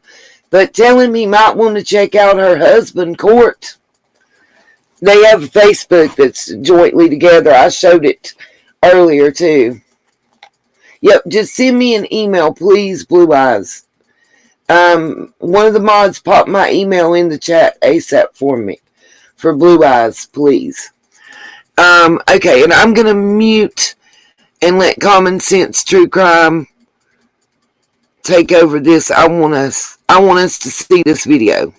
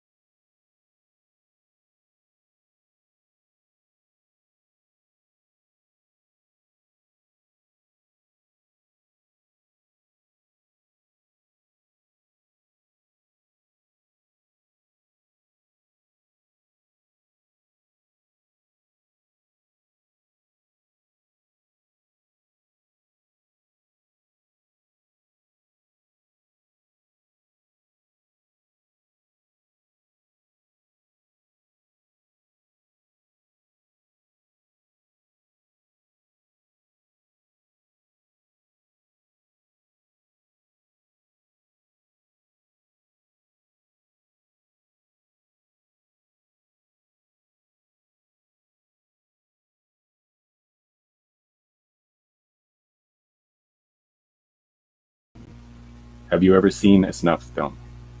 Have I ever watched porn? My God. Have you ever seen a snuff film? I watch. Oh, well, I mean, who hasn't? Have you ever seen a snuff film? Who hasn't? I haven't. I've never seen a snuff film. Boy. Nobody's. I'm in a different country, by the way, but I've never seen a snuff film. Nobody has ever approached me and said, "Do you want to watch a snuff film?" Oh shit! But this is a different country. Good on you. So you've actually seen somebody get murdered in a film? Yeah, I mean, rated R movies. I did explore the black web a little bit, and then I got out of there. Okay, I mean, you did it was just something I was watching. Some of my some of the other YouTubers I watch and subscribe to were doing like crazy shit that had to do with the dark web. So I was like, hey, that looks interesting. Let's see if I can't find it. Yeah, let's not do that. Let's not do that twice. Justice Jamie, you need to check out Squall Tits channel as well as CSI Crowdsource Information's channel and Shay's Safe Place channel. You'll find all three of those have spoken to Andy. CSI Crowdsource Information has been speaking to Andy for 4 months. She recently did a live stream with Squall Tits, Shay's Safe Place, Scott H., and Penny from True Crime Commentary, among others, joined on the panel and spoke about Jody Sue's ex, Andy. We also talked about that earlier in the live stream as well, and what all had been found out from Andy about Jody Sue and the Wells and some other people in the area.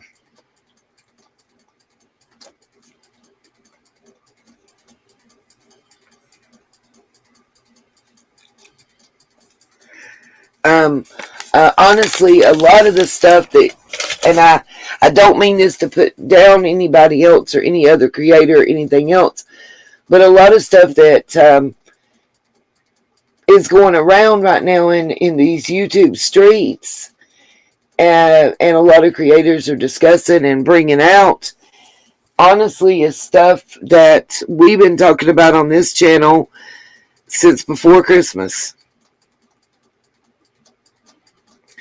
Like, right now, I'm more interested in finding out what property was seized and auctioned off from a 2009 drug bust. I'm also more interested in finding out where Mr. Court Sessions, when and where he received his RSO status.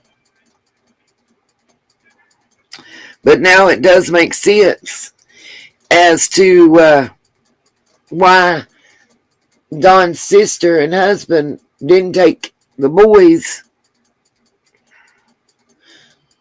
unfortunately.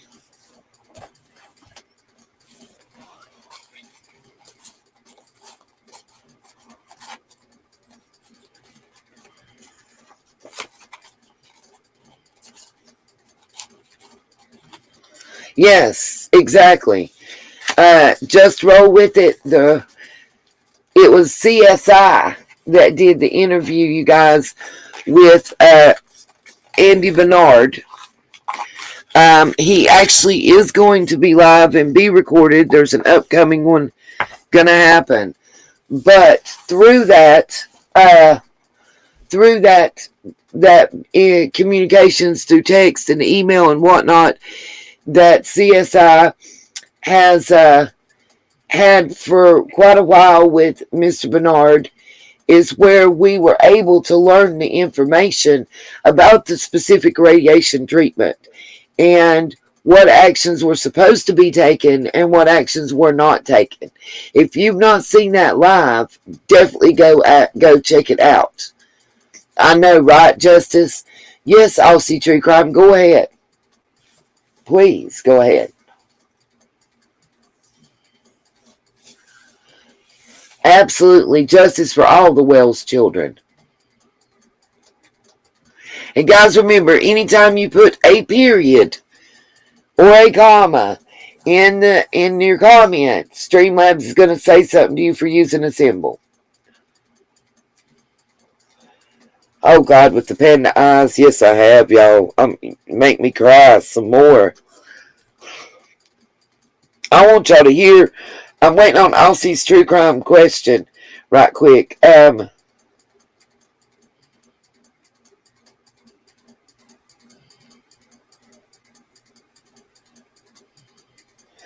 Yeah, Courtney. I don't know, but I believe Allie would.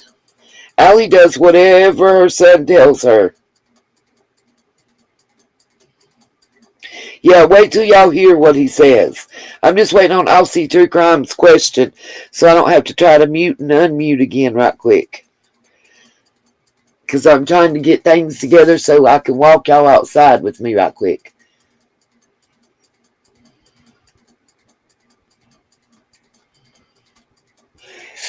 Aussie True Crime, I heard that. From everything I can find, there is no record of another grand jury meeting. They met on April the 11th. I know that because it was my birthday. The grand jury's not due to meet again until mid-October, as I understand. Yes, they do, Muffin Top. Some of them don't change their underwear as often as they change their stories, in my opinion. Alright, I want y'all to hear what Andrew has to say, you guys, about the panda and everything else. Yeah, I think you'll find this very, very interesting.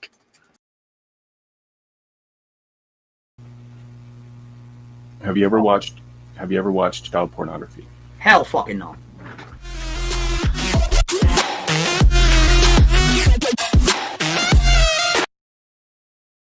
Yes, I have a panda behind me. It's a stuffed bear. It's an innocent bear. I did not know anything of the negative until I started YouTube, in all honesty.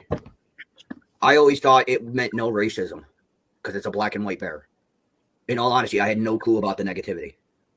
Then I grew up always watching commercials about the World Wildlife Foundation, and their symbol is a panda bear. So I had no clue about any of it. It completely shocked me, and then I was like, well, I'm just, not going to put it up anymore. And I'm like, you know what? It's a real life animal. I could go down to my local zoo. I can see it breathing. It has blood through its veins. I'm not going to sit here and let people down, a simple animal. You know what I mean? I want to take that animal and give it back to the World Wildlife Foundation. Screw the pedos that took it.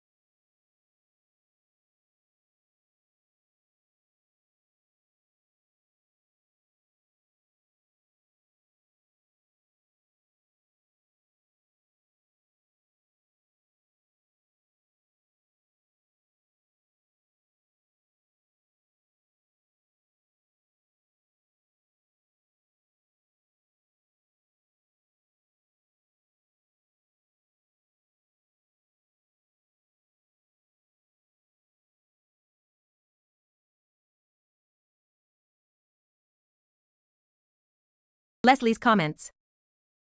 Hunter's house. Is that a camera on the utility pole? I thought she was asleep when Candace dropped him off. No, her and the 15-year-old was watching TikTok on his phone. He told them to give him one, and they stated to us he didn't need one, cause they pulled the camera feed at the time he was dropped off, and she was alive at that time. From the cameras that is on the poles, they seen her in the... I know for a fact, I seen her and told FBI and TBI. Oh, now, you seen her. So why did they even bother to look at the camera footage? I'm confused. The sister told us out her mouth Summer was asleep in the car when Hunter was dropped off. That's what I'm saying. She was asleep when he was dropped off. Not sure where Leslie Hill is getting her information. I think she may be his mama or grandmama. She sounds credible to me.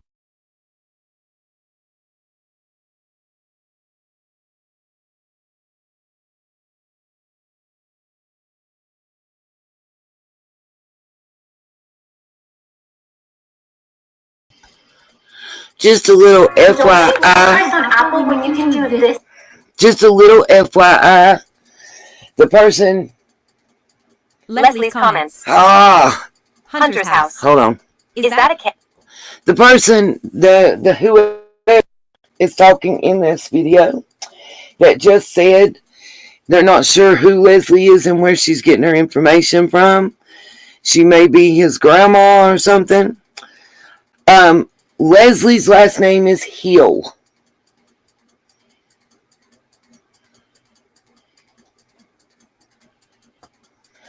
Cherokee what?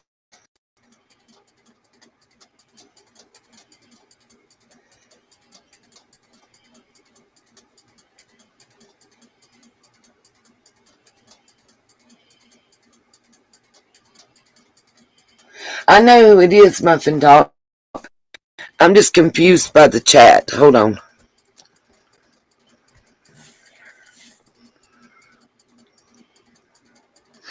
Cherokee, what you mean? Atnita Channels. I don't understand what you're saying.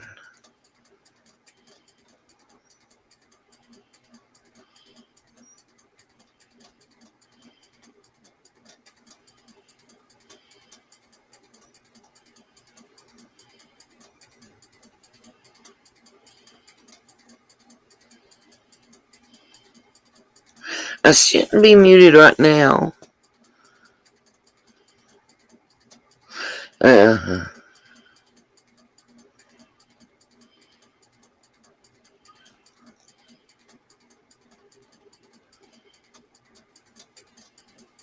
Good night, Courtney.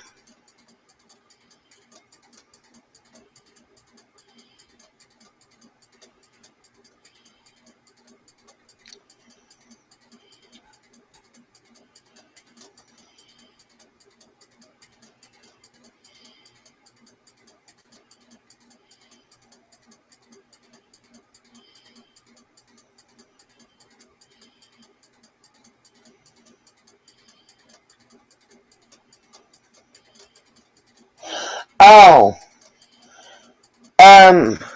it was Thunder Sky Studios. It's the one you see on the screen right now where it says Leslie's comments about Summer Wells being alive. Thunder Sky Studio.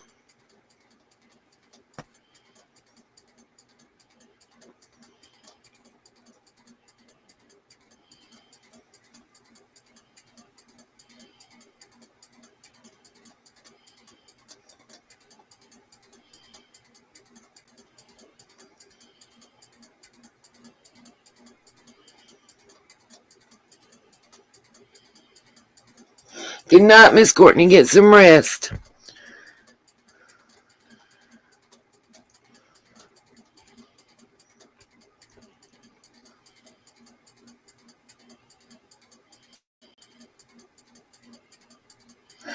Oklahoma. I think I know what you're saying.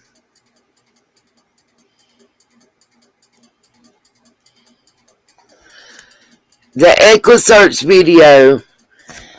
Okay, the first video, as I said, was done by Bed Crime Stories. The second video was Common Sense True Crime, and the third one was Thunder Sky Studio. And Oklahoma, I do know all about Nina and the Hearts.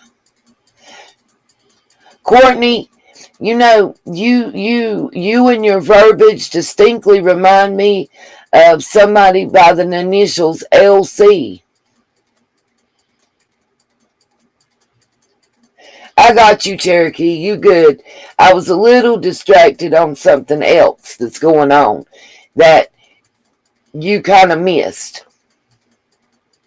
But I've been focused on what is why I missed something else. And Oklahoma, you probably sent me a message that I ain't read yet about it. I'm going to put a video on and let it be playing for a minute because we're moving outside for a minute. So I want something to play so y'all don't hear me cuss when I stub my toe and stuff.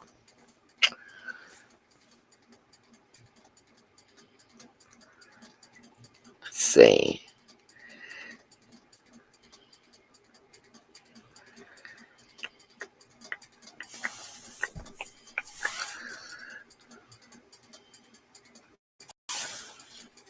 I don't know if y'all heard, but Todd Chrisley and wife got found guilty. What's up, MTGVTV? How is you doing today, Miss V? Mad love and respect.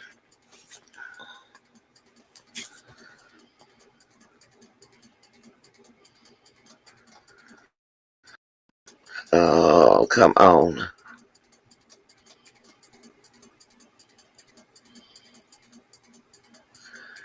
I think I played the Inside the Shed.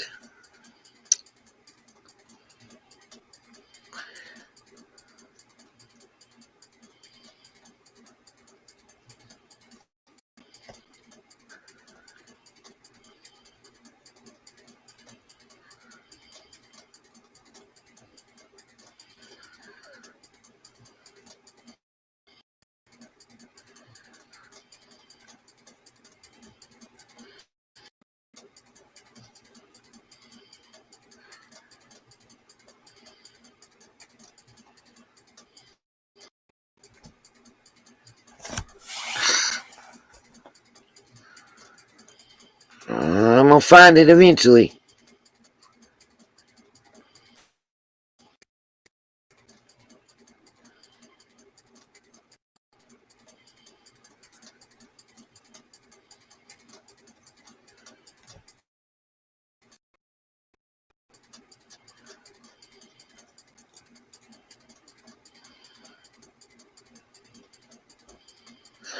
Oh, this was the one. This is Evil Exist. Liberty Mutual customizes your car insurance. Pay for what you need. Minions are biting today.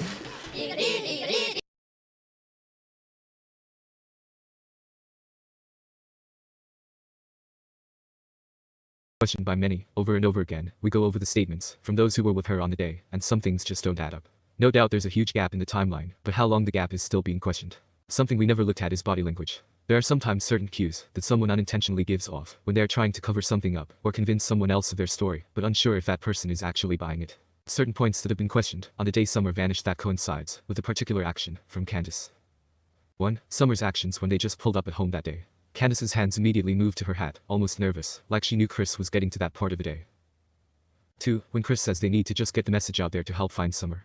Candace once again looks unsure, and not really thanking him, or saying anything about Summer. She actually doesn't look that interested. 3. The third one is very important, because she says they were doing stuff around the house, which is obviously a very questioned statement. She also throws her arms out, while saying this, trying to further convince Chris that nothing out of the ordinary was going on, in my opinion. Now, this could mean absolutely nothing, but I think it is worth noting.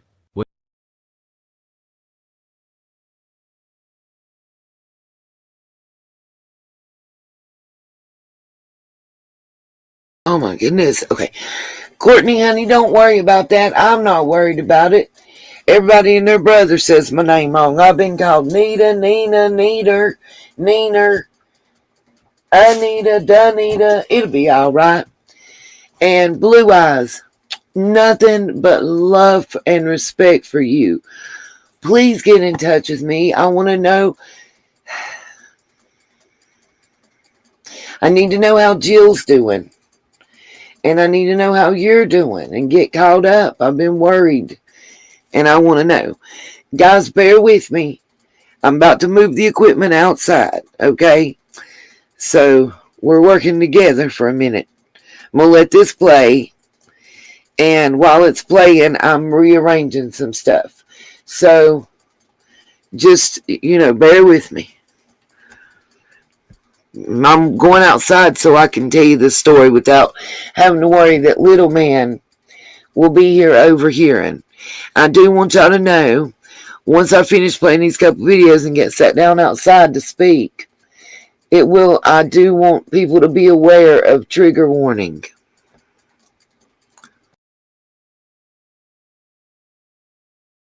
What do you think? Take a look at the clips.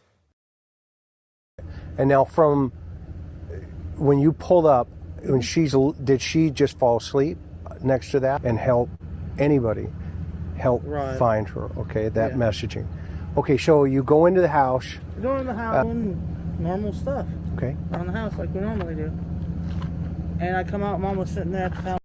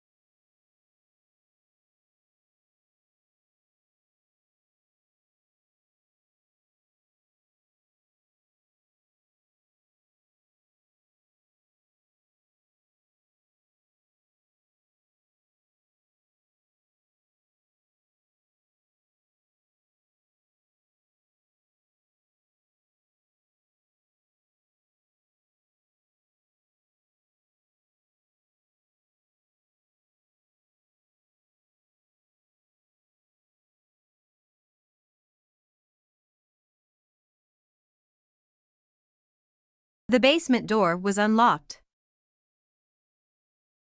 June 18, 2021. Don Wells spoke with WJHL News about the disappearance of his daughter from their home in Hawkins County, Tennessee. Pretty unlikely for something of her to do to walk off like that. Yeah, she wouldn't do that. We even had one of our neighbors say they pulled up in the driveway and she ran to the door. So we warn her all the time. There's bears and other things that we try to warn our kids about all these things all the time. And can you tell us a little bit, what Summer was doing that afternoon or that evening?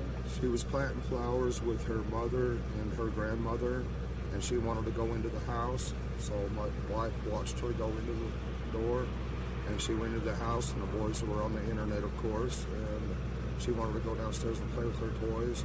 So when her mother come in, she says, "Where's Summer?" She went down in the basement. She didn't answer, so she went down there, and she was gone. So she went out the basement door, which was unlocked, and we haven't seen her since.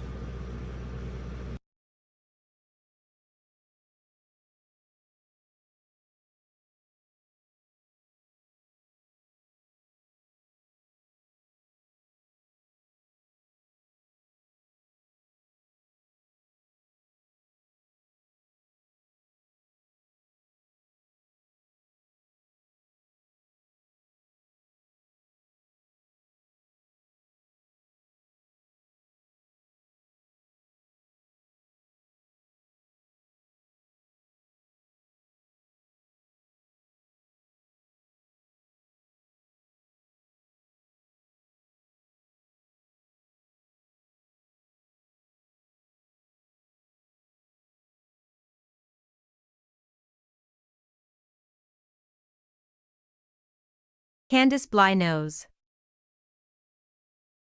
The very first written statement that Candace gave to the media raised my eyebrows. It was her choice of words that makes me question her involvement in the disappearance of her daughter, Summer Wells. It's the way she started her statement with the words, "I know." It makes me wonder how she knows this with such certainty. I know she would never wander off this hill alone. Candace Bly, June 25, 2021, WJHL. During her first on-camera interview, Candace repeated this statement and included that somebody came up to their property, lured Summer away and was hurting her. I know she didn't walk away from this property by herself or off this yard.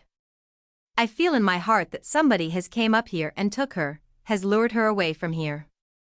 Candace Bly, June 29, 2021, WJHL.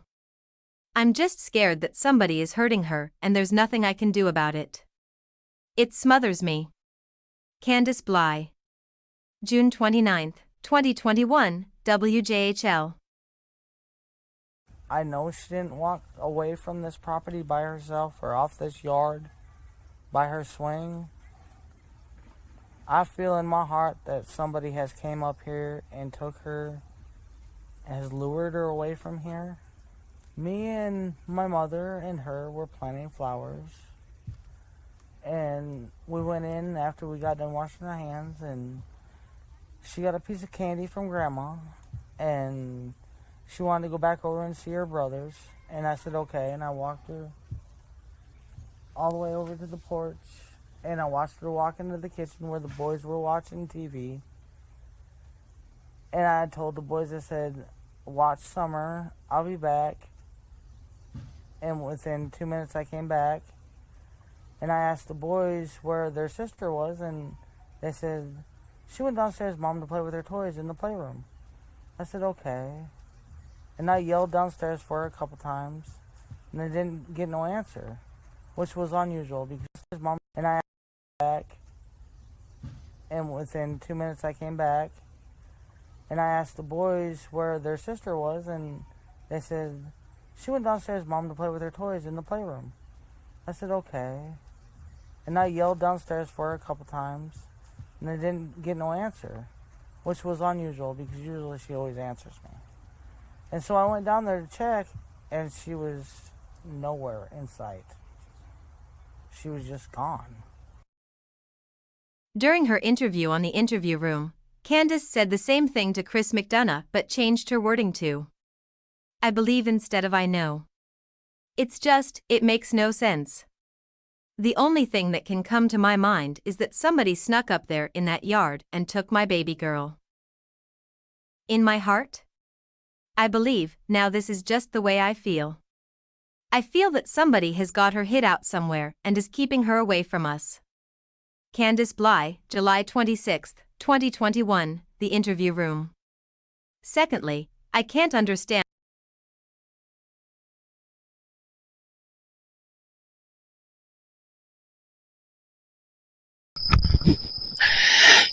Just making sure everybody can hear me. We are now broadcasting live from my front yard. Woo woo.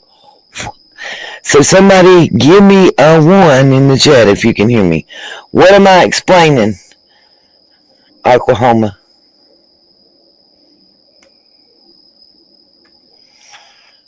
Okay, hold on. Let me see what just roll with it ask.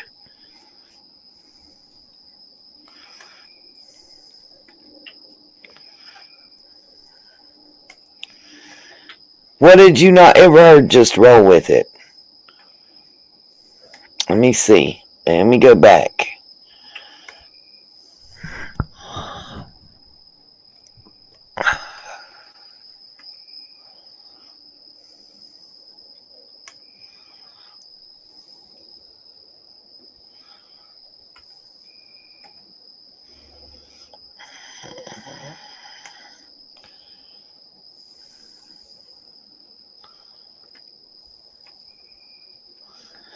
Oh, okay.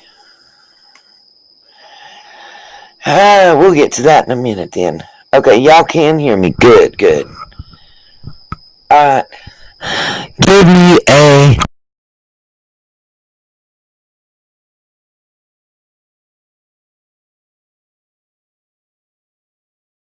Understand why Candace only thinks that Summer was abducted when there are other possibilities, and the police have said there is no evidence that she was abducted. Interestingly, when Chris asked Candace what the odds of that were, she got very defensive. It makes no sense. The only thing that can come to my mind is that somebody snuck up there in that yard and took my baby girl. What are the odds of that? What are the odds of that? From your perspective? It happens all the time, all the way around the world. I'm not questioning that it happens. I'm just asking you from your perspective, in your property, living up there as long. See, the way she just said that to me has always bothered me. I don't know about you guys, but me personal, the way she said, oh, sorry if I'm being loud, I'm trying now. Hold on, let me turn the mic down. The way that she said, it happens every day, everywhere, all around the world. Does it? I'll tell y'all what. Is that better? Is it better? Give me a 1 if the volume is better.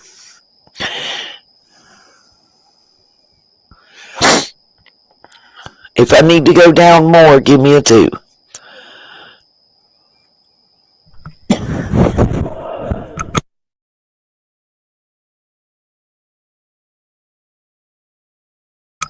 She's very touchy. It happens every day, all around the world. Really? So somebody else give me the name of one other child that you can think of in the past 11 months that it's happened to. Like Summer.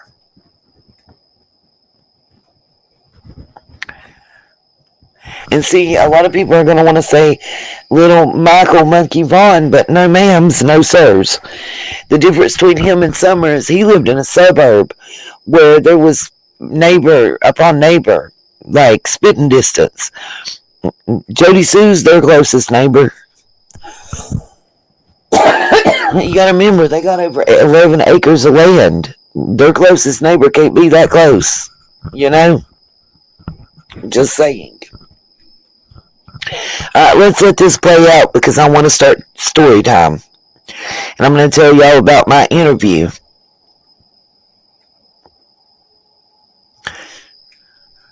What's up, Nick? And y'all don't forget, if you can, hit the PayPal or the Cash App.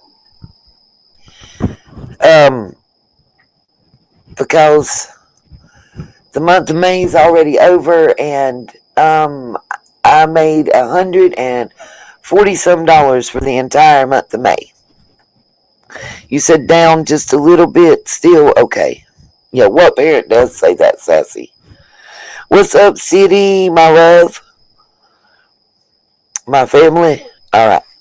Let's go back and let this finish playing. We ain't got much of it left.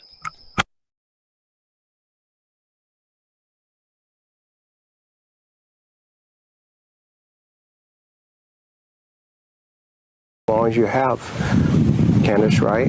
What are the odds that that happened? Take a guess. 50-50. Okay. What would be the 50% that it didn't happen? What are the other possibilities? I have no idea. Okay. Could she have walked away and fallen? Knowing my daughter? Yeah. No. Okay. Okay. No. I believe someone snuck up here and grabbed her out my yard. Candace Bly, July 2021, unmasked interview on Facebook Messenger. Thirdly, why hasn't Candace taken any responsibility for losing track of her 5-year-old daughter? If Summer was her mama's tale, as Candace described it, then how on earth did Summer just disappear from her hilltop home, in the middle of the countryside, in broad daylight, within 2 minutes? My Summer was my tale. She didn't go nowhere. I believe someone took her out of That's the her woods. tale. I said on She's mine. scared of the woods because we have always told them about the bears and snakes in the woods. She always stayed by the house. Candace Bly, July 2021, unmasked interview on Facebook Messenger. It is my conclusion that Candace was right. It makes no sense. She also knows what happened to Summer. She said it herself.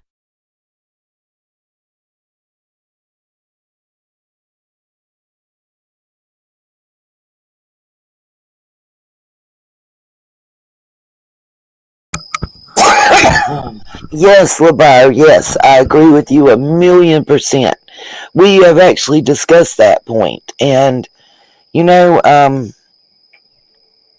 there's multiple things, you know, besides just the circumstances that Summer went missing under. Besides just the fact that Summer's still missing. Besides the fact, let me give y'all a list right quick before I start telling y'all about my interview with the local. I'm going to give y'all a list of what I feel are red flags in this case. What I feel are problems in this case. Well, City, you welcome to come up as always. Just give me a sign. Anybody that wants to come up on panel and has something to say, as always, you're welcome. I'll mute myself and let people talk. But here's my thing. This is what bothers me about this case. I'm going to give y'all my list.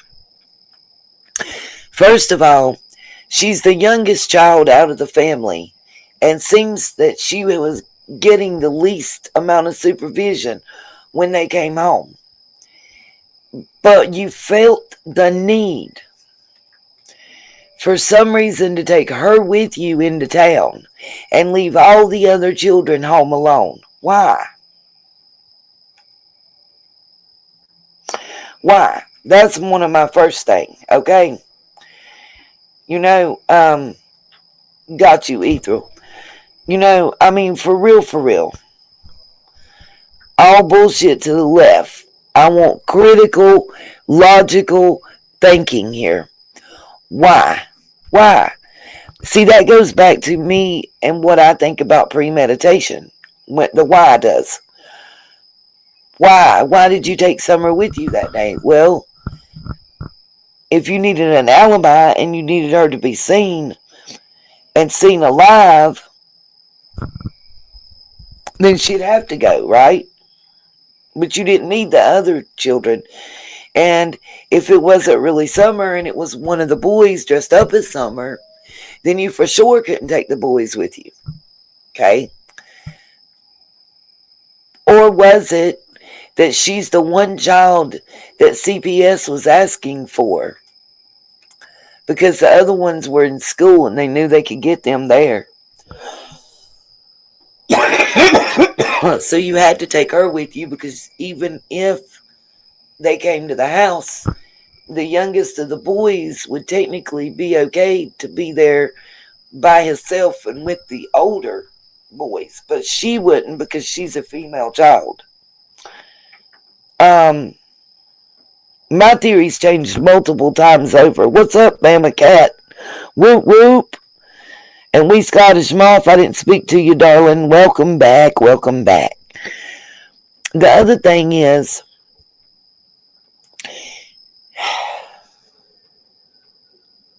the conflicting stories. Even the neighbors is given. Like Jody Sue, 1 minute it's our kids is running all over this hill and blah blah blah, and the next minute they don't go out the yard and they're perfect angels, and you can't stand your neighbors, you can't stand their kids, and then, well, a couple days after Summer goes missing, I miss her giggle and her hollering and running all over. Which one is it? Which one is it? Is it what you need to say at the moment in time so you can get another click and a view and maybe earn you another $1 to get some more of that eyeshadow and eyeliner that you've grown so fond of wearing?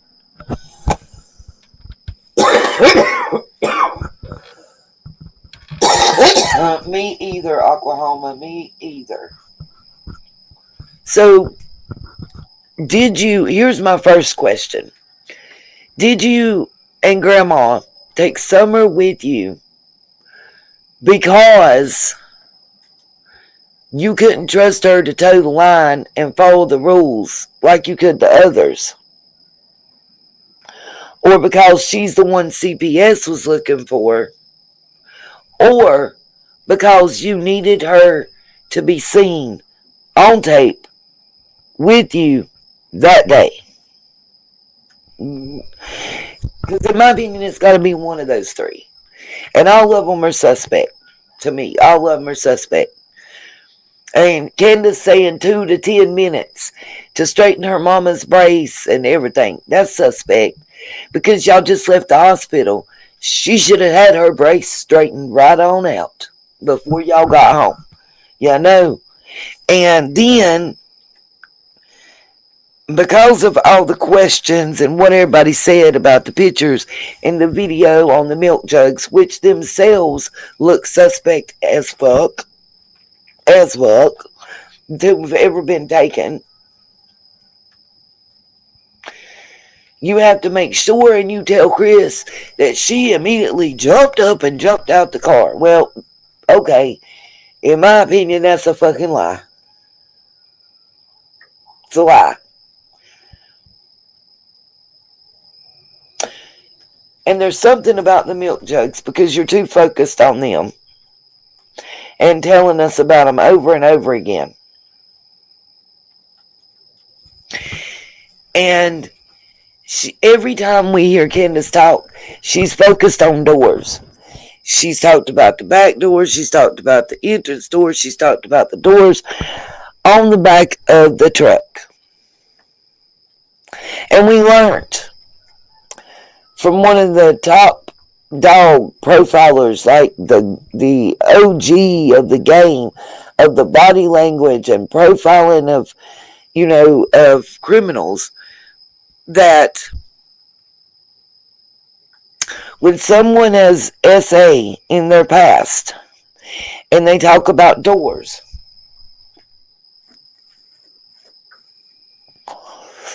that doors represent several things.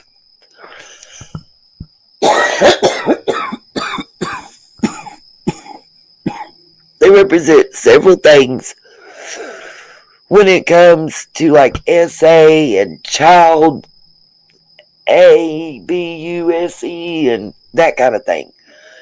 That doors typically represent someone who has been SA'd or is doing SA. Simply because doors, generally that's a trigger. There's always a shut door or a locked door. And if one thinks about it that has that in their past, you'll find usually that opening sound of a door after you were wherever was that trigger to let you know what was about to happen again. This is the trigger warning. I guess I should put that up now, because this is the trigger warning part of the broadcast, you guys, and I apologize. Talking about just in general what profilers is,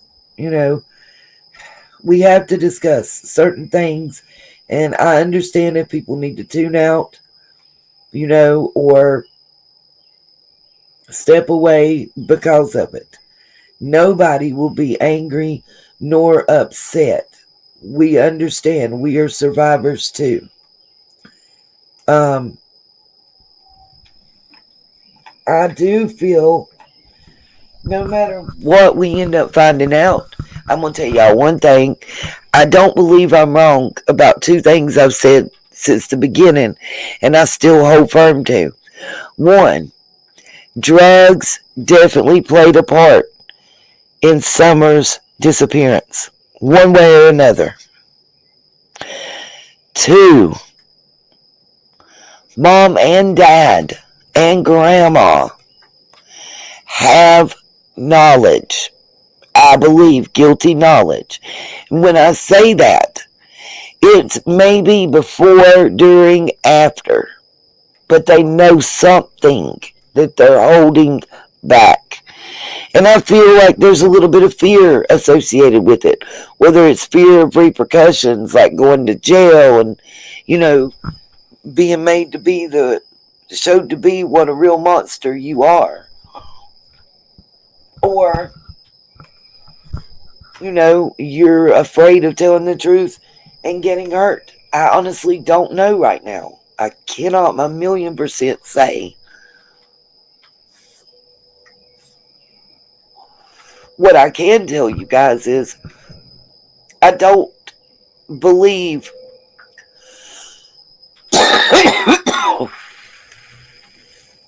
I don't believe what happened to Summer Wells was an accident. And let me say this. If there was any type of accident, everything that occurred after the accident happened makes it no longer an accident. Let me explain that to you and what I mean by that. If me and Lacey's out here playing around, thank you, Wee, I do too. I think it's really cool. If me and Lacey's out here playing around and she's running down our little steps and we ain't got but 3. She's running down our porch steps. It's been raining. They're slick. She's got on some slick church shoes. And she slips and falls and breaks her neck and it takes her life. If I call 911 and go through the proper procedures, I don't have guilty knowledge because I've told everything. And it was an accident. That nobody could have predicted nor prevented. It was a true accident. But if I'm scared because I'm afraid of what somebody may think or say, for whatever reason, and I choose to move her, and it takes me longer to call it in, and I tell a different story about how it happened that isn't the way it happened, then I have guilty knowledge. And it changes it from an accident to a chargeable crime.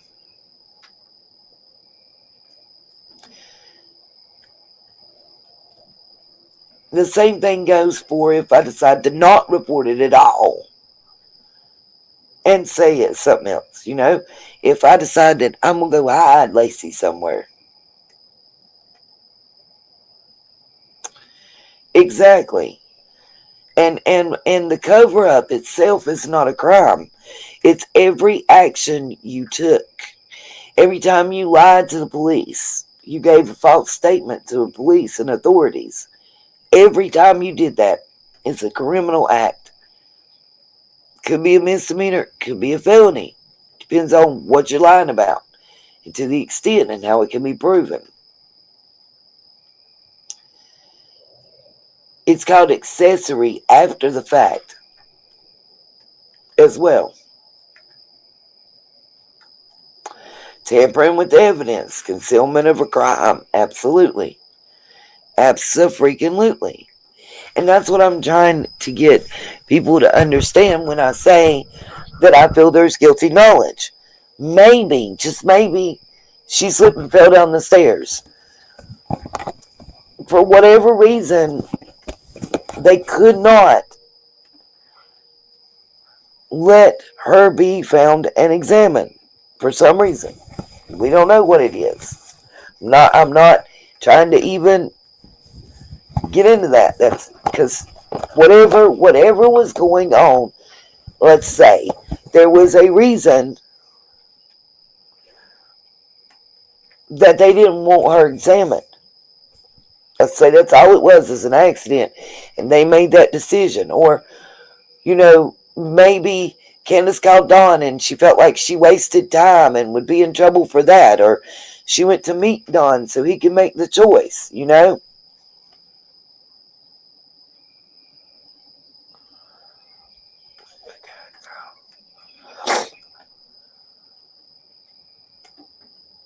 Oh, I heard about that, Oklahoma. I know exactly what you're talking about. But why wouldn't you brought the boat back? That's the part I didn't get about it.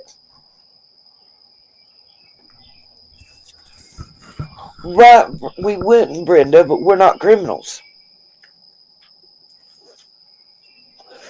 You might have, there's a possibility that there's a meth lab, or was, and a bunch of pot plants and everything else. Well, you gotta have time to get rid of that shit. And if that's what was going on, and Ronnie made that comment about 4 hours, Ronnie, if that's what it was, if they were hiding the dope and the create, the way that they was making it and moving the plants and shit, he knows it's there. He knows it's there.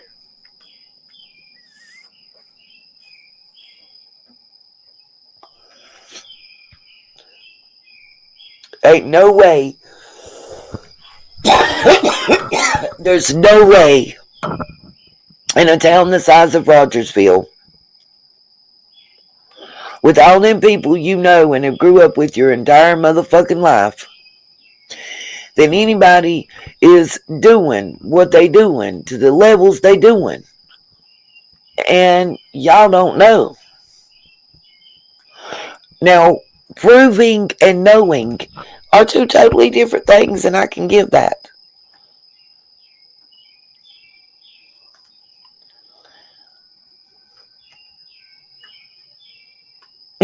Cherokee girl.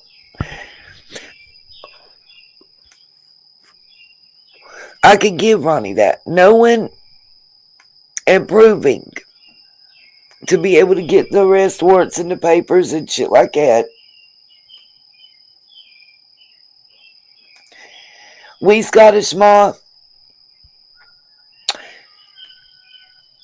I think it's weird that we're almost a year into Summer being missing and we're just now hearing that his sister was there 3 days prior.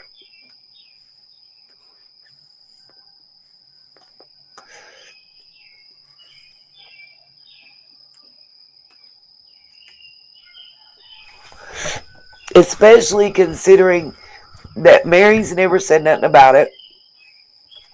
Trish never said nothing about it. Jeannie never said nothing about it. And they all, are still in the Utah area. I don't know that I believe that. Because I'm going to tell y'all something. I've seen how bougie Sonya is, and ain't no way in hell that they stayed at Ben Hill. Y'all want to put money on that? Any of y'all looked up Miss Sonya at all? Now that I might believe, Oklahoma. But no, I'm asking a serious ass question right now. Any of y'all that seen Miss Sonya, Dawn's sister, really think that she stayed more than 15 minutes? I bet you she walked in that house and you could count to 5 before her ass was the fuck back outside. I don't believe she was there at all.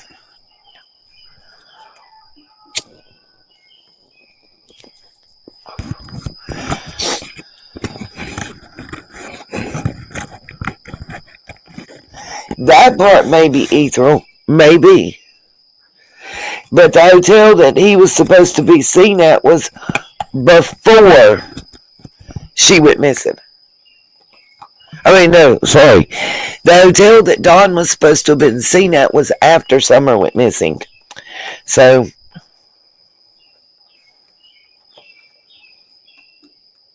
yes, she would have, Oklahoma. She would have sprouted wings and flapped herself.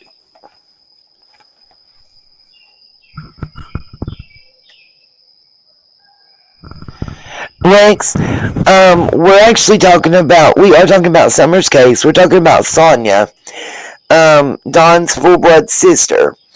I was saying it's awful strange to me that we're almost a year into Summer being missing, and we're just now hearing that Dawn's sister Sonia was there 3 days before Summer went missing, and had at least stayed overnight. And I said, I don't believe that for an instant. I've researched Sonia since early on in this case. Her and her husband. And I didn't know until today that her husband was an RSO. I didn't really look into him like that. I'm really kind of ashamed to say and shocked to admit that it seemed like Sonia and her husband had kind of migrated more towards his family, towards her husband, Court's family, and for lack of a better way to put it, that they really had their shit together, and that she kind of cared about her brother and communicated with him sporadically, but that she was making her own life in her own way in this world and doing pretty damn good, considering in 2021 they purchased about $1 million worth of property. I'm Oklahoma. I ain't looked yet, but I'm scared to open up my email and see, to be real with you. But it's funny to me. It's not funny. It's kind of really disgusting to see that no matter which way that you take it, no matter which way you take it,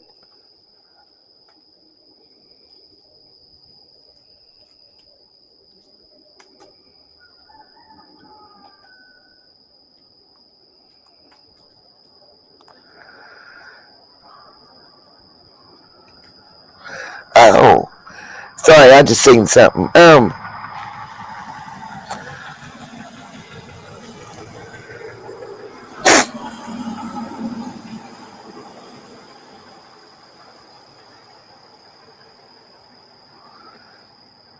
Sorry, I was reading some information that somebody sent me.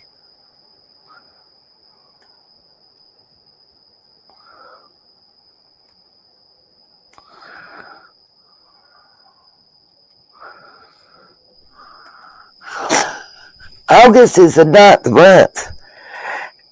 Wow, their wedding day is 3 days before all them charges.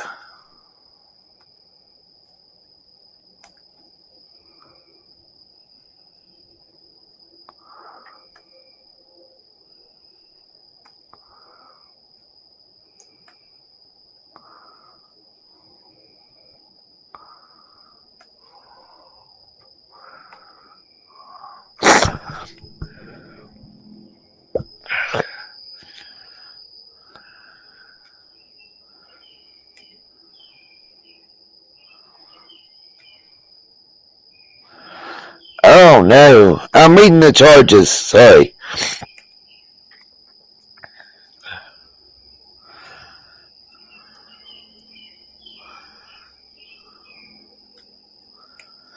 The person that's in the chat, if they're still there, that sent me these charges, is this for Utah only?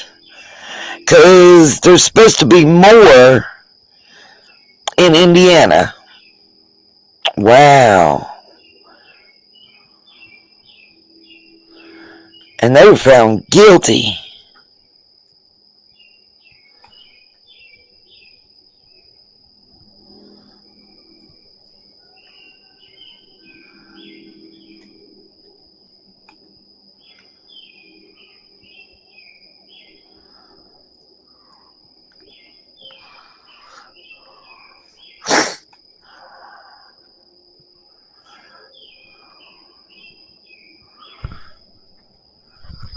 Y'all give me a second here. This is a lot.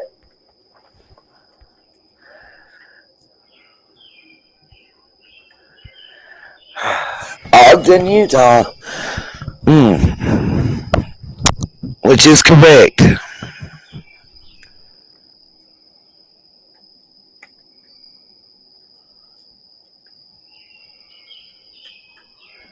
At least Ogden is where the property was purchased and such, too.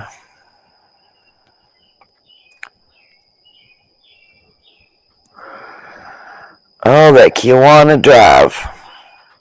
Oh,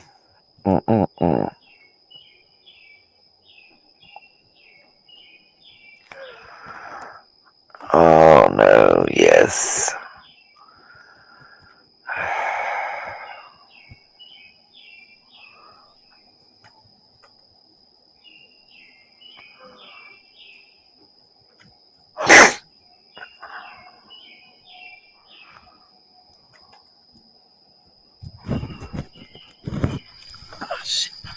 That made me drop my microphone and my cigarette just now.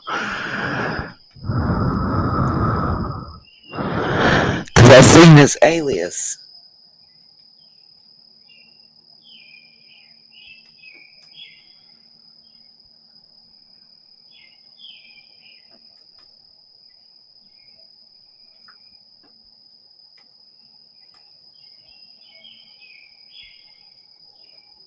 I don't want it downloaded to my phone, but too late. Okay.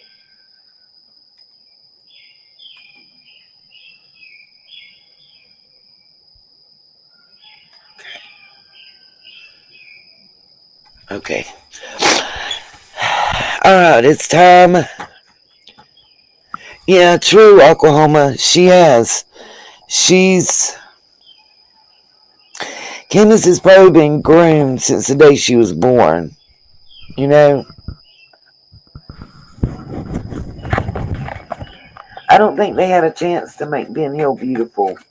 Not with the people surrounding them.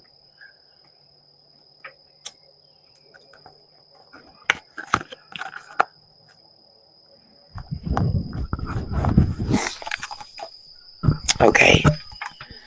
Let's see. Hold on, y'all. I'm trying to maintain my battery, too. I gotta look at that. So, we're gonna start story time.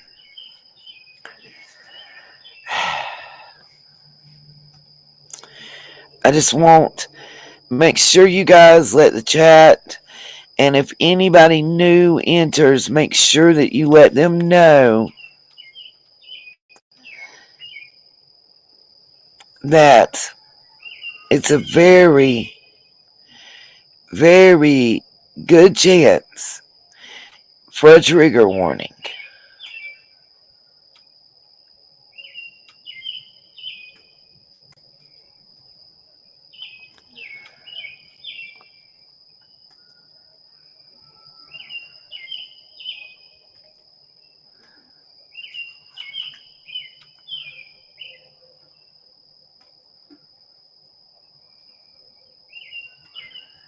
Sorry, I'm trying to.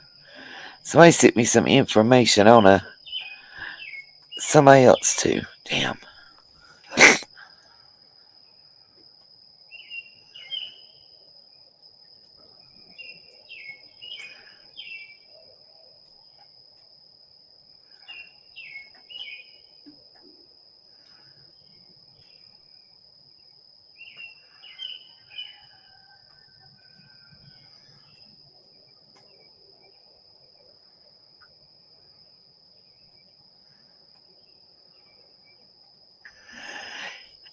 And the person that's asking me about Dawn and Sonia's other sister, what also about the half sisters?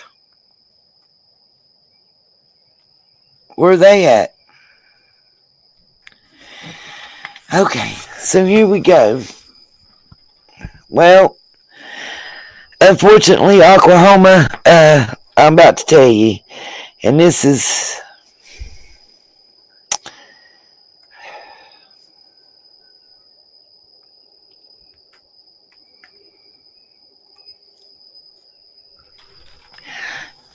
She is. Oh yeah, I agree with you, Cindy. 1,000,000%. She might be the. Is it possible? Here's a hypothetical. You want to help somebody in your family, but you don't want to step out there and be the one to help them. So you hire people. You hire somebody to do it for you. Tell them to go under the radar and lay low, Mullen. You got enough money that you bought $1 million worth of property. $10,000 ain't shit, right?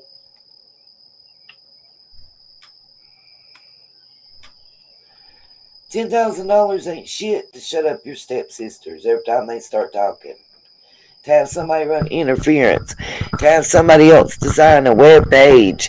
And to help, give them a platform on social media, but to help control when they go on that platform and what is said. Only the person that was hired didn't do their job too damn good, did they? Okay, now to my story. So,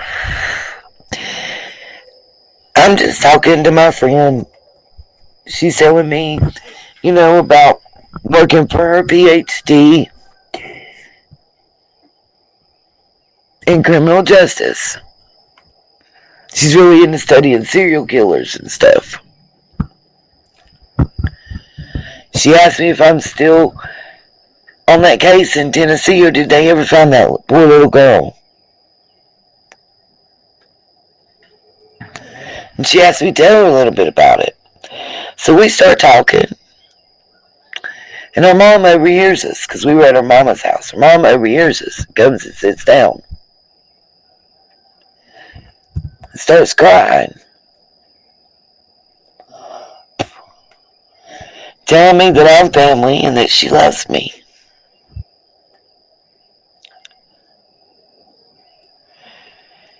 And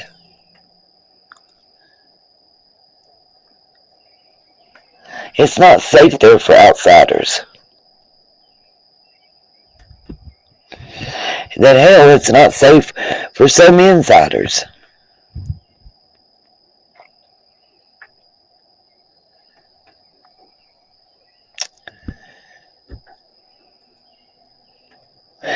Ever wonder why it seems like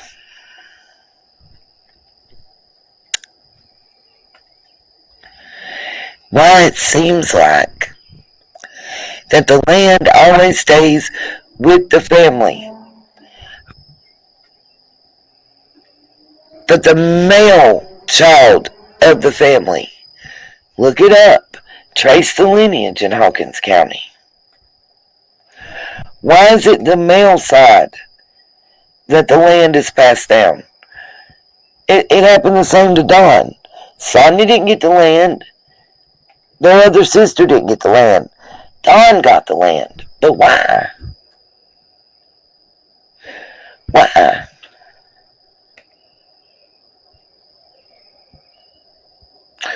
I mean,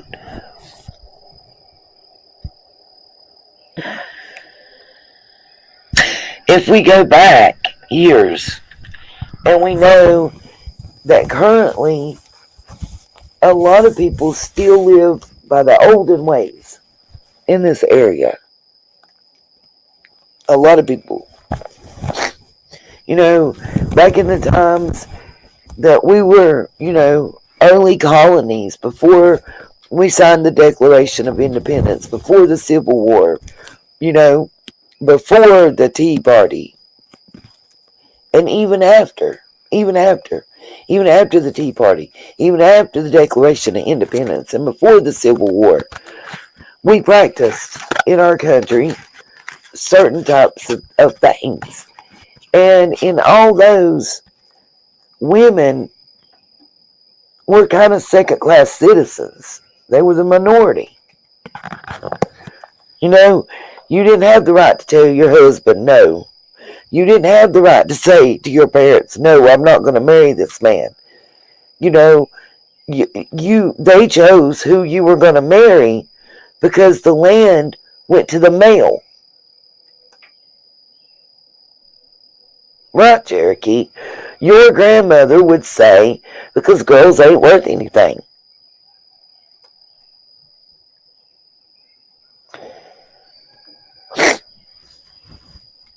My grandfather's people had money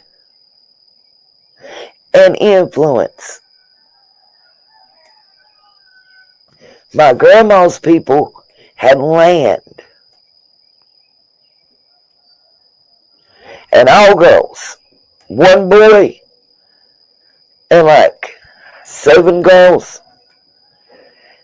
My grandpa's people were all boys. 2 girls, 7 boys, 1 died at birth.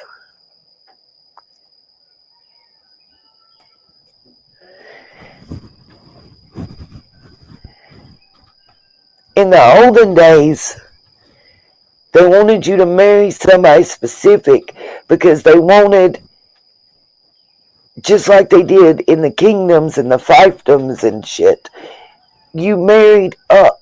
You married to make your lineage stronger, not weaker. That's right, Kay. Girls change their last name, boys do not.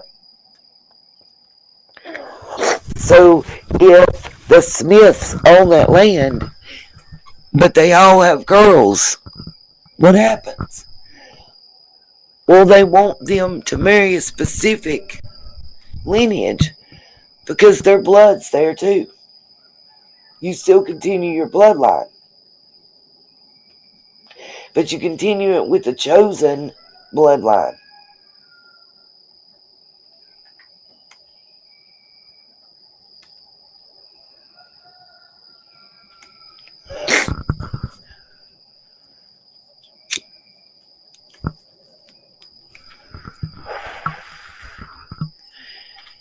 Believe it or not, even in 2020 and 2021 and 2022, there are still places in the United States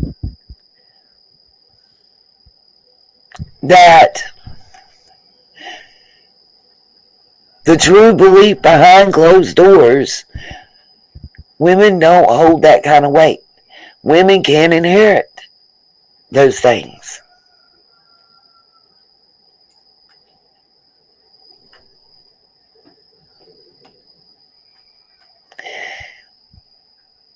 I was 19 when I had twins. 18 when I got pregnant. My grandfather did not speak to me for over a year because I wasn't married when I got pregnant in 1991.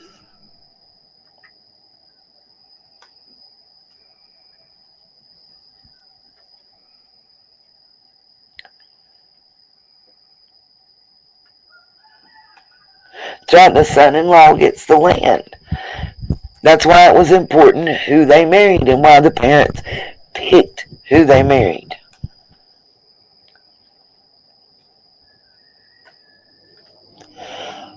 Now, so we're all just chatting and having this kind of discussion about women being second-class citizens and, you know, not having the bank card. Not having the checkbook, even if their name was on it. Just little stuff. So I started asking her mama some questions. And her mom said twice between the ages of 19 and 23, she got pulled over in the countryside. She said it was around the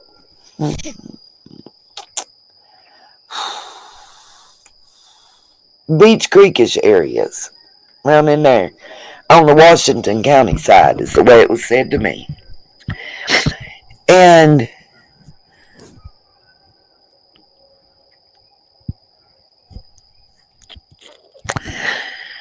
She said she was speeding maybe 4 or 5 miles over the speed limit. One time got pulled, and it was 2 officers.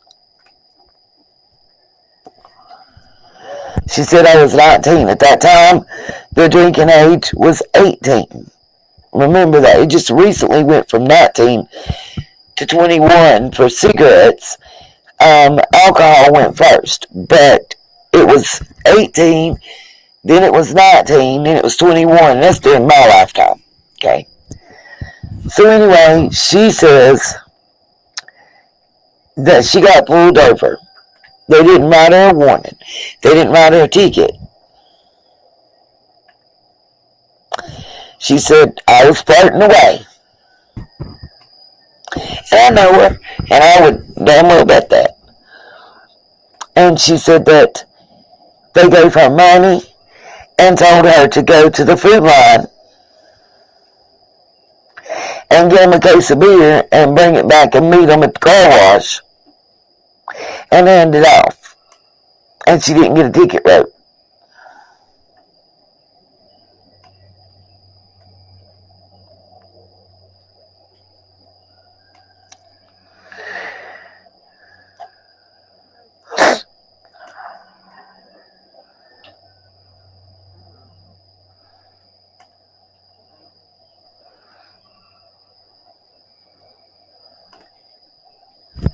Wow, Mama T, that don't surprise me though.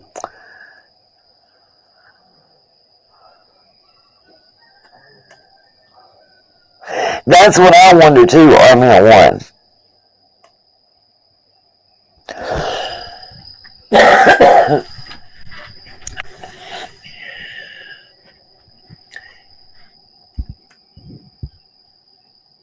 She told a similar story, and this would have been in the country on the Sullivan County line. And that was, she got sent to the liquor store. I mean, if you can do that with liquor and beer, could you not do it with pot and crack and coke and heroin or whatever? I mean,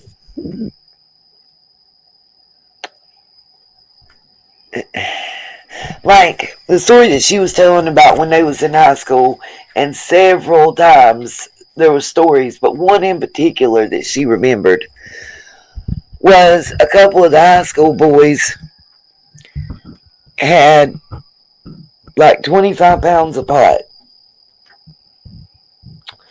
And they got busted. It made the paper, you know, Football Star, whatever. But it was like 2 pounds of pot was reported and turned in.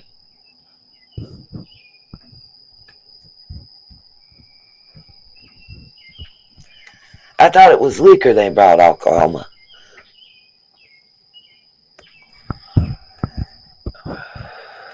I mean, she didn't have no reason to make this up and tell it. It wasn't beneficial. She doesn't know a lot about the case. She does know Ronnie. She went to school with him. And as she said, you know Ronnie's got a little brother, don't you?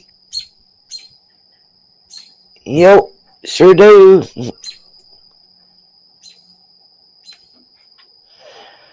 Right, Cherokee girl. I thought about that too.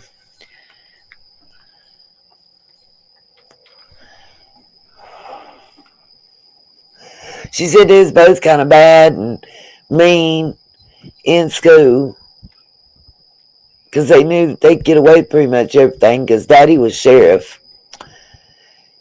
And they liked fast cars, loud fast cars.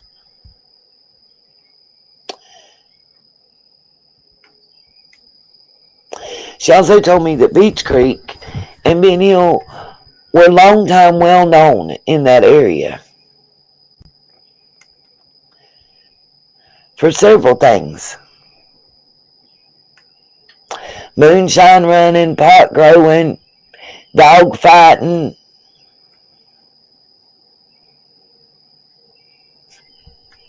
meth making.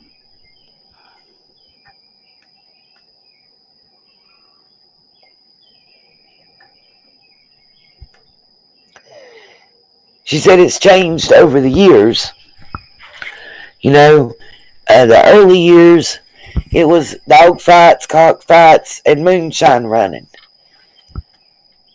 Then it was marijuana growing and dog fights. And then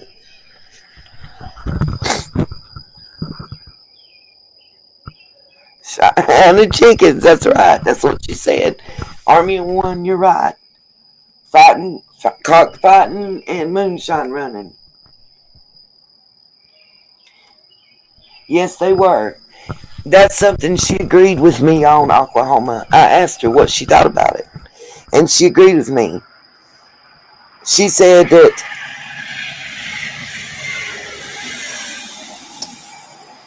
they got to have somewhere to drop them off. Not just the bait dogs, but when they're fighting, the losing dog gets dropped somewhere, too, to be done away with. You know? And because once they get that taste of blood, they want it forever. I said that a while back. I said, my information, and that it wasn't this lady, it's somebody else. It's right there. Actually, they live, one is Churchill, one's in Bulls Gap, to be real with you. And they both, everybody's told me the same thing. Bait dogs.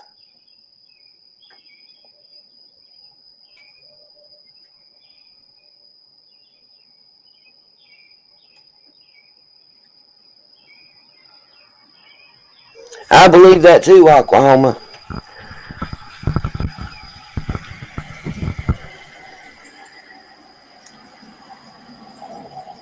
I'm waiting on that truck to pass. But I said they were bait dogs.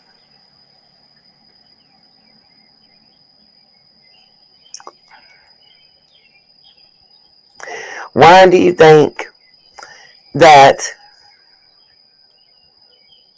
the ASPCA came and only took part of the dogs at first?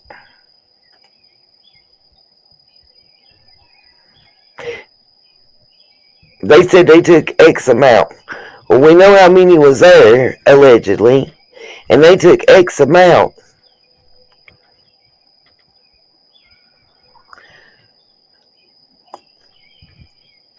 But there was less left than there's supposed to be.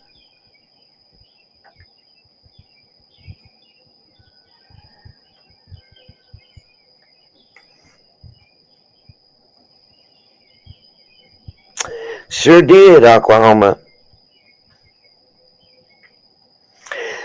Because I said from the beginning, too, and I keep maintaining this.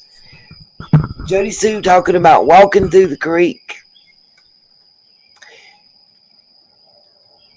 So her scent didn't mess up Summer's. You can't. Unless Summer's scent is on you, you can't. It's like fingerprints. No two scents are the same. That's why the dogs work. That's why the whole system works. And she should know that as much as she's dealt with animals. I know that just from growing up with as I've said before, we had coon dogs and hound dogs. Fox hunting, raccoon hunting, squirrel hunting, rabbit hunting, all that. Like, she knows better.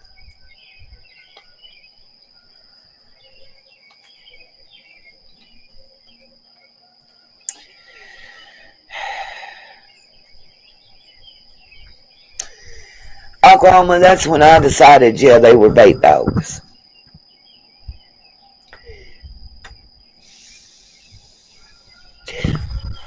You know, the people that run the dog fights pay a nice penny for somebody to house the bait dogs. And, you know, you gotta have a nice secluded piece of land to have them dog fights out in the woods.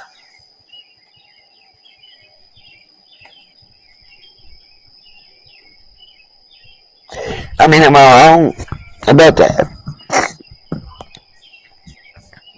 You know, somewhere, maybe a field, a clearing on 11.2 or 11.8 acres of land,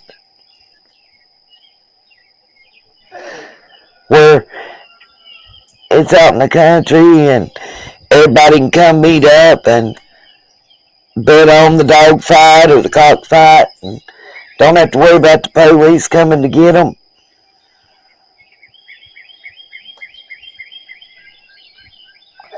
I mean, those of you that may be listening right now that live in that area,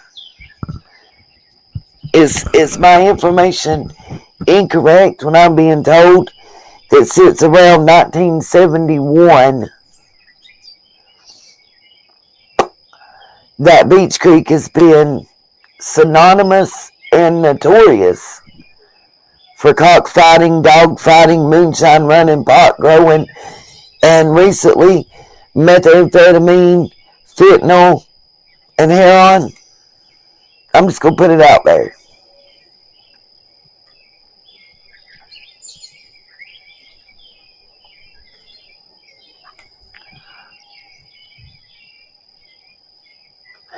You said cock. You said cock.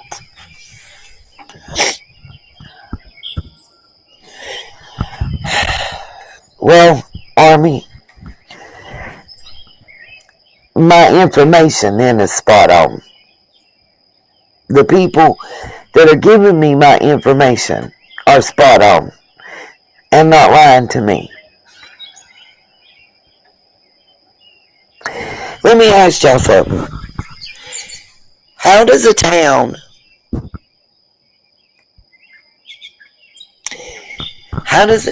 in a county that's broke as all get out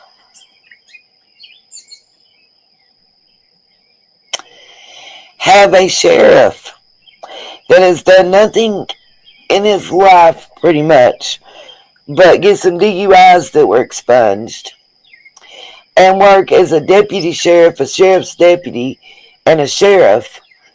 How does he own 80 acres of land and that nice house?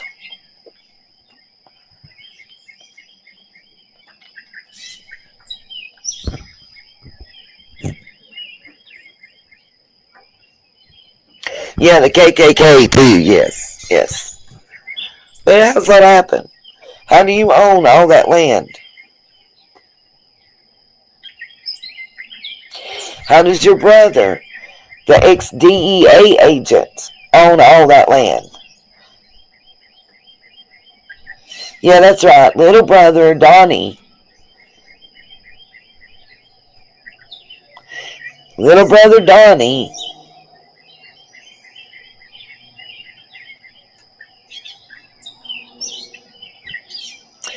is an ex-DEA, Drug Enforcement Agency agent.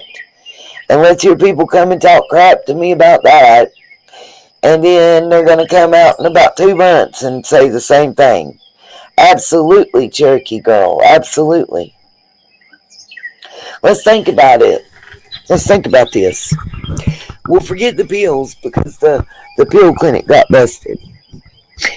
But when Mr. James Light got popped, there was over 600 pounds of marijuana, over 200 pounds of cocaine, and $2.5 million.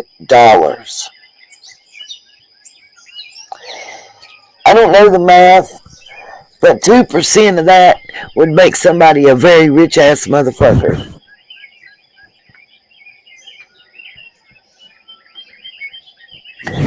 $2% of that would probably put that missing $3.4 million back in the coffers, wouldn't it?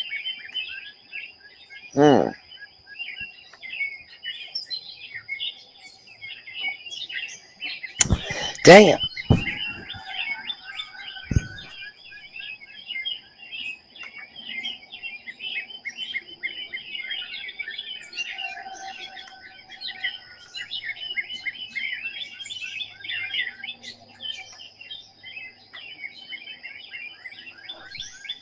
What? They put up what? What? Wait a minute, I missed something. Oh, never mind. I understand what you mean now. You had me confused, Oklahoma.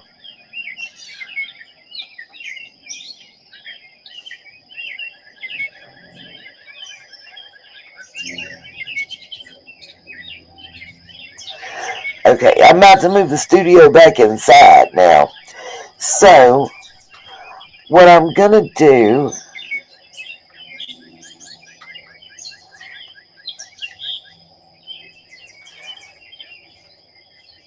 is I'm going to go to a live stream.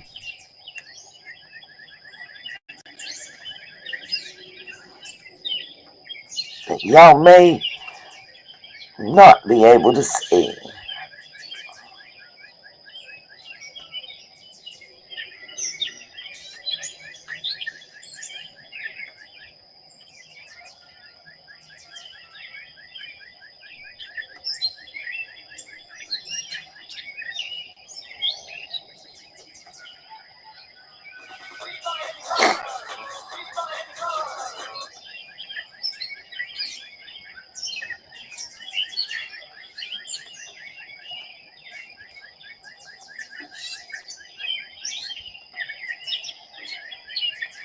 If you don't have Patreon, you're not going to be able to see this. Oh, I'm not done with the stories that was told. Unfortunately. I just want to be able to take everything inside. I'm going to get to the worst part of the story in a minute.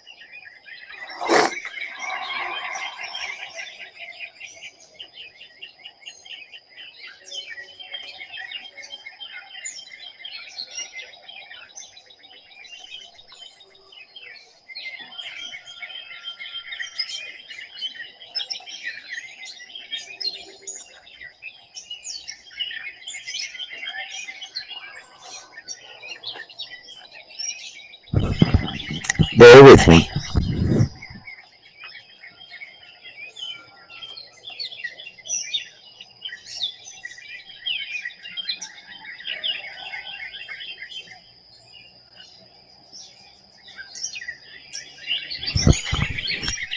Hold on. I'm looking for a specific video.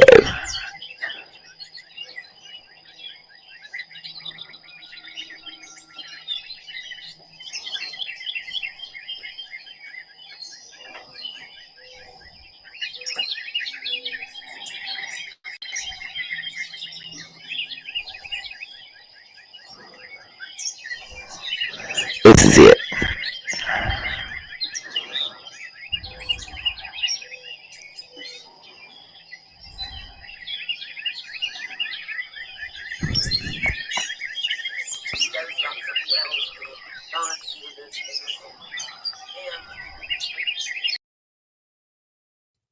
I'm going to say this. I am a survivor. I am a cancer survivor. I am an abuse survivor when it comes to domestic violence abuse. I'm an abuse survivor.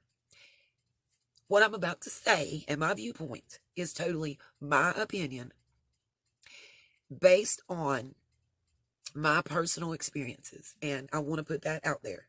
This entire video is only Nita's opinion in Nita's world where we are right now. If you don't want my opinion and you don't agree with it, cool. Perfectly fine. And I encourage you to comment and tell me why you think I'm wrong. I'm okay with that. I want that. I enjoy that verbal discourse. So let's do this. Now, I have not finished watching the analysis of Don's interview that he currently has just finished the live on because I just got off work. Where he has Steve Johnson from Truth to Lies, who also is somebody that like goes over interviews, listens to this stuff, and does voice analysis and whatnot, and picks apart to help the police decide, should I be looking at this person or, am I wasting my time and do we need to focus on someone else? Now, what I'm about to start out with what I'm giving you in my opinion, actually more of it's based on the original interview the phone interview that they played because Don made them. I want to say a few things too, because I haven't made a video because I needed some time to digest. I needed some time to process because it was a lot in that interview. There was a whole lot. And some of it, I wasn't sure exactly how I felt about it. I really wasn't. And I wanted to take some time. And then I've seen some other YouTubers, and I'm going to be real again here, guys. I may lose some of you subs. Some people may not like what I'm about to say, and that's okay. That's okay, because that's a great world in this country that we live in and the founding principles and why I love it so much. Because we are all entitled to have whatever opinion we want. We just can't act on it, We can't always act on it. We may think somebody should be strung up in front of the courthouse, but we can't act on that. That's the important part, And that's what I want to put out there and make sure everybody understands and knows too. Number one, I've seen other YouTubers justifying, and I like them. I like certain ones of them. I'm not even going to call names out because I can't. I want to give a thumbs up, a heads up, a like to Don Buchanan. If you guys are not watching him, go watch Don. He's in Tennessee. He's great. He's funny. He's a real guy. He's down to earth. Just somebody you'd see at Food Line. You know what I'm saying? Like you run into him at Dollar General. He's a real down to earth guy. He's not afraid to give his opinion and be honest with you. And if you don't like him, then don't tune in. That's how he feels. Dislike him, whatever. Give him a thumbs down. He's cool with that. Just like me. I love his show. There's a couple other ones that I really love, but I'm very disappointed in. Especially the ones that are women. I'm very disappointed in you. And I feel like you should be ashamed of yourselves. If you're a woman and you're out here defending Don Wells in any way, you need to go hang your head in shame and tell your mama you're sorry. That's how I feel. And if you don't like it, I'm sorry. I'm not even really sorry. Don't like it. It's cool. And this is a side of me that most of my subscribers haven't seen. And I'm angry. I'm angry, which is what Don and Candace should be. The two of them should be angry. I'm having to edit myself because it really just, as my grandmother would say, it galls me. It irks me. They should be angry. We're all talking about they ain't crying and boo-hooing and showing emotion. Cool. A lot of people are trained you don't show emotion, especially if you served in the military, but I don't think the military would have either one of them.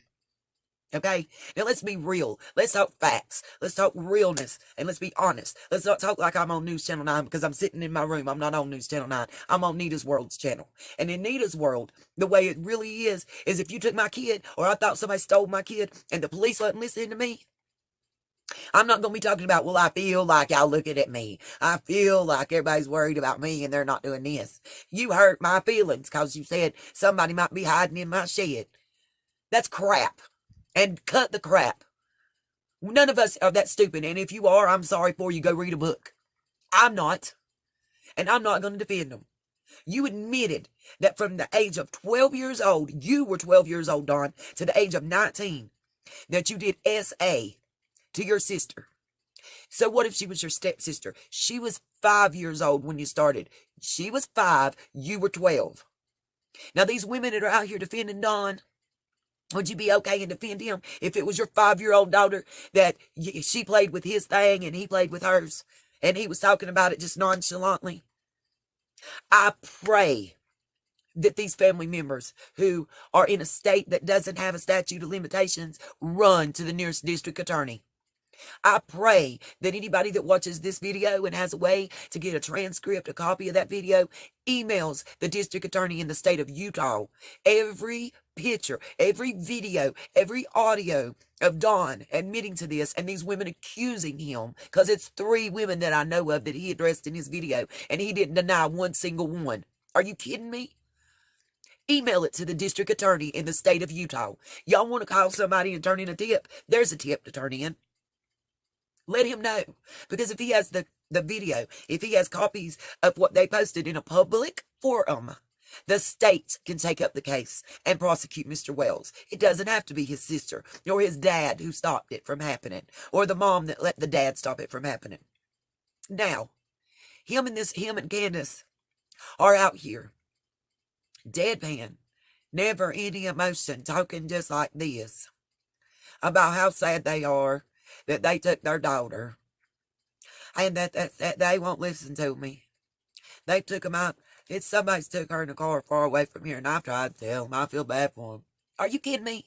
Does any one of you women that's out here defending this man, or listen to this right now, that is a mother, honestly sit here and think for 13.5 of a seconds that if the police weren't listening to you and you thought Billy Bob took your child, male, female, 5 years old, 12 years old, whatever, but especially at 5 years old, that you thought Billy Bob driving down the road took your child across state lines. And I'm in North Carolina, so I'm not far from Tennessee, and where I'm at's in the mountains of North Carolina. So the terrain that they live in is very similar to the terrain I live in. The way people are raised, speak, think, what they make, how they work, everything is very similar to where I'm at. So I'm not in New York City judging them, okay? And I'm not judging. But what I am saying is everybody doesn't act and react different. I get that. And I'm getting to that. I'm getting to that part. But you can't effing tell me that I might not be on TV crying. I probably would. I'm not going to lie. And I'm a strong woman. I'm a single mother that raised 2 children by herself. That was their daddy. Their daddy was the most wanted for child support in the state for 11.5 years straight running for non-payment. Okay? I worked. I wasn't getting food stamps and stuff during that time, or I wouldn't have been accruing child support owed. Now, there were times that I needed assistance and I got it. And anybody that wants to run my background, you're welcome to it. I'll help you. But make sure you don't get me confused with the one that's 2 years older than me. Okay? Now, that being said, you cannot sit here and tell me that you wouldn't be knocking on every policeman's door telling them, no, stop searching next door. I think they went to Florida. You can't tell me you wouldn't. And if they didn't listen to you, that you wouldn't be on every news station known to man saying, somebody help me. I think my daughter's in Florida, heading towards Mexico. I think she's in Texas. I think she went through South Carolina and Georgia. Somebody help me. The police won't listen. I need your help. I need to bring her home. We need to get her home. I'm worried about her. She don't have her binky. She don't have her favorite doll. Chase can't be on the case because he's still here. None of that has been said by either one. Candace may have fear.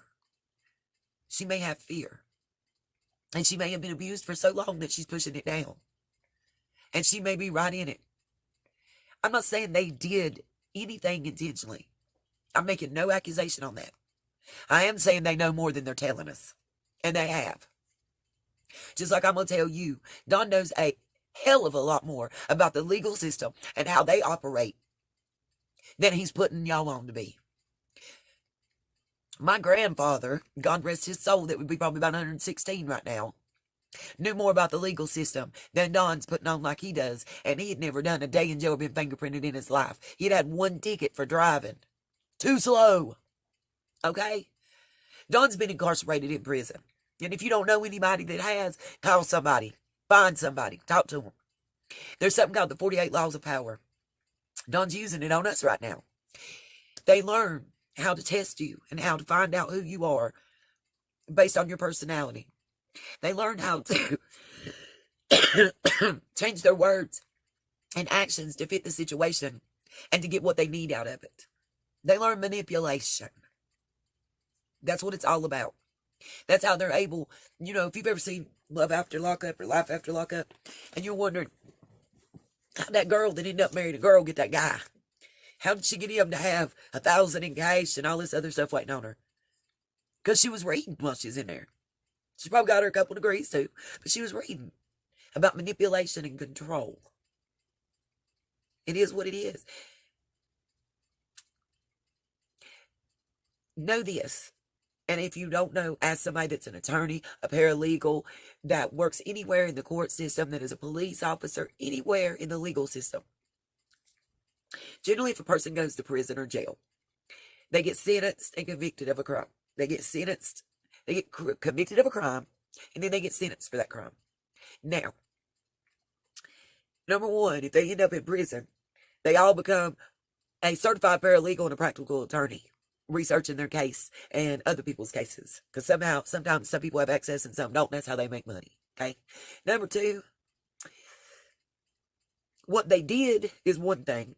What they get charged with is usually less than that. And what they get convicted of and sentenced for is even less than that. And that's going to be in 97% or better of your cases. And if you think I'm wrong, contact anybody in the legal system. And I'm talking on the federal level as well as the state level.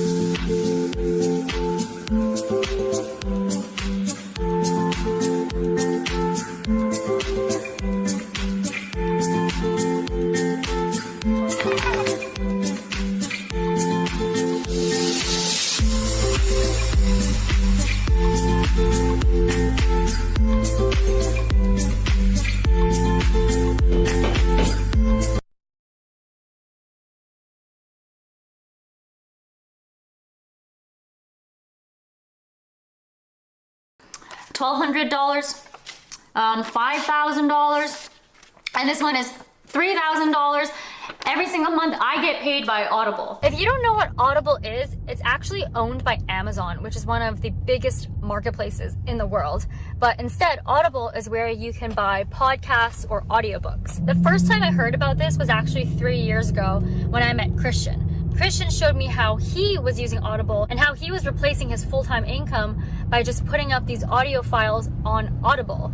So he showed it to me, and then pretty much in a few months, I started doing the same thing, and it allowed me to quit my full-time job. Then I taught the same process to my mom, and my mom is making about $900 a month right now, and I'm even teaching it to my little brother so that he can pay for college. I want to show you how I was able to do this, but obviously this is an ad. If you click the link below, you'll be able to attend a free training where we walk through a very simple 4-step process on how you can do the same thing for yourself. And the best part is it's very beginner friendly. I knew nothing about online business or even that you could, sell things online, and I was able to make it work. My mom has no business experience. She doesn't even speak perfect English, and she was able to make this happen. And my brother is 18 and he's doing this. So this really is for anybody, no matter where you are in the walk of life. So click the link below.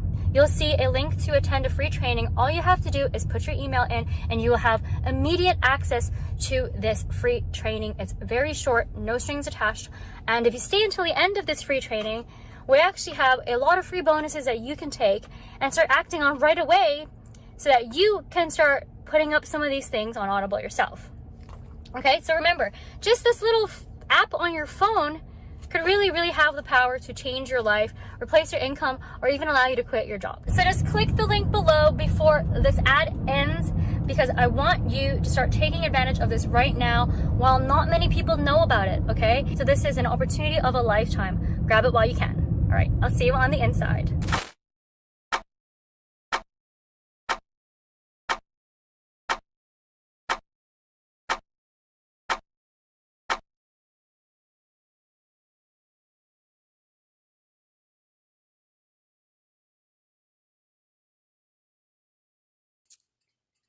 I know for, I'm just angry at seeing these people defend Don. And to say that his past criminal acts, even the SA that he wasn't charged with, but that he's practically admitted to, bears nothing on this case. Hello? Are you in the Twilight Zone? Did you fall and bump your head before you hit record on your camera, people? What do you mean it has nothing to do with it? They were all between the ages of 5 and 12. This girl is 5. She slept in a bed with him by his own admission for 5 years. They were his family members. He didn't care to cross the line. Why would he now? And I'm not saying he did something to her that way. But that's a violent act against someone that you're supposed to feel some type of way about. That is the ability to commit an illegal act, to cross moral and legal lines, and as you all saw, have no remorse. He even blamed the 5-year-old sister. She was the ages of 5 years old to 12 years old during the time he touched her. He was the ages of 12 years old to 19 years old. A 12-year-old knows better and has a lot of authority and manipulation ability over a 5-year-old. My point is, 37 years later, when his 5-year-old daughter is missing and he's discussing it, he admits it. Not only admits it and owns it, but he minimizes it. And then he says, she's just as guilty as I was. So when you were 12 and she was 5, she's just as guilty as you were. Does that make sense? If a 12-year-old and a 5-year-old are in a stolen car, is the 5-year-old going to be just as guilty because they can't even see over the steering wheel and the dash? Get out of my face with that bull. And if you want to support him and you want to believe that and you want to justify it and you want to pat him on the back and say, oh, Donnie boy, it doesn't have nothing to do with your daughter being missing, you're ignorant. I don't know what else to say. And I'm not trying to be mean.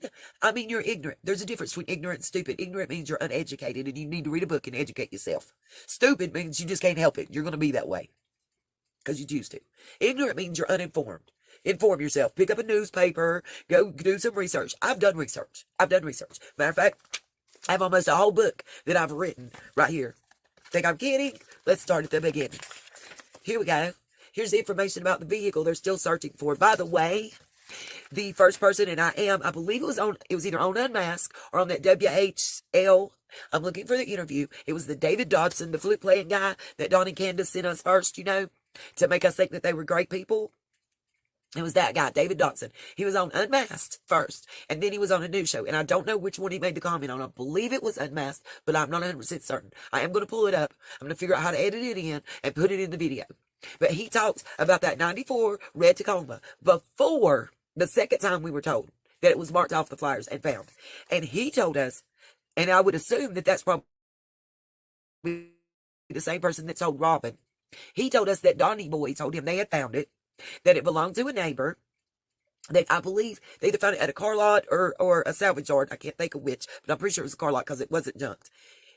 They VIN'd it, and it was the same VIN number, and that the guy had sold it or done something with it, whatever, but that they had ruled it out.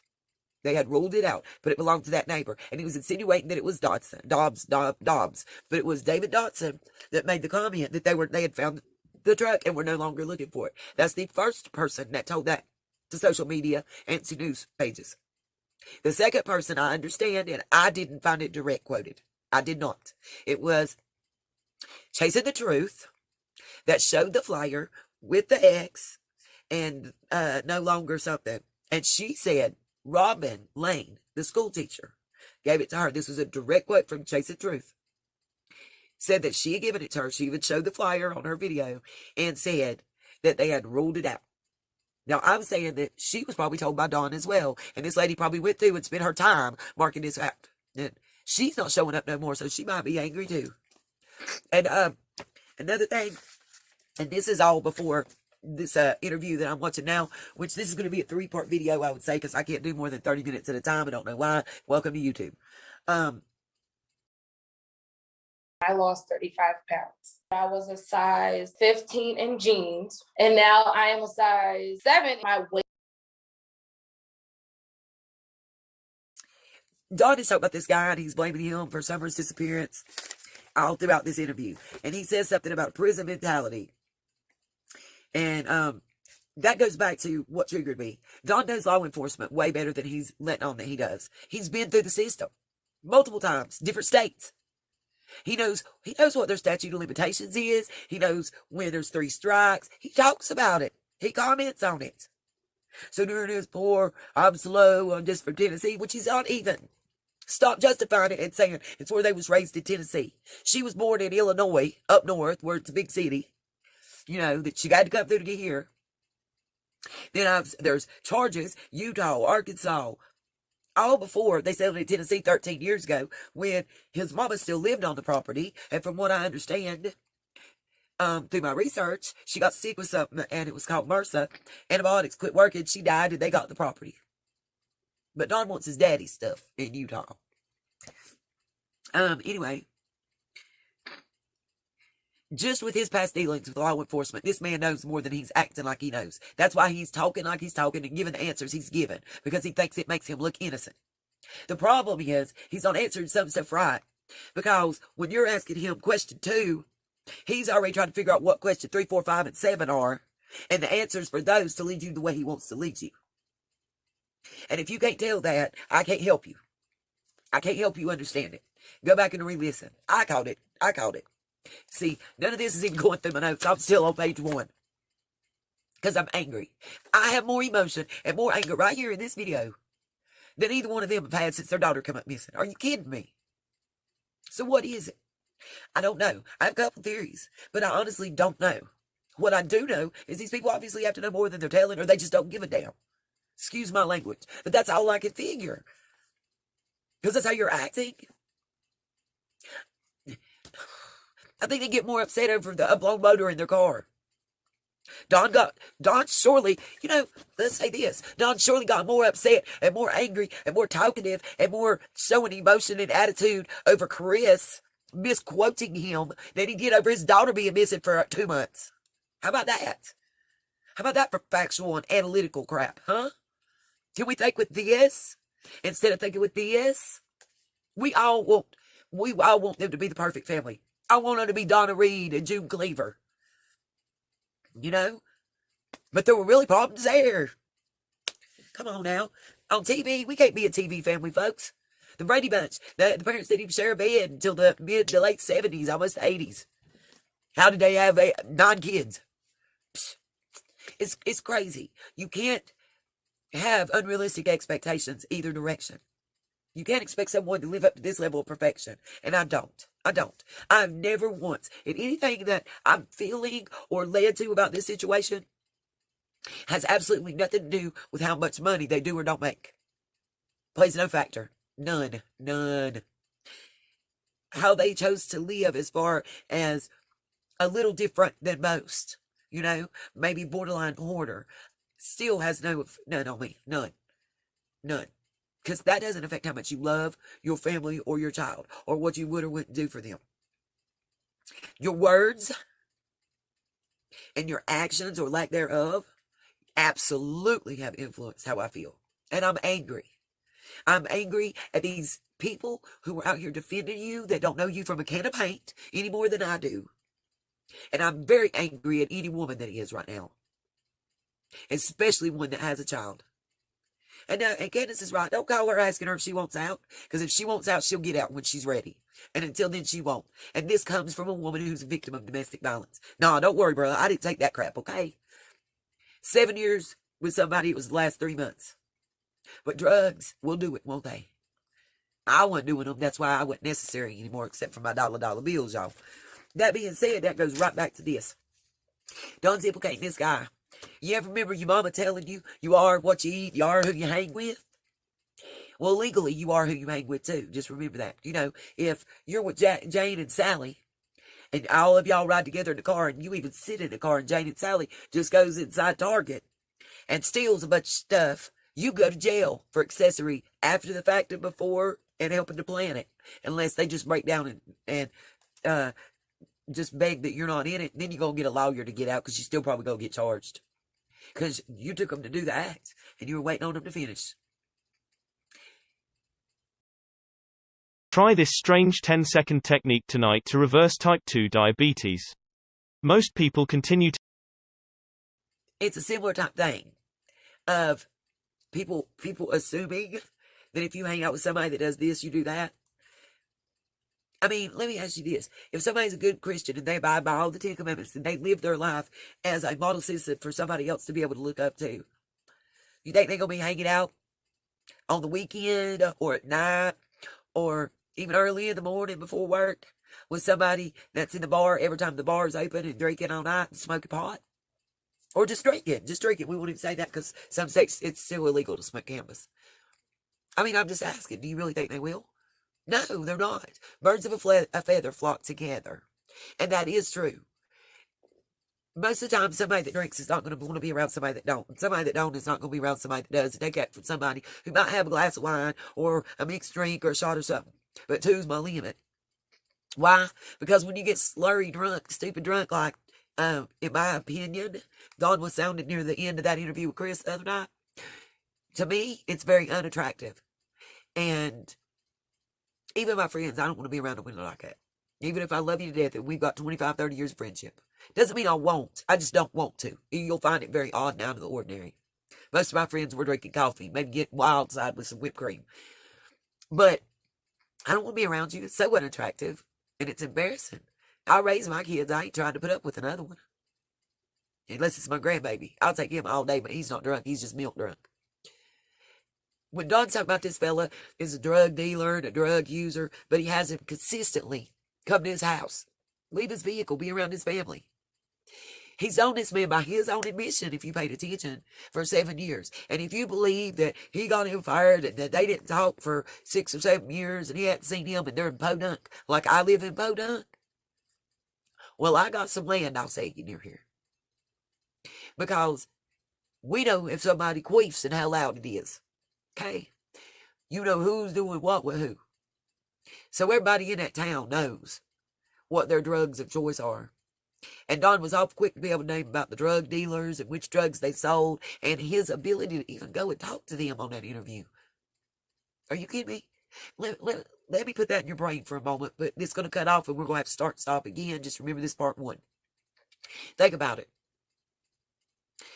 You ain't never done coke in your life and you want to score some cocaine. Are you going to know who to go to? And are you going to feel comfortable, feel like it's okay for you to just roll up there by yourself with no announcement, no phone calls, because you don't deal with them, so you won't have their phone number or nothing. Because I know most people would. I bet my mama would. I bet I would. I'm just asking. I don't know. I would have no idea where to go and who to call. Even if it was on my own daggum road. So miss me with that crap, Don, okay? If you want to tell something, tell me the true story. Let's hear about what you're using, because I know it's something. I have my thoughts there. Guys, I'm going to have to end this right here. We're going to pick up just where it left off, part 2 and part 3, as soon as this upload finishes. And I'm going to continue watching while this is uploading the analysis they're giving, and I'll give you my comments. Like I said, I've got a book to go over. I've got inconsistencies out the wazoo in their actual statements, and I'm going to quote verbatim.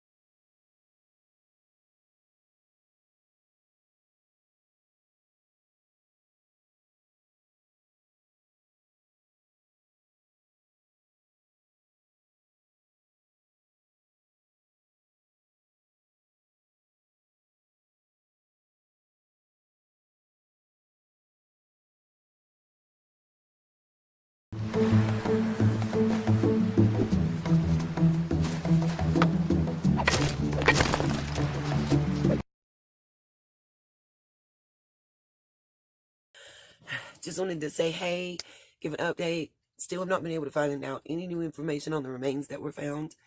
I just had something, haven't been able to sleep good because something's just been rolling over and over in my mind. It was brought up in one of my previous videos. You guys go back and look. And then I saw a Mountain Girls video talking about it last night. And I even got up and rewatched it again today. And I just want to bring it back up to you guys.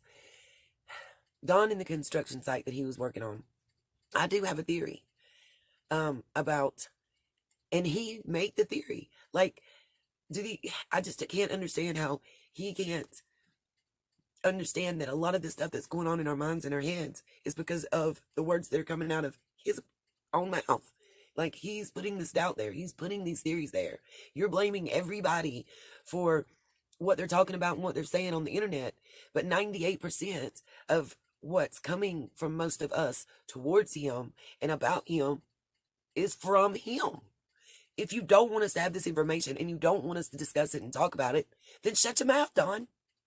You can't get mad at me and Sally Sue's YouTube page and what they're saying about you if you're not giving us ammunition, if you're not giving us these nuggets of information to discuss. I mean, I don't know what else to say. Like, stop. But my thoughts about it is, as I said before, and some of my subs and viewers will know because I've seen several of you comment that, you know, on a construction site, especially if you're the subcontractor, you're responsible for your own time management. There's very few times that you actually interact face to face with a person. You may talk to somebody on the phone, you know, as far as your boss that owns, you know, that's the general contractor, or if you're directly subcontracted from the, you know, apartment complex or whatever owner, you may speak to them, but more than likely you're going to talk to their property manager, their maintenance person, before you speak to them. You're just going to see them when you get the contract. You know, generally you come in, you check in. It may even be once a week or once a month, depending on what the amount of work is you're doing.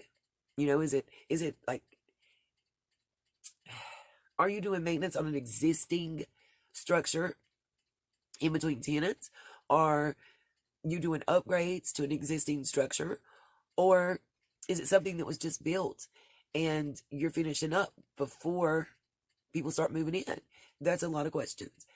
I pray and hope that law enforcement is checking probably Don's last 5 or 6 work sites, but especially the one he was on that day, because he keeps talking about this red Subaru. I think he drove a vehicle that would stick out as him driving it on purpose.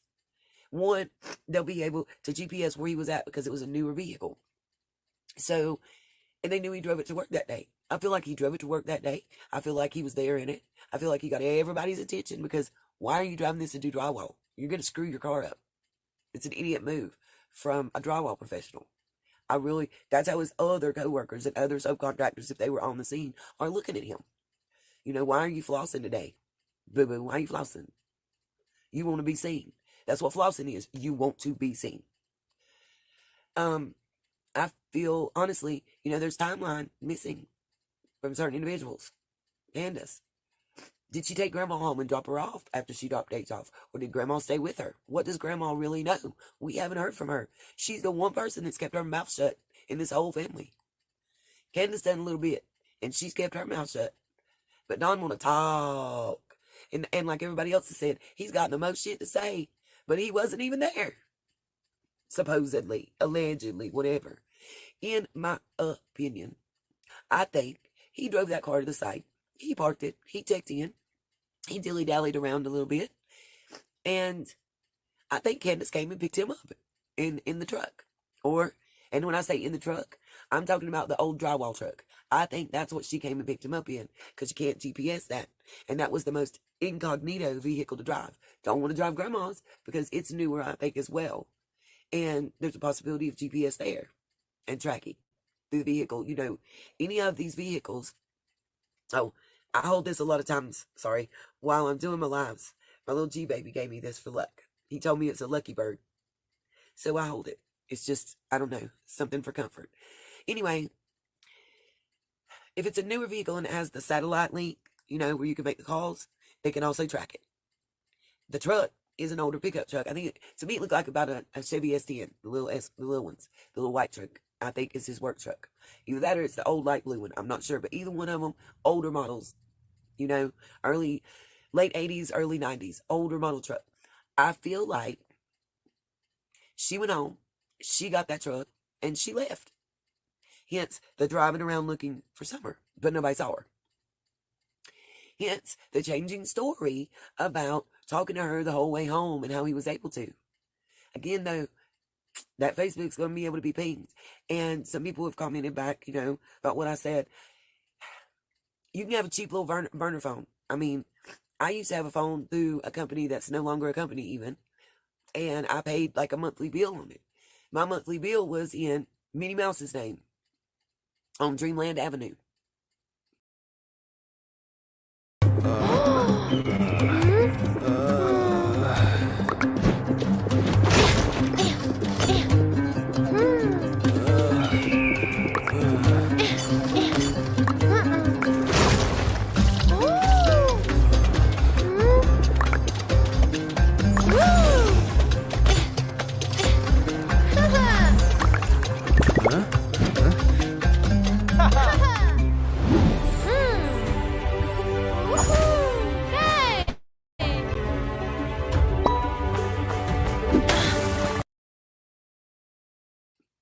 Wasn't in my name.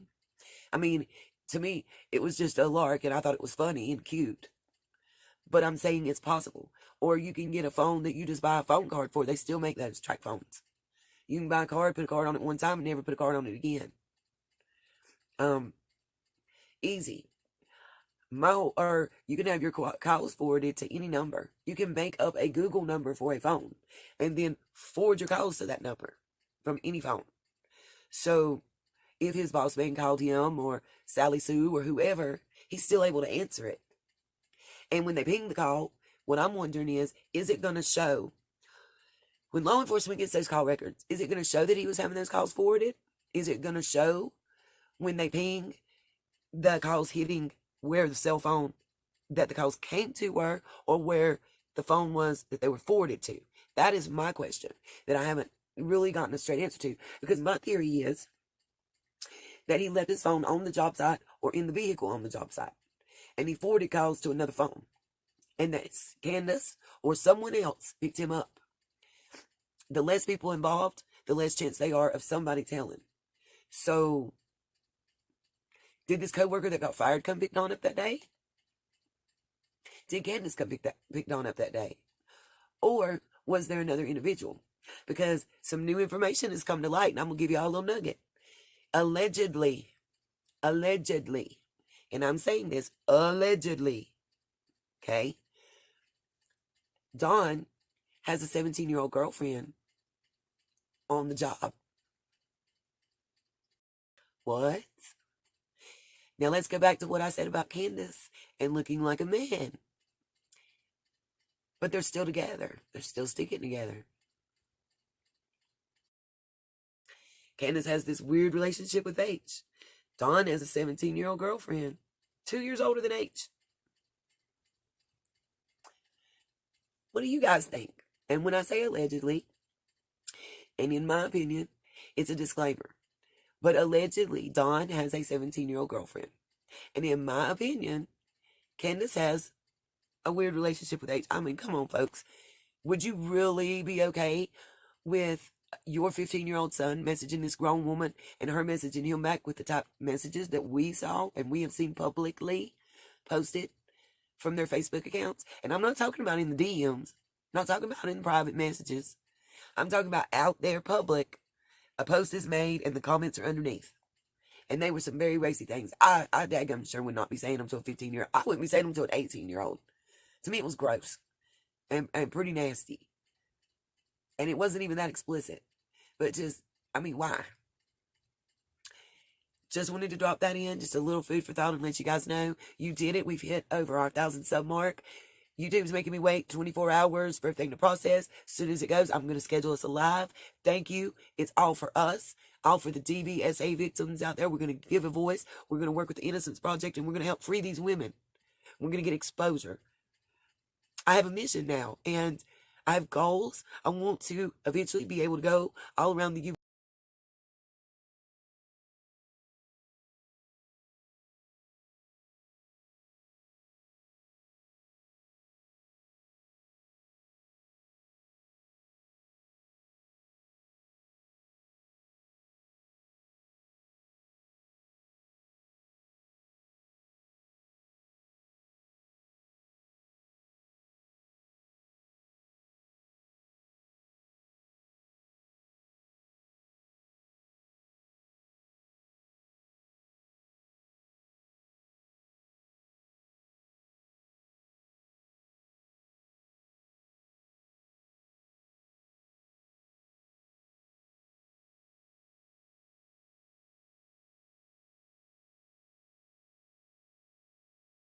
Because oftentimes when you're a DV or SA victim,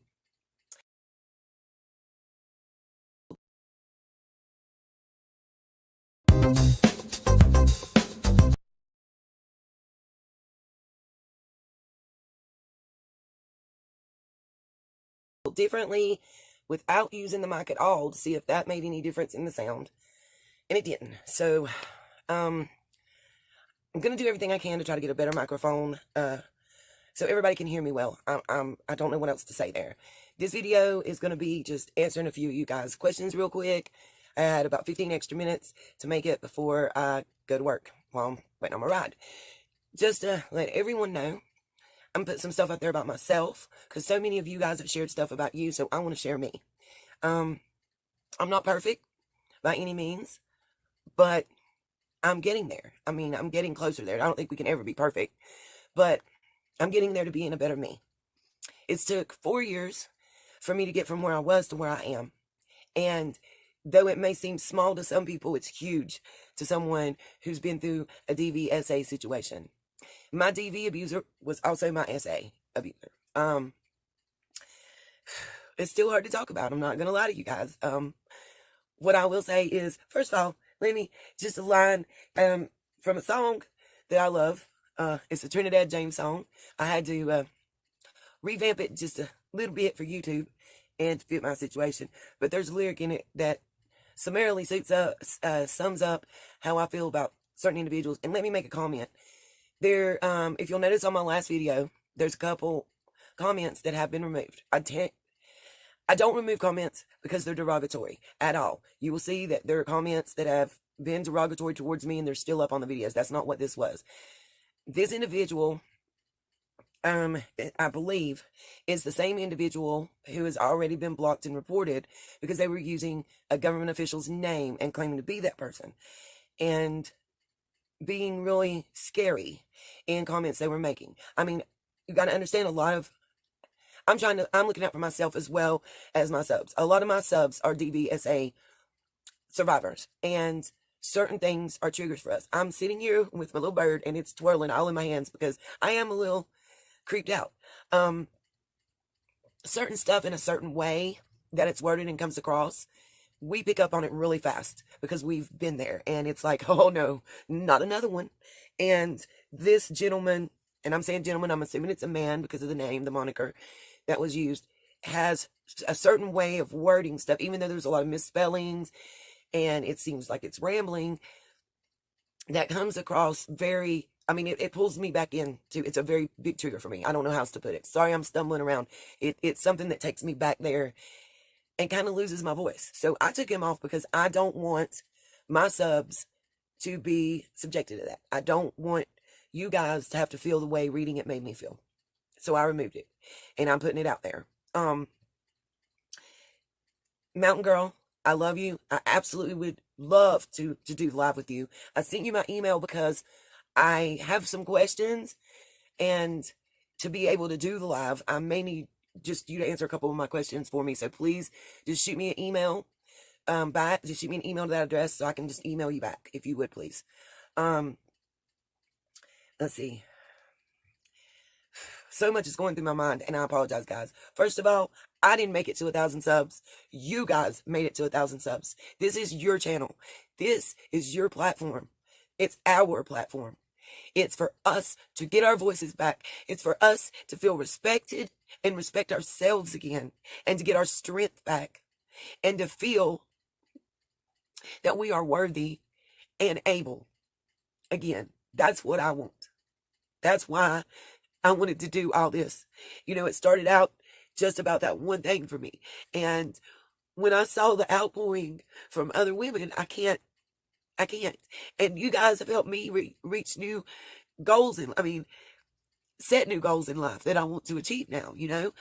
And I'm doing it one thing at a time. I can't go too big. I have dreams that would be wonderful to achieve, but to be able to get my story and my message out there and help others, I found in therapy, in the limited therapy that I was able to get, that talking to others who have had similar experiences is very helpful.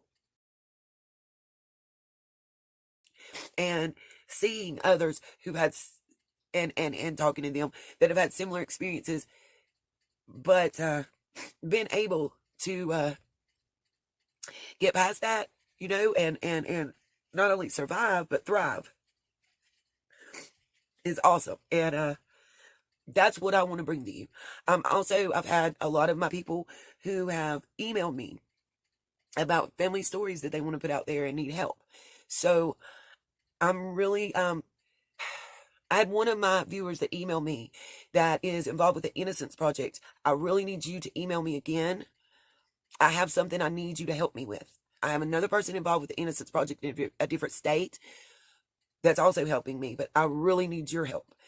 We're going to bring some attention to some women that are suffering out there because the system failed them. And I think that we need to shine a spotlight on that too. And I think that's where I'm being led to go. And that's where we're going to go, guys. I want to be able, the bottom line is I want to be able to help women and children, period. We want to not only get your story out there, but I want to be able to offer help.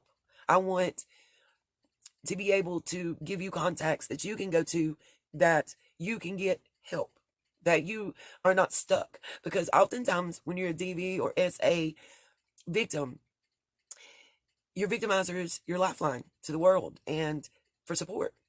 That's how it's made to be, so you can't leave, you know? And in my case, I was the supporter, but I was held hostage and tethered in a different way. And I'm going to get into that, but, you know, it's hard when maybe somebody threatens your family members and people you love, and you've seen things and you know they will. And then when you come forward and you get help, you have some real difficult choices you have to make. Oh.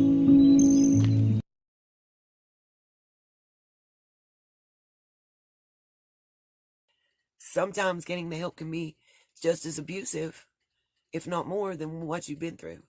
But the line of the song I was talking about, all those people with my name and my favorite YouTubers' names in their mouths, I got a little something for you. It's lines for those talking about us.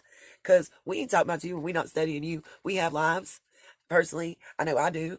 I'm getting ready to go to work. Lord knows I wish I had to get a day off before Tuesday. Hopefully we'll be able to go live by Tuesday, YouTube. Everything I'm seeing, guys, even though it won't let me go live right now, still, it's telling me it can take 24 to 48 hours once you hit that 1,000 sub mark, if that's all that's holding you up, for it to be able to go live. The only reason I'm having to meet those criteria is because it's going live through my mobile, which is what I record on. And like I said, I do have access to a computer, but it's in a common area with all my family, and there's some of them that are here that I just don't feel comfortable talking around and in front of. I'm just going to be 100% honest. And there's some of them that are detractors, even now, that live in the house with me. And it makes it hard every single moment of every single day. But I don't care anymore, and I'm able to tell them that. And I couldn't 10 years ago. They beat me down and made me ready for this person that was able to hurt me. And yep, I will be able to use their name. And when I go live, I'm going to hold my papers up and I'm going to let y'all see them. Y'all can get the file number and the docket number. I ain't got nothing to hide. Just like right now, I'll tell you, yes, I'm getting a ride to work. Why? Because I have a car. I believe that the head gasket's blown in it. What I'm going to do Tuesday is hope and pray that I can go get me a nice little beater to have to drive back and forth to work. I'm not pretentious. I don't care about all that kind of things. I've had the best and I've had the worst, and I'll be okay just to be able to say I did it all for myself with no one's help. You know, I'm no co-signer, nobody giving me the money, whatever. Just me. And I've done all that in my life, and I'm getting back to there. I want to be back to who I was before I went through this. I never thought that I would be a person who was saying I was a DVSA survivor. If you'd asked me 10 years ago, it couldn't have been me. I was very opinionated, and that man upstairs brought me down. And I'm fully aware and willing to admit. Okay, back to what I was going to say. For those haters who hating on me, don't think I can rap, y'all. Don't think I have no cadence. For those haters who hating on me, talk ish behind my back, but won't say nothing in public. When you see me, you won't. And it says F them, but I can't say that. You'll talk all, and what that means to me is you got all this on YouTube. You a keyboard warrior. You got all this when I can't see you and hear you in person. But in person, I bet you'll be smiling and nice as pie. That's what that means to me. But it is whatever it is. I just wanted to say to all my rays of sunshine, I got nothing but overwhelming amounts of love for you guys. I got nothing but respect for y'all and thankfulness for y'all, because I didn't do this. You guys did this. You guys did this. Look at your strength already. Look at what you already have been able to do. That's all. That's all. And what else I'm going to say? All you DV perpetrators, all you SA perpetrators out there, all you DW type people, we're coming. We're coming for you. We're going to put your business and your dirty little secrets out there. We're coming. We're coming. We're not going to stop. We're coming. And we have a reason. Our reason are kids and women that are suffering, and we're not going to tolerate it anymore. So be scared. You're the ones that need to fear now. You're the ones that need to look down at the ground when you're walking, because we're not looking down no more. We're looking up and out and forward. We're not looking behind us. We're not walking around looking down at the ground because we're afraid if we make eye contact with another person, we're going to catch one when we get home. We found our inner voice. We found our strength, and you're not taking it from us anymore. I love you guys, my rays. I love you. If I find anything out, if I get any text or phone calls during work on my lunch hour, I will be giving you updates. All I can say is just keep praying, because even though this ain't technically a video, I can't make one without saying justice for Summer. No matter what. No matter what. But I just want, this is a thank you video, because I just want you guys to know how much I appreciate you. And this is my tagline at the end that I'm going to start trying to close with unless I come up with something better. I want all of you to know that you are welcome here. You are respected here. That I thank you and that I appreciate you. Everybody have a wonderful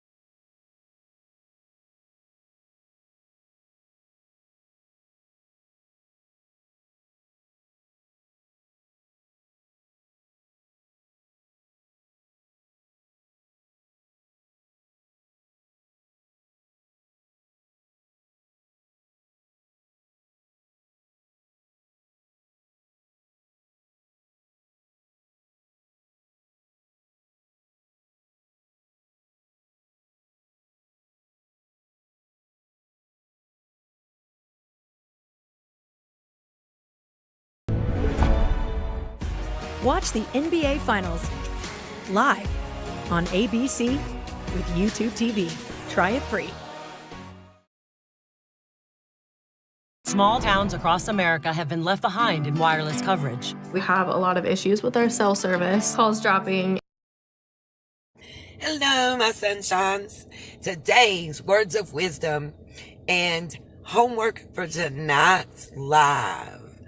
We got some fire. I'm going to have a couple mini drop the mic moments that people might not even realize until they get to digging, like I've been digging. Guys, we don't drink tea around here, we drink coffee. So everybody get your coffee and come around the campfire. Because I'm going to give you homework first. And then I'm going to tell a little story. Chips inspired me. First, all my lovely, lovely, lovely sunshines, I need y'all to get your thinking caps on and a little research and looking up and see what you can find on a few things. First name, Robert Joseph Harris. Second name, David Sean Harris. Next name, Butch Vogel. Joseph Vogel. Andrew Hiltz. And then the next little tidbit of tea that I've found, but I would love to find that marriage certificate, license, whatever. But in this time, it's hard to find. But what I have found is a record. A lovely record. Of John Lawson, born 1828, deceased 1898, at the age of 70, who married none other than Mrs. Esther, in parentheses, N-A-N, Nan, Trent.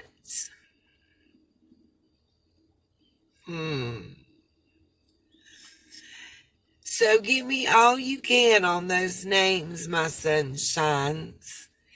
Email. Hit either one of them up. We're waiting. I know you're going to find me some lovely things. Now, let's do some hypotheticals. Please, y'all. Just a little bit of an explanation. Some things, that make you say, and that might make a little more sense. Because to me, they do. And I've been thinking all about this for days. But I told people, if I don't send for you, don't come for me. You won't like it.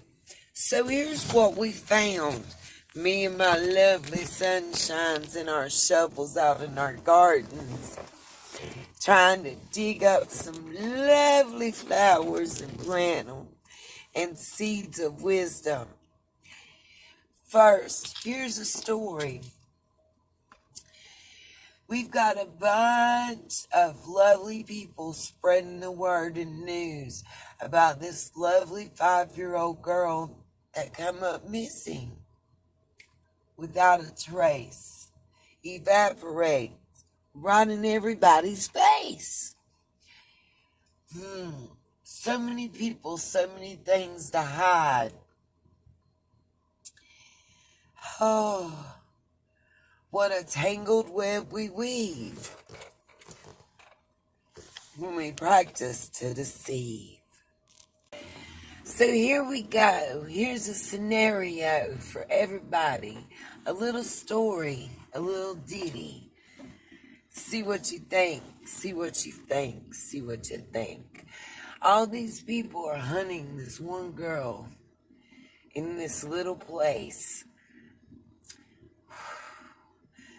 so many deep webs and avenues. It's just hard to pick a place. One gets monetized. Everybody wants to shake, shiver, and rise. Thinking, why is everybody so worried? Why is everybody jumping to this person and saying, when you have the subs, you have the numbers too? But wait a minute. What steps do you have to go through? They ask for an ID, an address. You must be able to get that mail at that place that connects to your face. Provide it all in case something happens and lawyers come looking and you have to take the fall.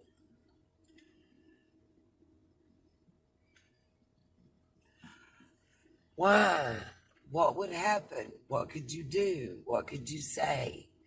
Why would you want to hide and not register in every way? Could it be that you won't show your face, and definitely you don't want others to know your place? So go out on the offensive, you see. Attack those that get that money, you think. So everybody doesn't ask, why are you not charging a fee? Could you have something to hide? A criminal record, perhaps? Maybe involvement. I don't know. But you definitely don't want to be put on the maps.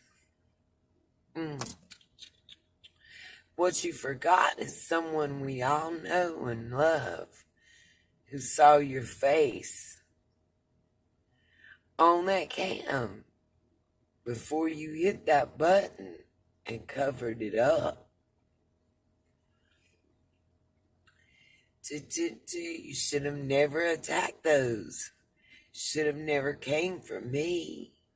I told you, unless I sent for you, don't come for me. Remember, let the door hit you where the good Lord split you. My sunshines and I, we dig, but we don't practice to deceive. Like those lying eyes you have, and those stories your lips tend to weave. Your day is coming to an end, my friends.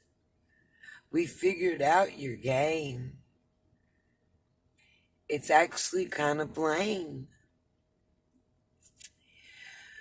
Ooh, are you ready to come out from the covers?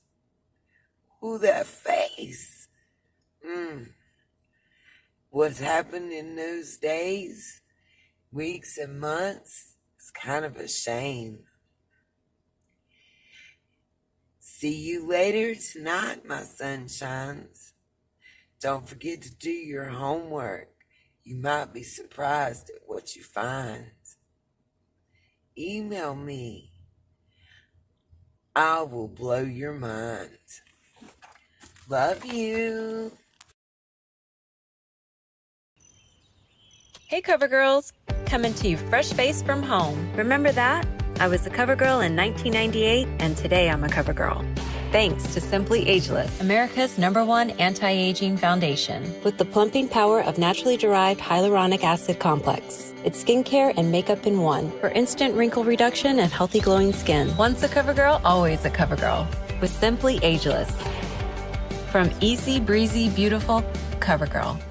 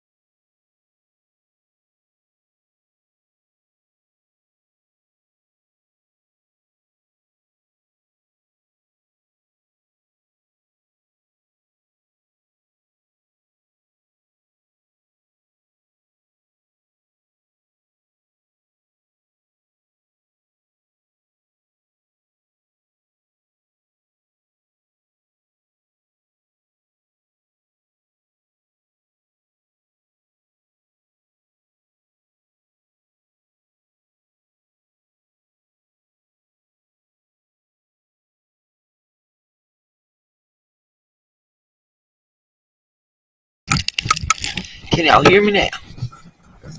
I really have been sitting here steady talking. Okay.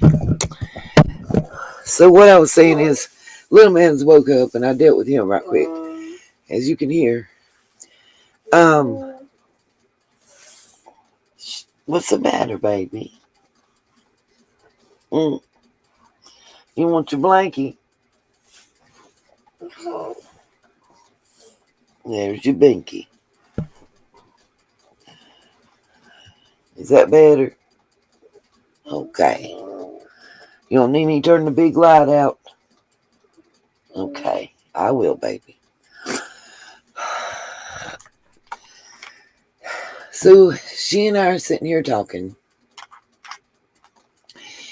And I'm like, telling her kind of a little bit what's going on and who all's involved. And we're talking about what really started the conversation and made her come out of her shell and start telling me stuff was when I told her about EchoSearch and what they were saying about finding the clearing just piled full of needles and garbage that made people sick. And she says, we know they used to be moonshine and Mary Jane used to be the things.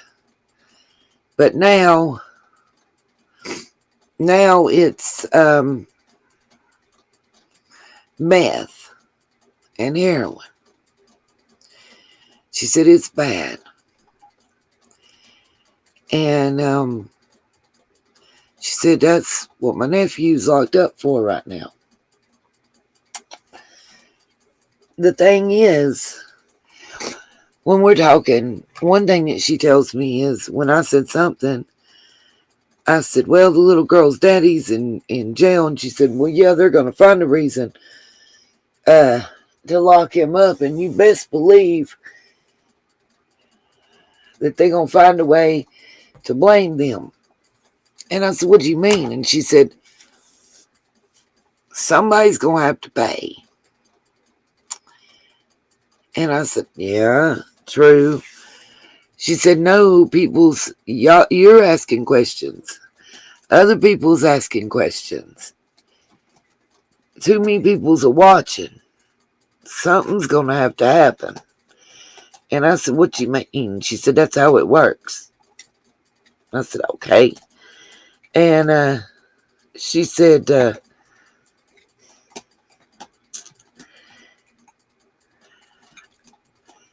so I asked her, I said, well, I had one theory. And she said, what do you mean? I said, well, I had a theory.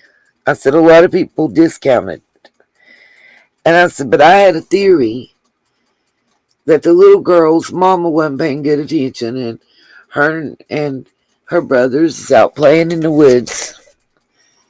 Maybe she went left and they went right, whatever. She happened upon something. We've heard Cam and Allie talk about the outfit camping kind of way off in the woods there. Who's to say that somewhere off in them woods there wasn't some type of transaction going on?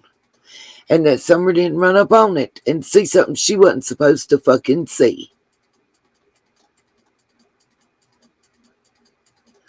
And I know people are going, well, she's seen probably way worse than that with her parents. Well, she probably has. But did them strangers, even if one of them happened to be a neighbor, did they know that? They don't know what she's seen or what she's not seen. They don't know if she's verbal or nonverbal. They don't hang out and party with a 5-year-old, hopefully. But they don't know that she ain't going to go tell mama and daddy, and mama and daddy ain't going to blackmail them to make money, or that mama and daddy ain't going to run tell that to the popo. Because we don't know that mama and daddy ain't informants. We don't know none of that. That's one thing.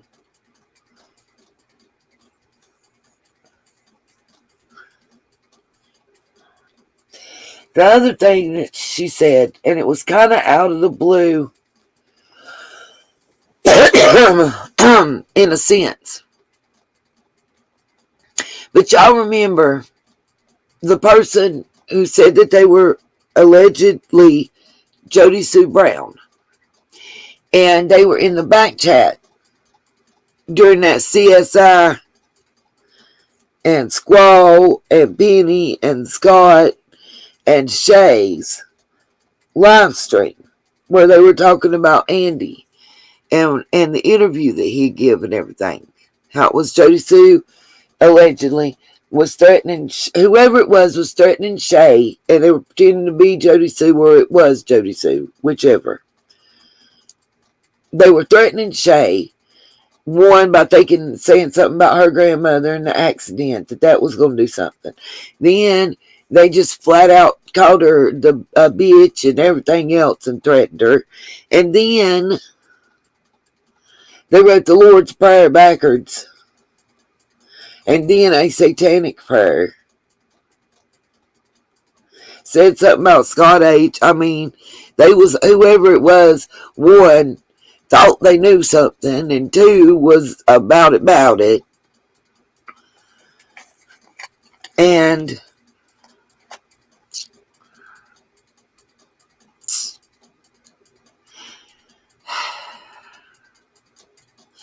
Jody Sue, when she called Shay a bitch, said something about she could be made to get gone too.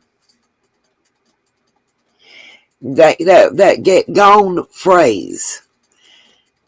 I don't know if any of my people out there that's from the Kingsport area there want to say anything or not.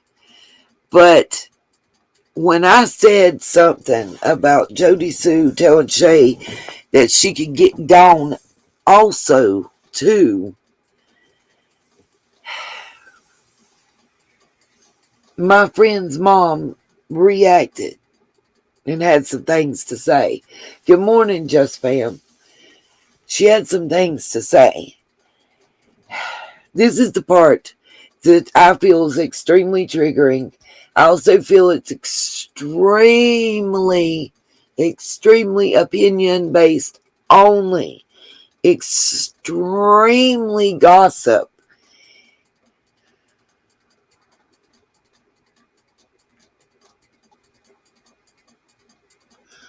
Well, Cherokee girl, Summer just got gone. And Jody, or whoever was pretending to be Jody Sue Brown, said in the back chat, bitch, keep running your mouth and you gonna, and in quotes, get gone too.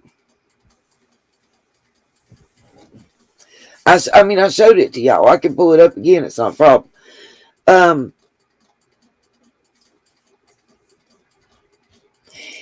She went into telling me about something that's a common occurrence, apparently, or was, let me say this, was a common occurrence more than 30 years ago.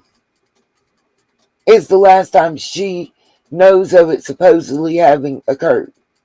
What I'm about to talk about. I want to say, in one of the Facebook groups about Summer, I had seen discussion of this same type thing. And then that's what really flipped me out, because she just out of the blue. She just out of the blue started telling me when I said the phrase, get gone, got gone.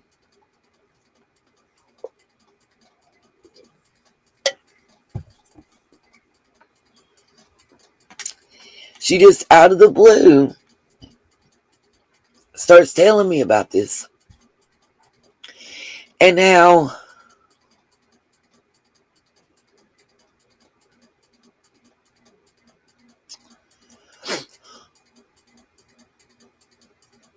it was something that was rumored to happen on occasion throughout time.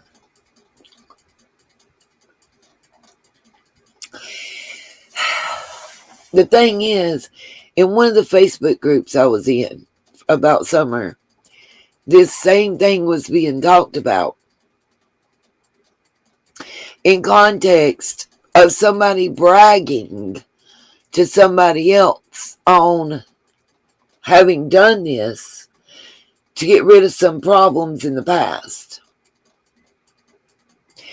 And then I heard it brought up another time when another somebody was supposed to have told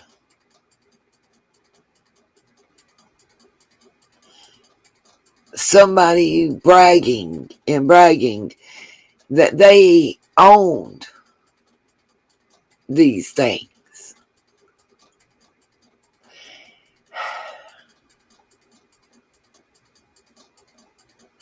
I know, Cherokee.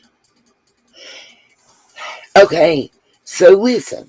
When I say that, this is what I'm paraphrasing, but I'm being as close to verbatim as possible. This is what I said in the conversation that triggered this. Yeah, the one that is talking that we've called the mayor, Ellie Mae Clampett,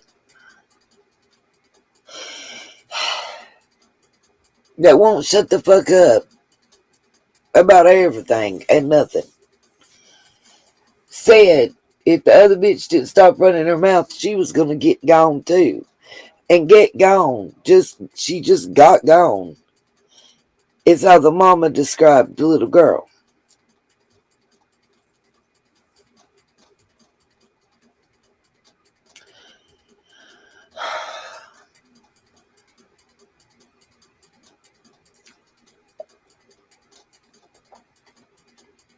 Now with Summer, it could be being used because she just was gone without a trace.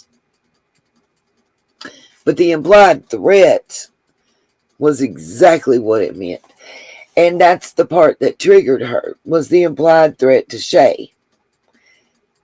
She started telling me how she better be careful, you better be careful, and she better be careful. What do you mean? Hey, Annette, what do you mean? What do you mean? Ma'am, what do you mean? She said, listen, honey. They don't give a damn that you're a woman. They don't give a fuck if you're a kid. If you're a problem and you're stopping their fucking money, they're going to do what they got to do.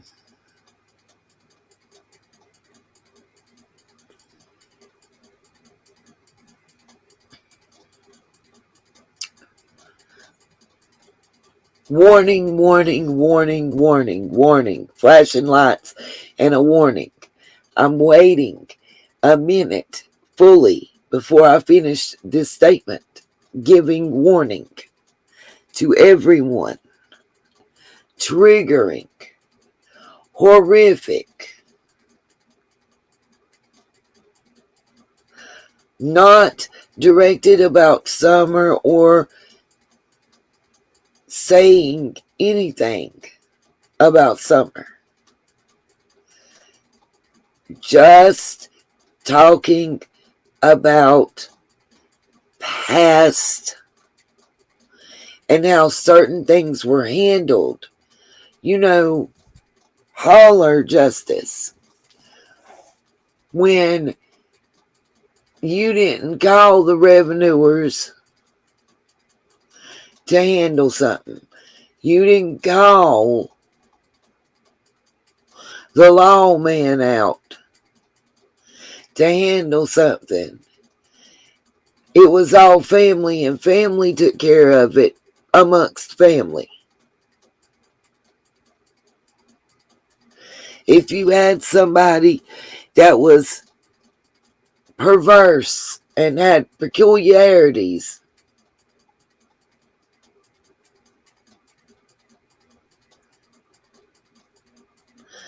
you called them eccentric. and family took care of it and family handled it. Think about it. You didn't put grandma in the nursing home. Family handled it. You didn't let it be known when Pawpaw had Alzheimer's or dementia. Family handled it.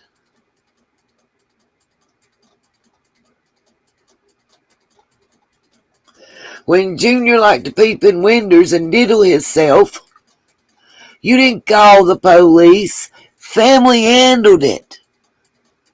The men took Junior around outside and had a combo. Family handled it. And when it didn't work that way, extended family handled it.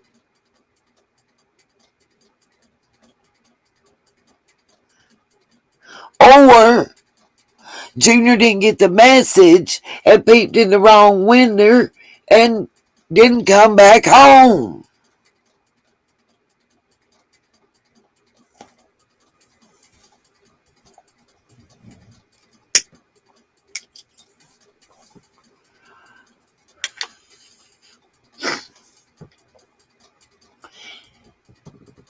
Now, the part I'm about to say is the hard triggering part. Yeah, Annette. Or just like they went to visit family out of town and maybe they were pregnant and giving a baby up for adoption. And when they came back, they'd either gained weight or lost weight. But they was gone for enough time to have a baby and recover. It happened a lot more, than people know because it was done in secret. And we're talking up through the late 60s, early 70s, before Roe v. Wade.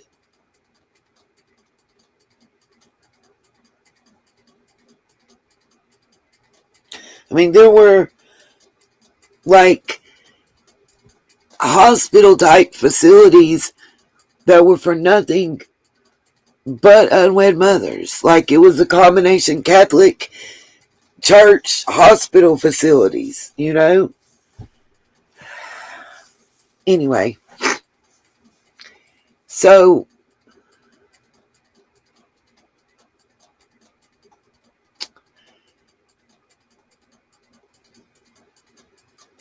she says, well, there's a couple ways for sure. You can make sure nobody ain't never found. She said, and that's why y'all got to be careful. She said, because the old way,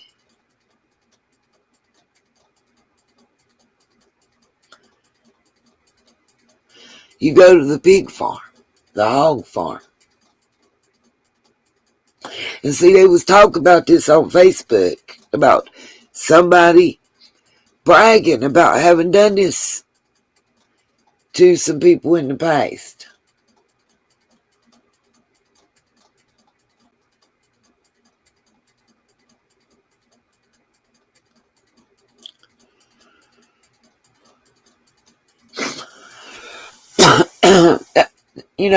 Annette, a lot of young mothers did that. That's why you have the Georgia Tams of this world. And there's another doctor that was, I believe, out of North Carolina. There was a whole series. I think it was a Lifetime series about it.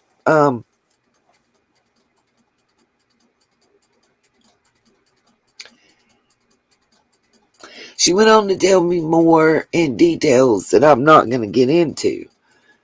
But it was weird because it was almost the exact same details that was given as to why in that Facebook group. Months ago, we're talking. I had this conversation last week. The Facebook thing was like 6-7 months ago.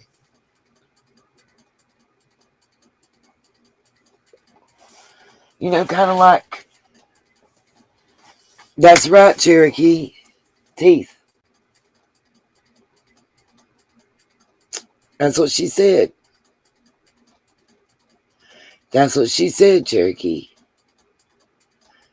It's hard for me to vocalize everything that she said. I don't want to start rumor and innuendo, but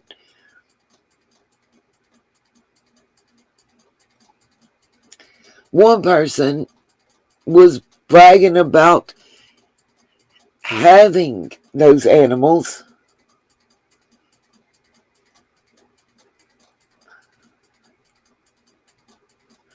Yes, the person I was interviewing said that. The person I was interviewing that doesn't live there anymore, that has nothing to do with this case. And she was talking about in the early days, like she would have been little. So we're talking about like 1930.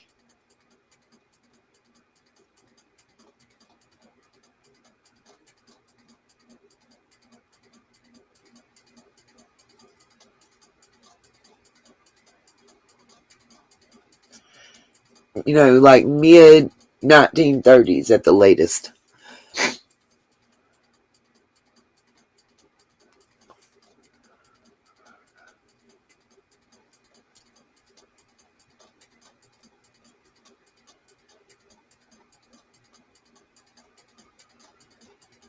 It was just something in the language that was used by the neighbor or someone pretending to be the neighbor that was threatening Shay,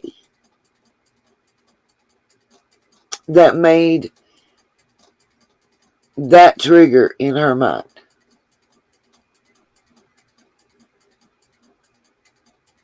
And it was more as a warning, like,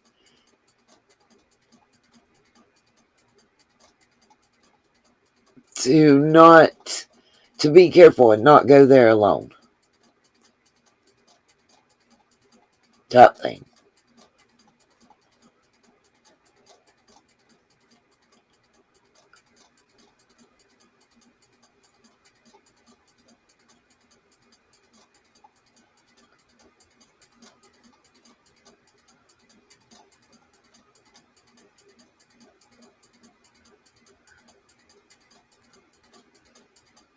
Well,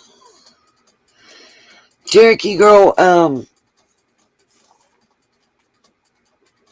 let's see. I'm trying to think of, I don't want to tell fibs.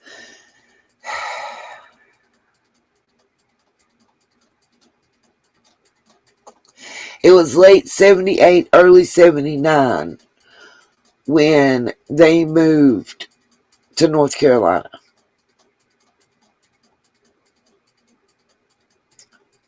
And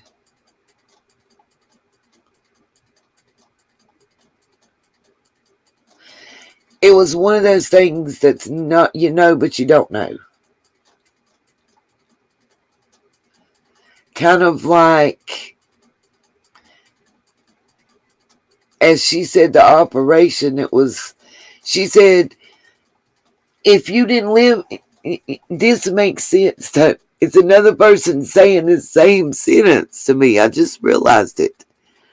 If you don't live in Beach Creek, you don't go to Beach Creek. Unless you're going to get drugs.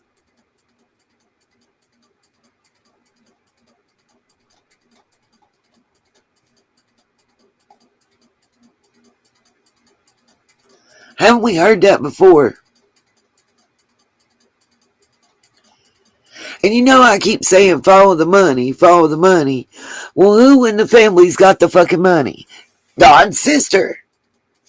And then to find out now that he's got multiple counts that that necessitate him to register as an RSO, my mind is blown.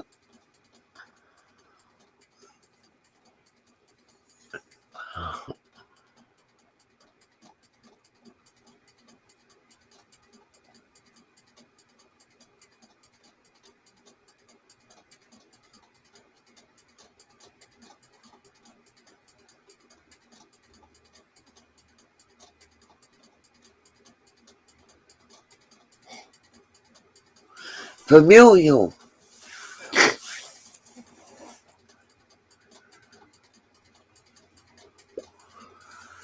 It's like certain shit makes more sense.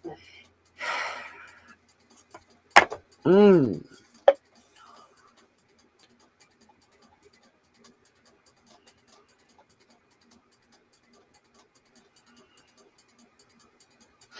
you may notice around the time that Benny changed his ways, Cam changed his ways, and Tim Mullins backed the ways,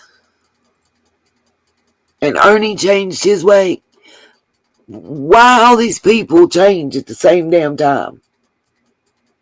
Like changing underwear, synchronized swimmers or some shit.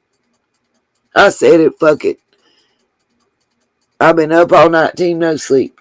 I'm going to put it out there. I'm asking the question. Anybody in the chat want to answer? Why every one of the NDA signers changed their allegiance like synchronized swimmers at the same time as the media manager started doing the backstroke?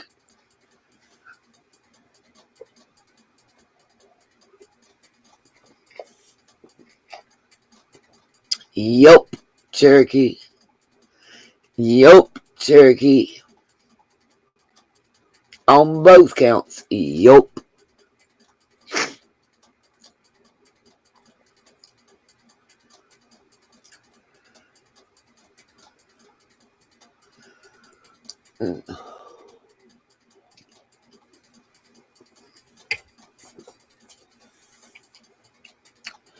And when did that dry up? When Dawn went to jail. Right? Dawn went to jail.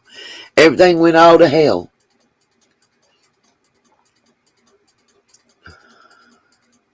Wasn't even a month. And Benny, Ernie, Cam and Allie. Who else?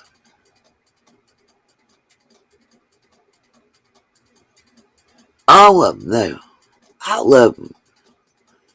Now decided that they guilty. After innocent until proven guilty. And Tim Mullins evaporated into thin air along with the Tree Tony and the glitchy dancer and the creepy shoes. All that at the same time. That's right. But who's the ringmaster? Don might have been the goddamn clown in the circus, but who was the ringmaster? Who was the one pulling every one of them's motherfucking strings? Who was holding that purse? And who stopped dropping the coin?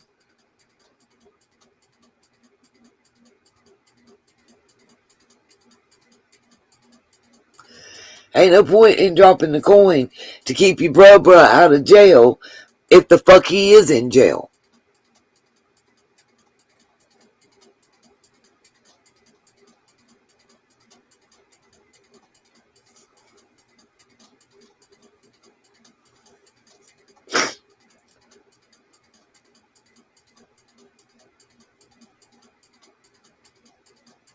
And I ain't saying that any of the receivers knew that's what it was and where it's coming from.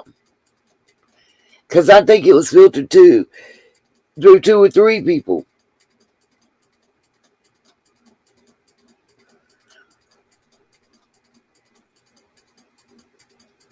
I bet you right now, they tracing your financials. They checking them backwards and forwards. Every LLC. Every business. Every offshore account. They checking. Even them under $10,000 transactions. They checking them, boo. It's what's taking so long, y'all. Because, see, I keep going back to something. Nobody else has talked about it much. But Detective Pruitt He's been a detective how long? A long ass time there. A long ass time. And one thing that keeps resonating, Jeremiah, you're going to have to move over, baby. I can't, you're up under me. Gosh, and you're like a little firebox. One thing keeps resonating in my mind, and it's something that stuck with me and bothered me. And I want to know what y'all think. If you're watching this on the replay, God help you. I'm sorry. I'll try to see if I can figure a way to chop it up. Maybe come back and do a shorter live stream with certain points. But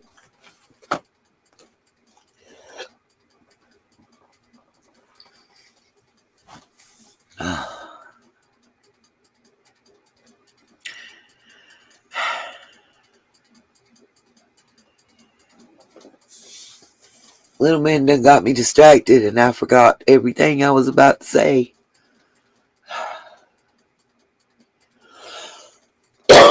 Which just means we need to pick this up.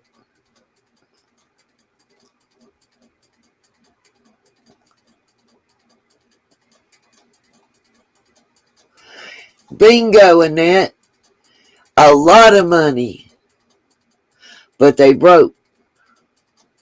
A lot of money on the books. But it disappears from one page to another. Because they broke. But your sheriff can and his brother can each own 80 acres, 160 between the two of land. But the town's broke.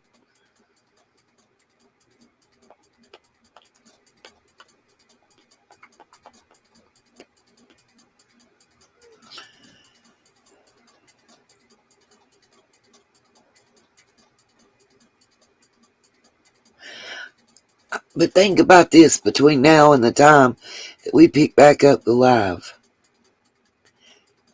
Sonia, she ain't really been there for her brother. I mean, we've been asking where she's been and where she's at during all this and why she's been so quiet. Now, we've heard she's raised some hell at the jail in Utah since her brother's been incarcerated. But before Don was in jail, Sonia was invisible.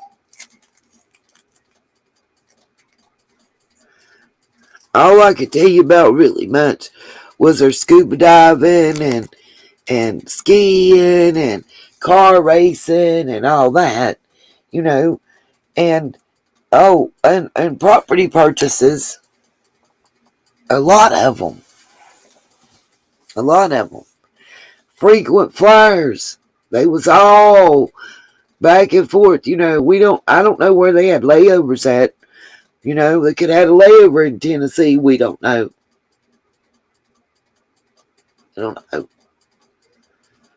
We don't know.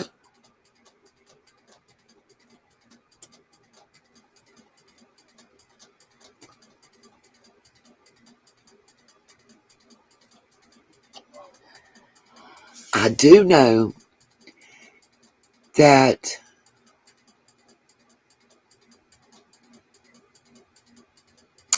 even if you withdrew cash and went to, say, Walmart's service desk and put money on your prepaid card that you used to Cash App or PayPal somebody, they're going to trace it. And you're going to get got.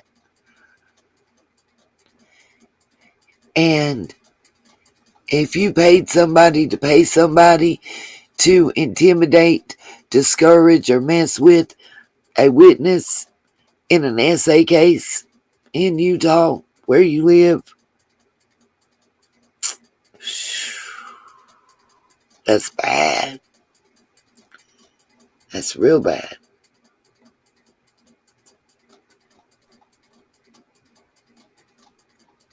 Yeah, Cherokee Girl, I wonder all the time, would he have even been arrested that night if he hadn't been on that live stream with Doug?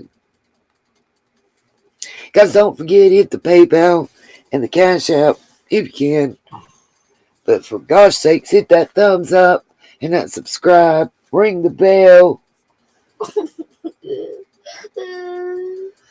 I'm going to have to go. I got a little man here I'm going to have to cuddle with. Him needs a dinghy. I'm right here, baby. I'm right here. I'm right here. Yeah, it's okay. You got your banky?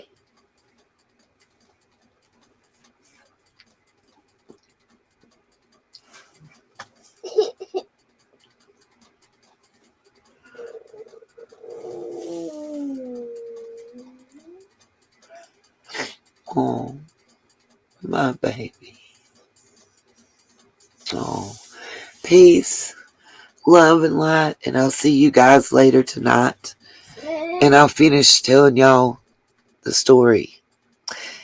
I may even be able to get her on for a telephone interview.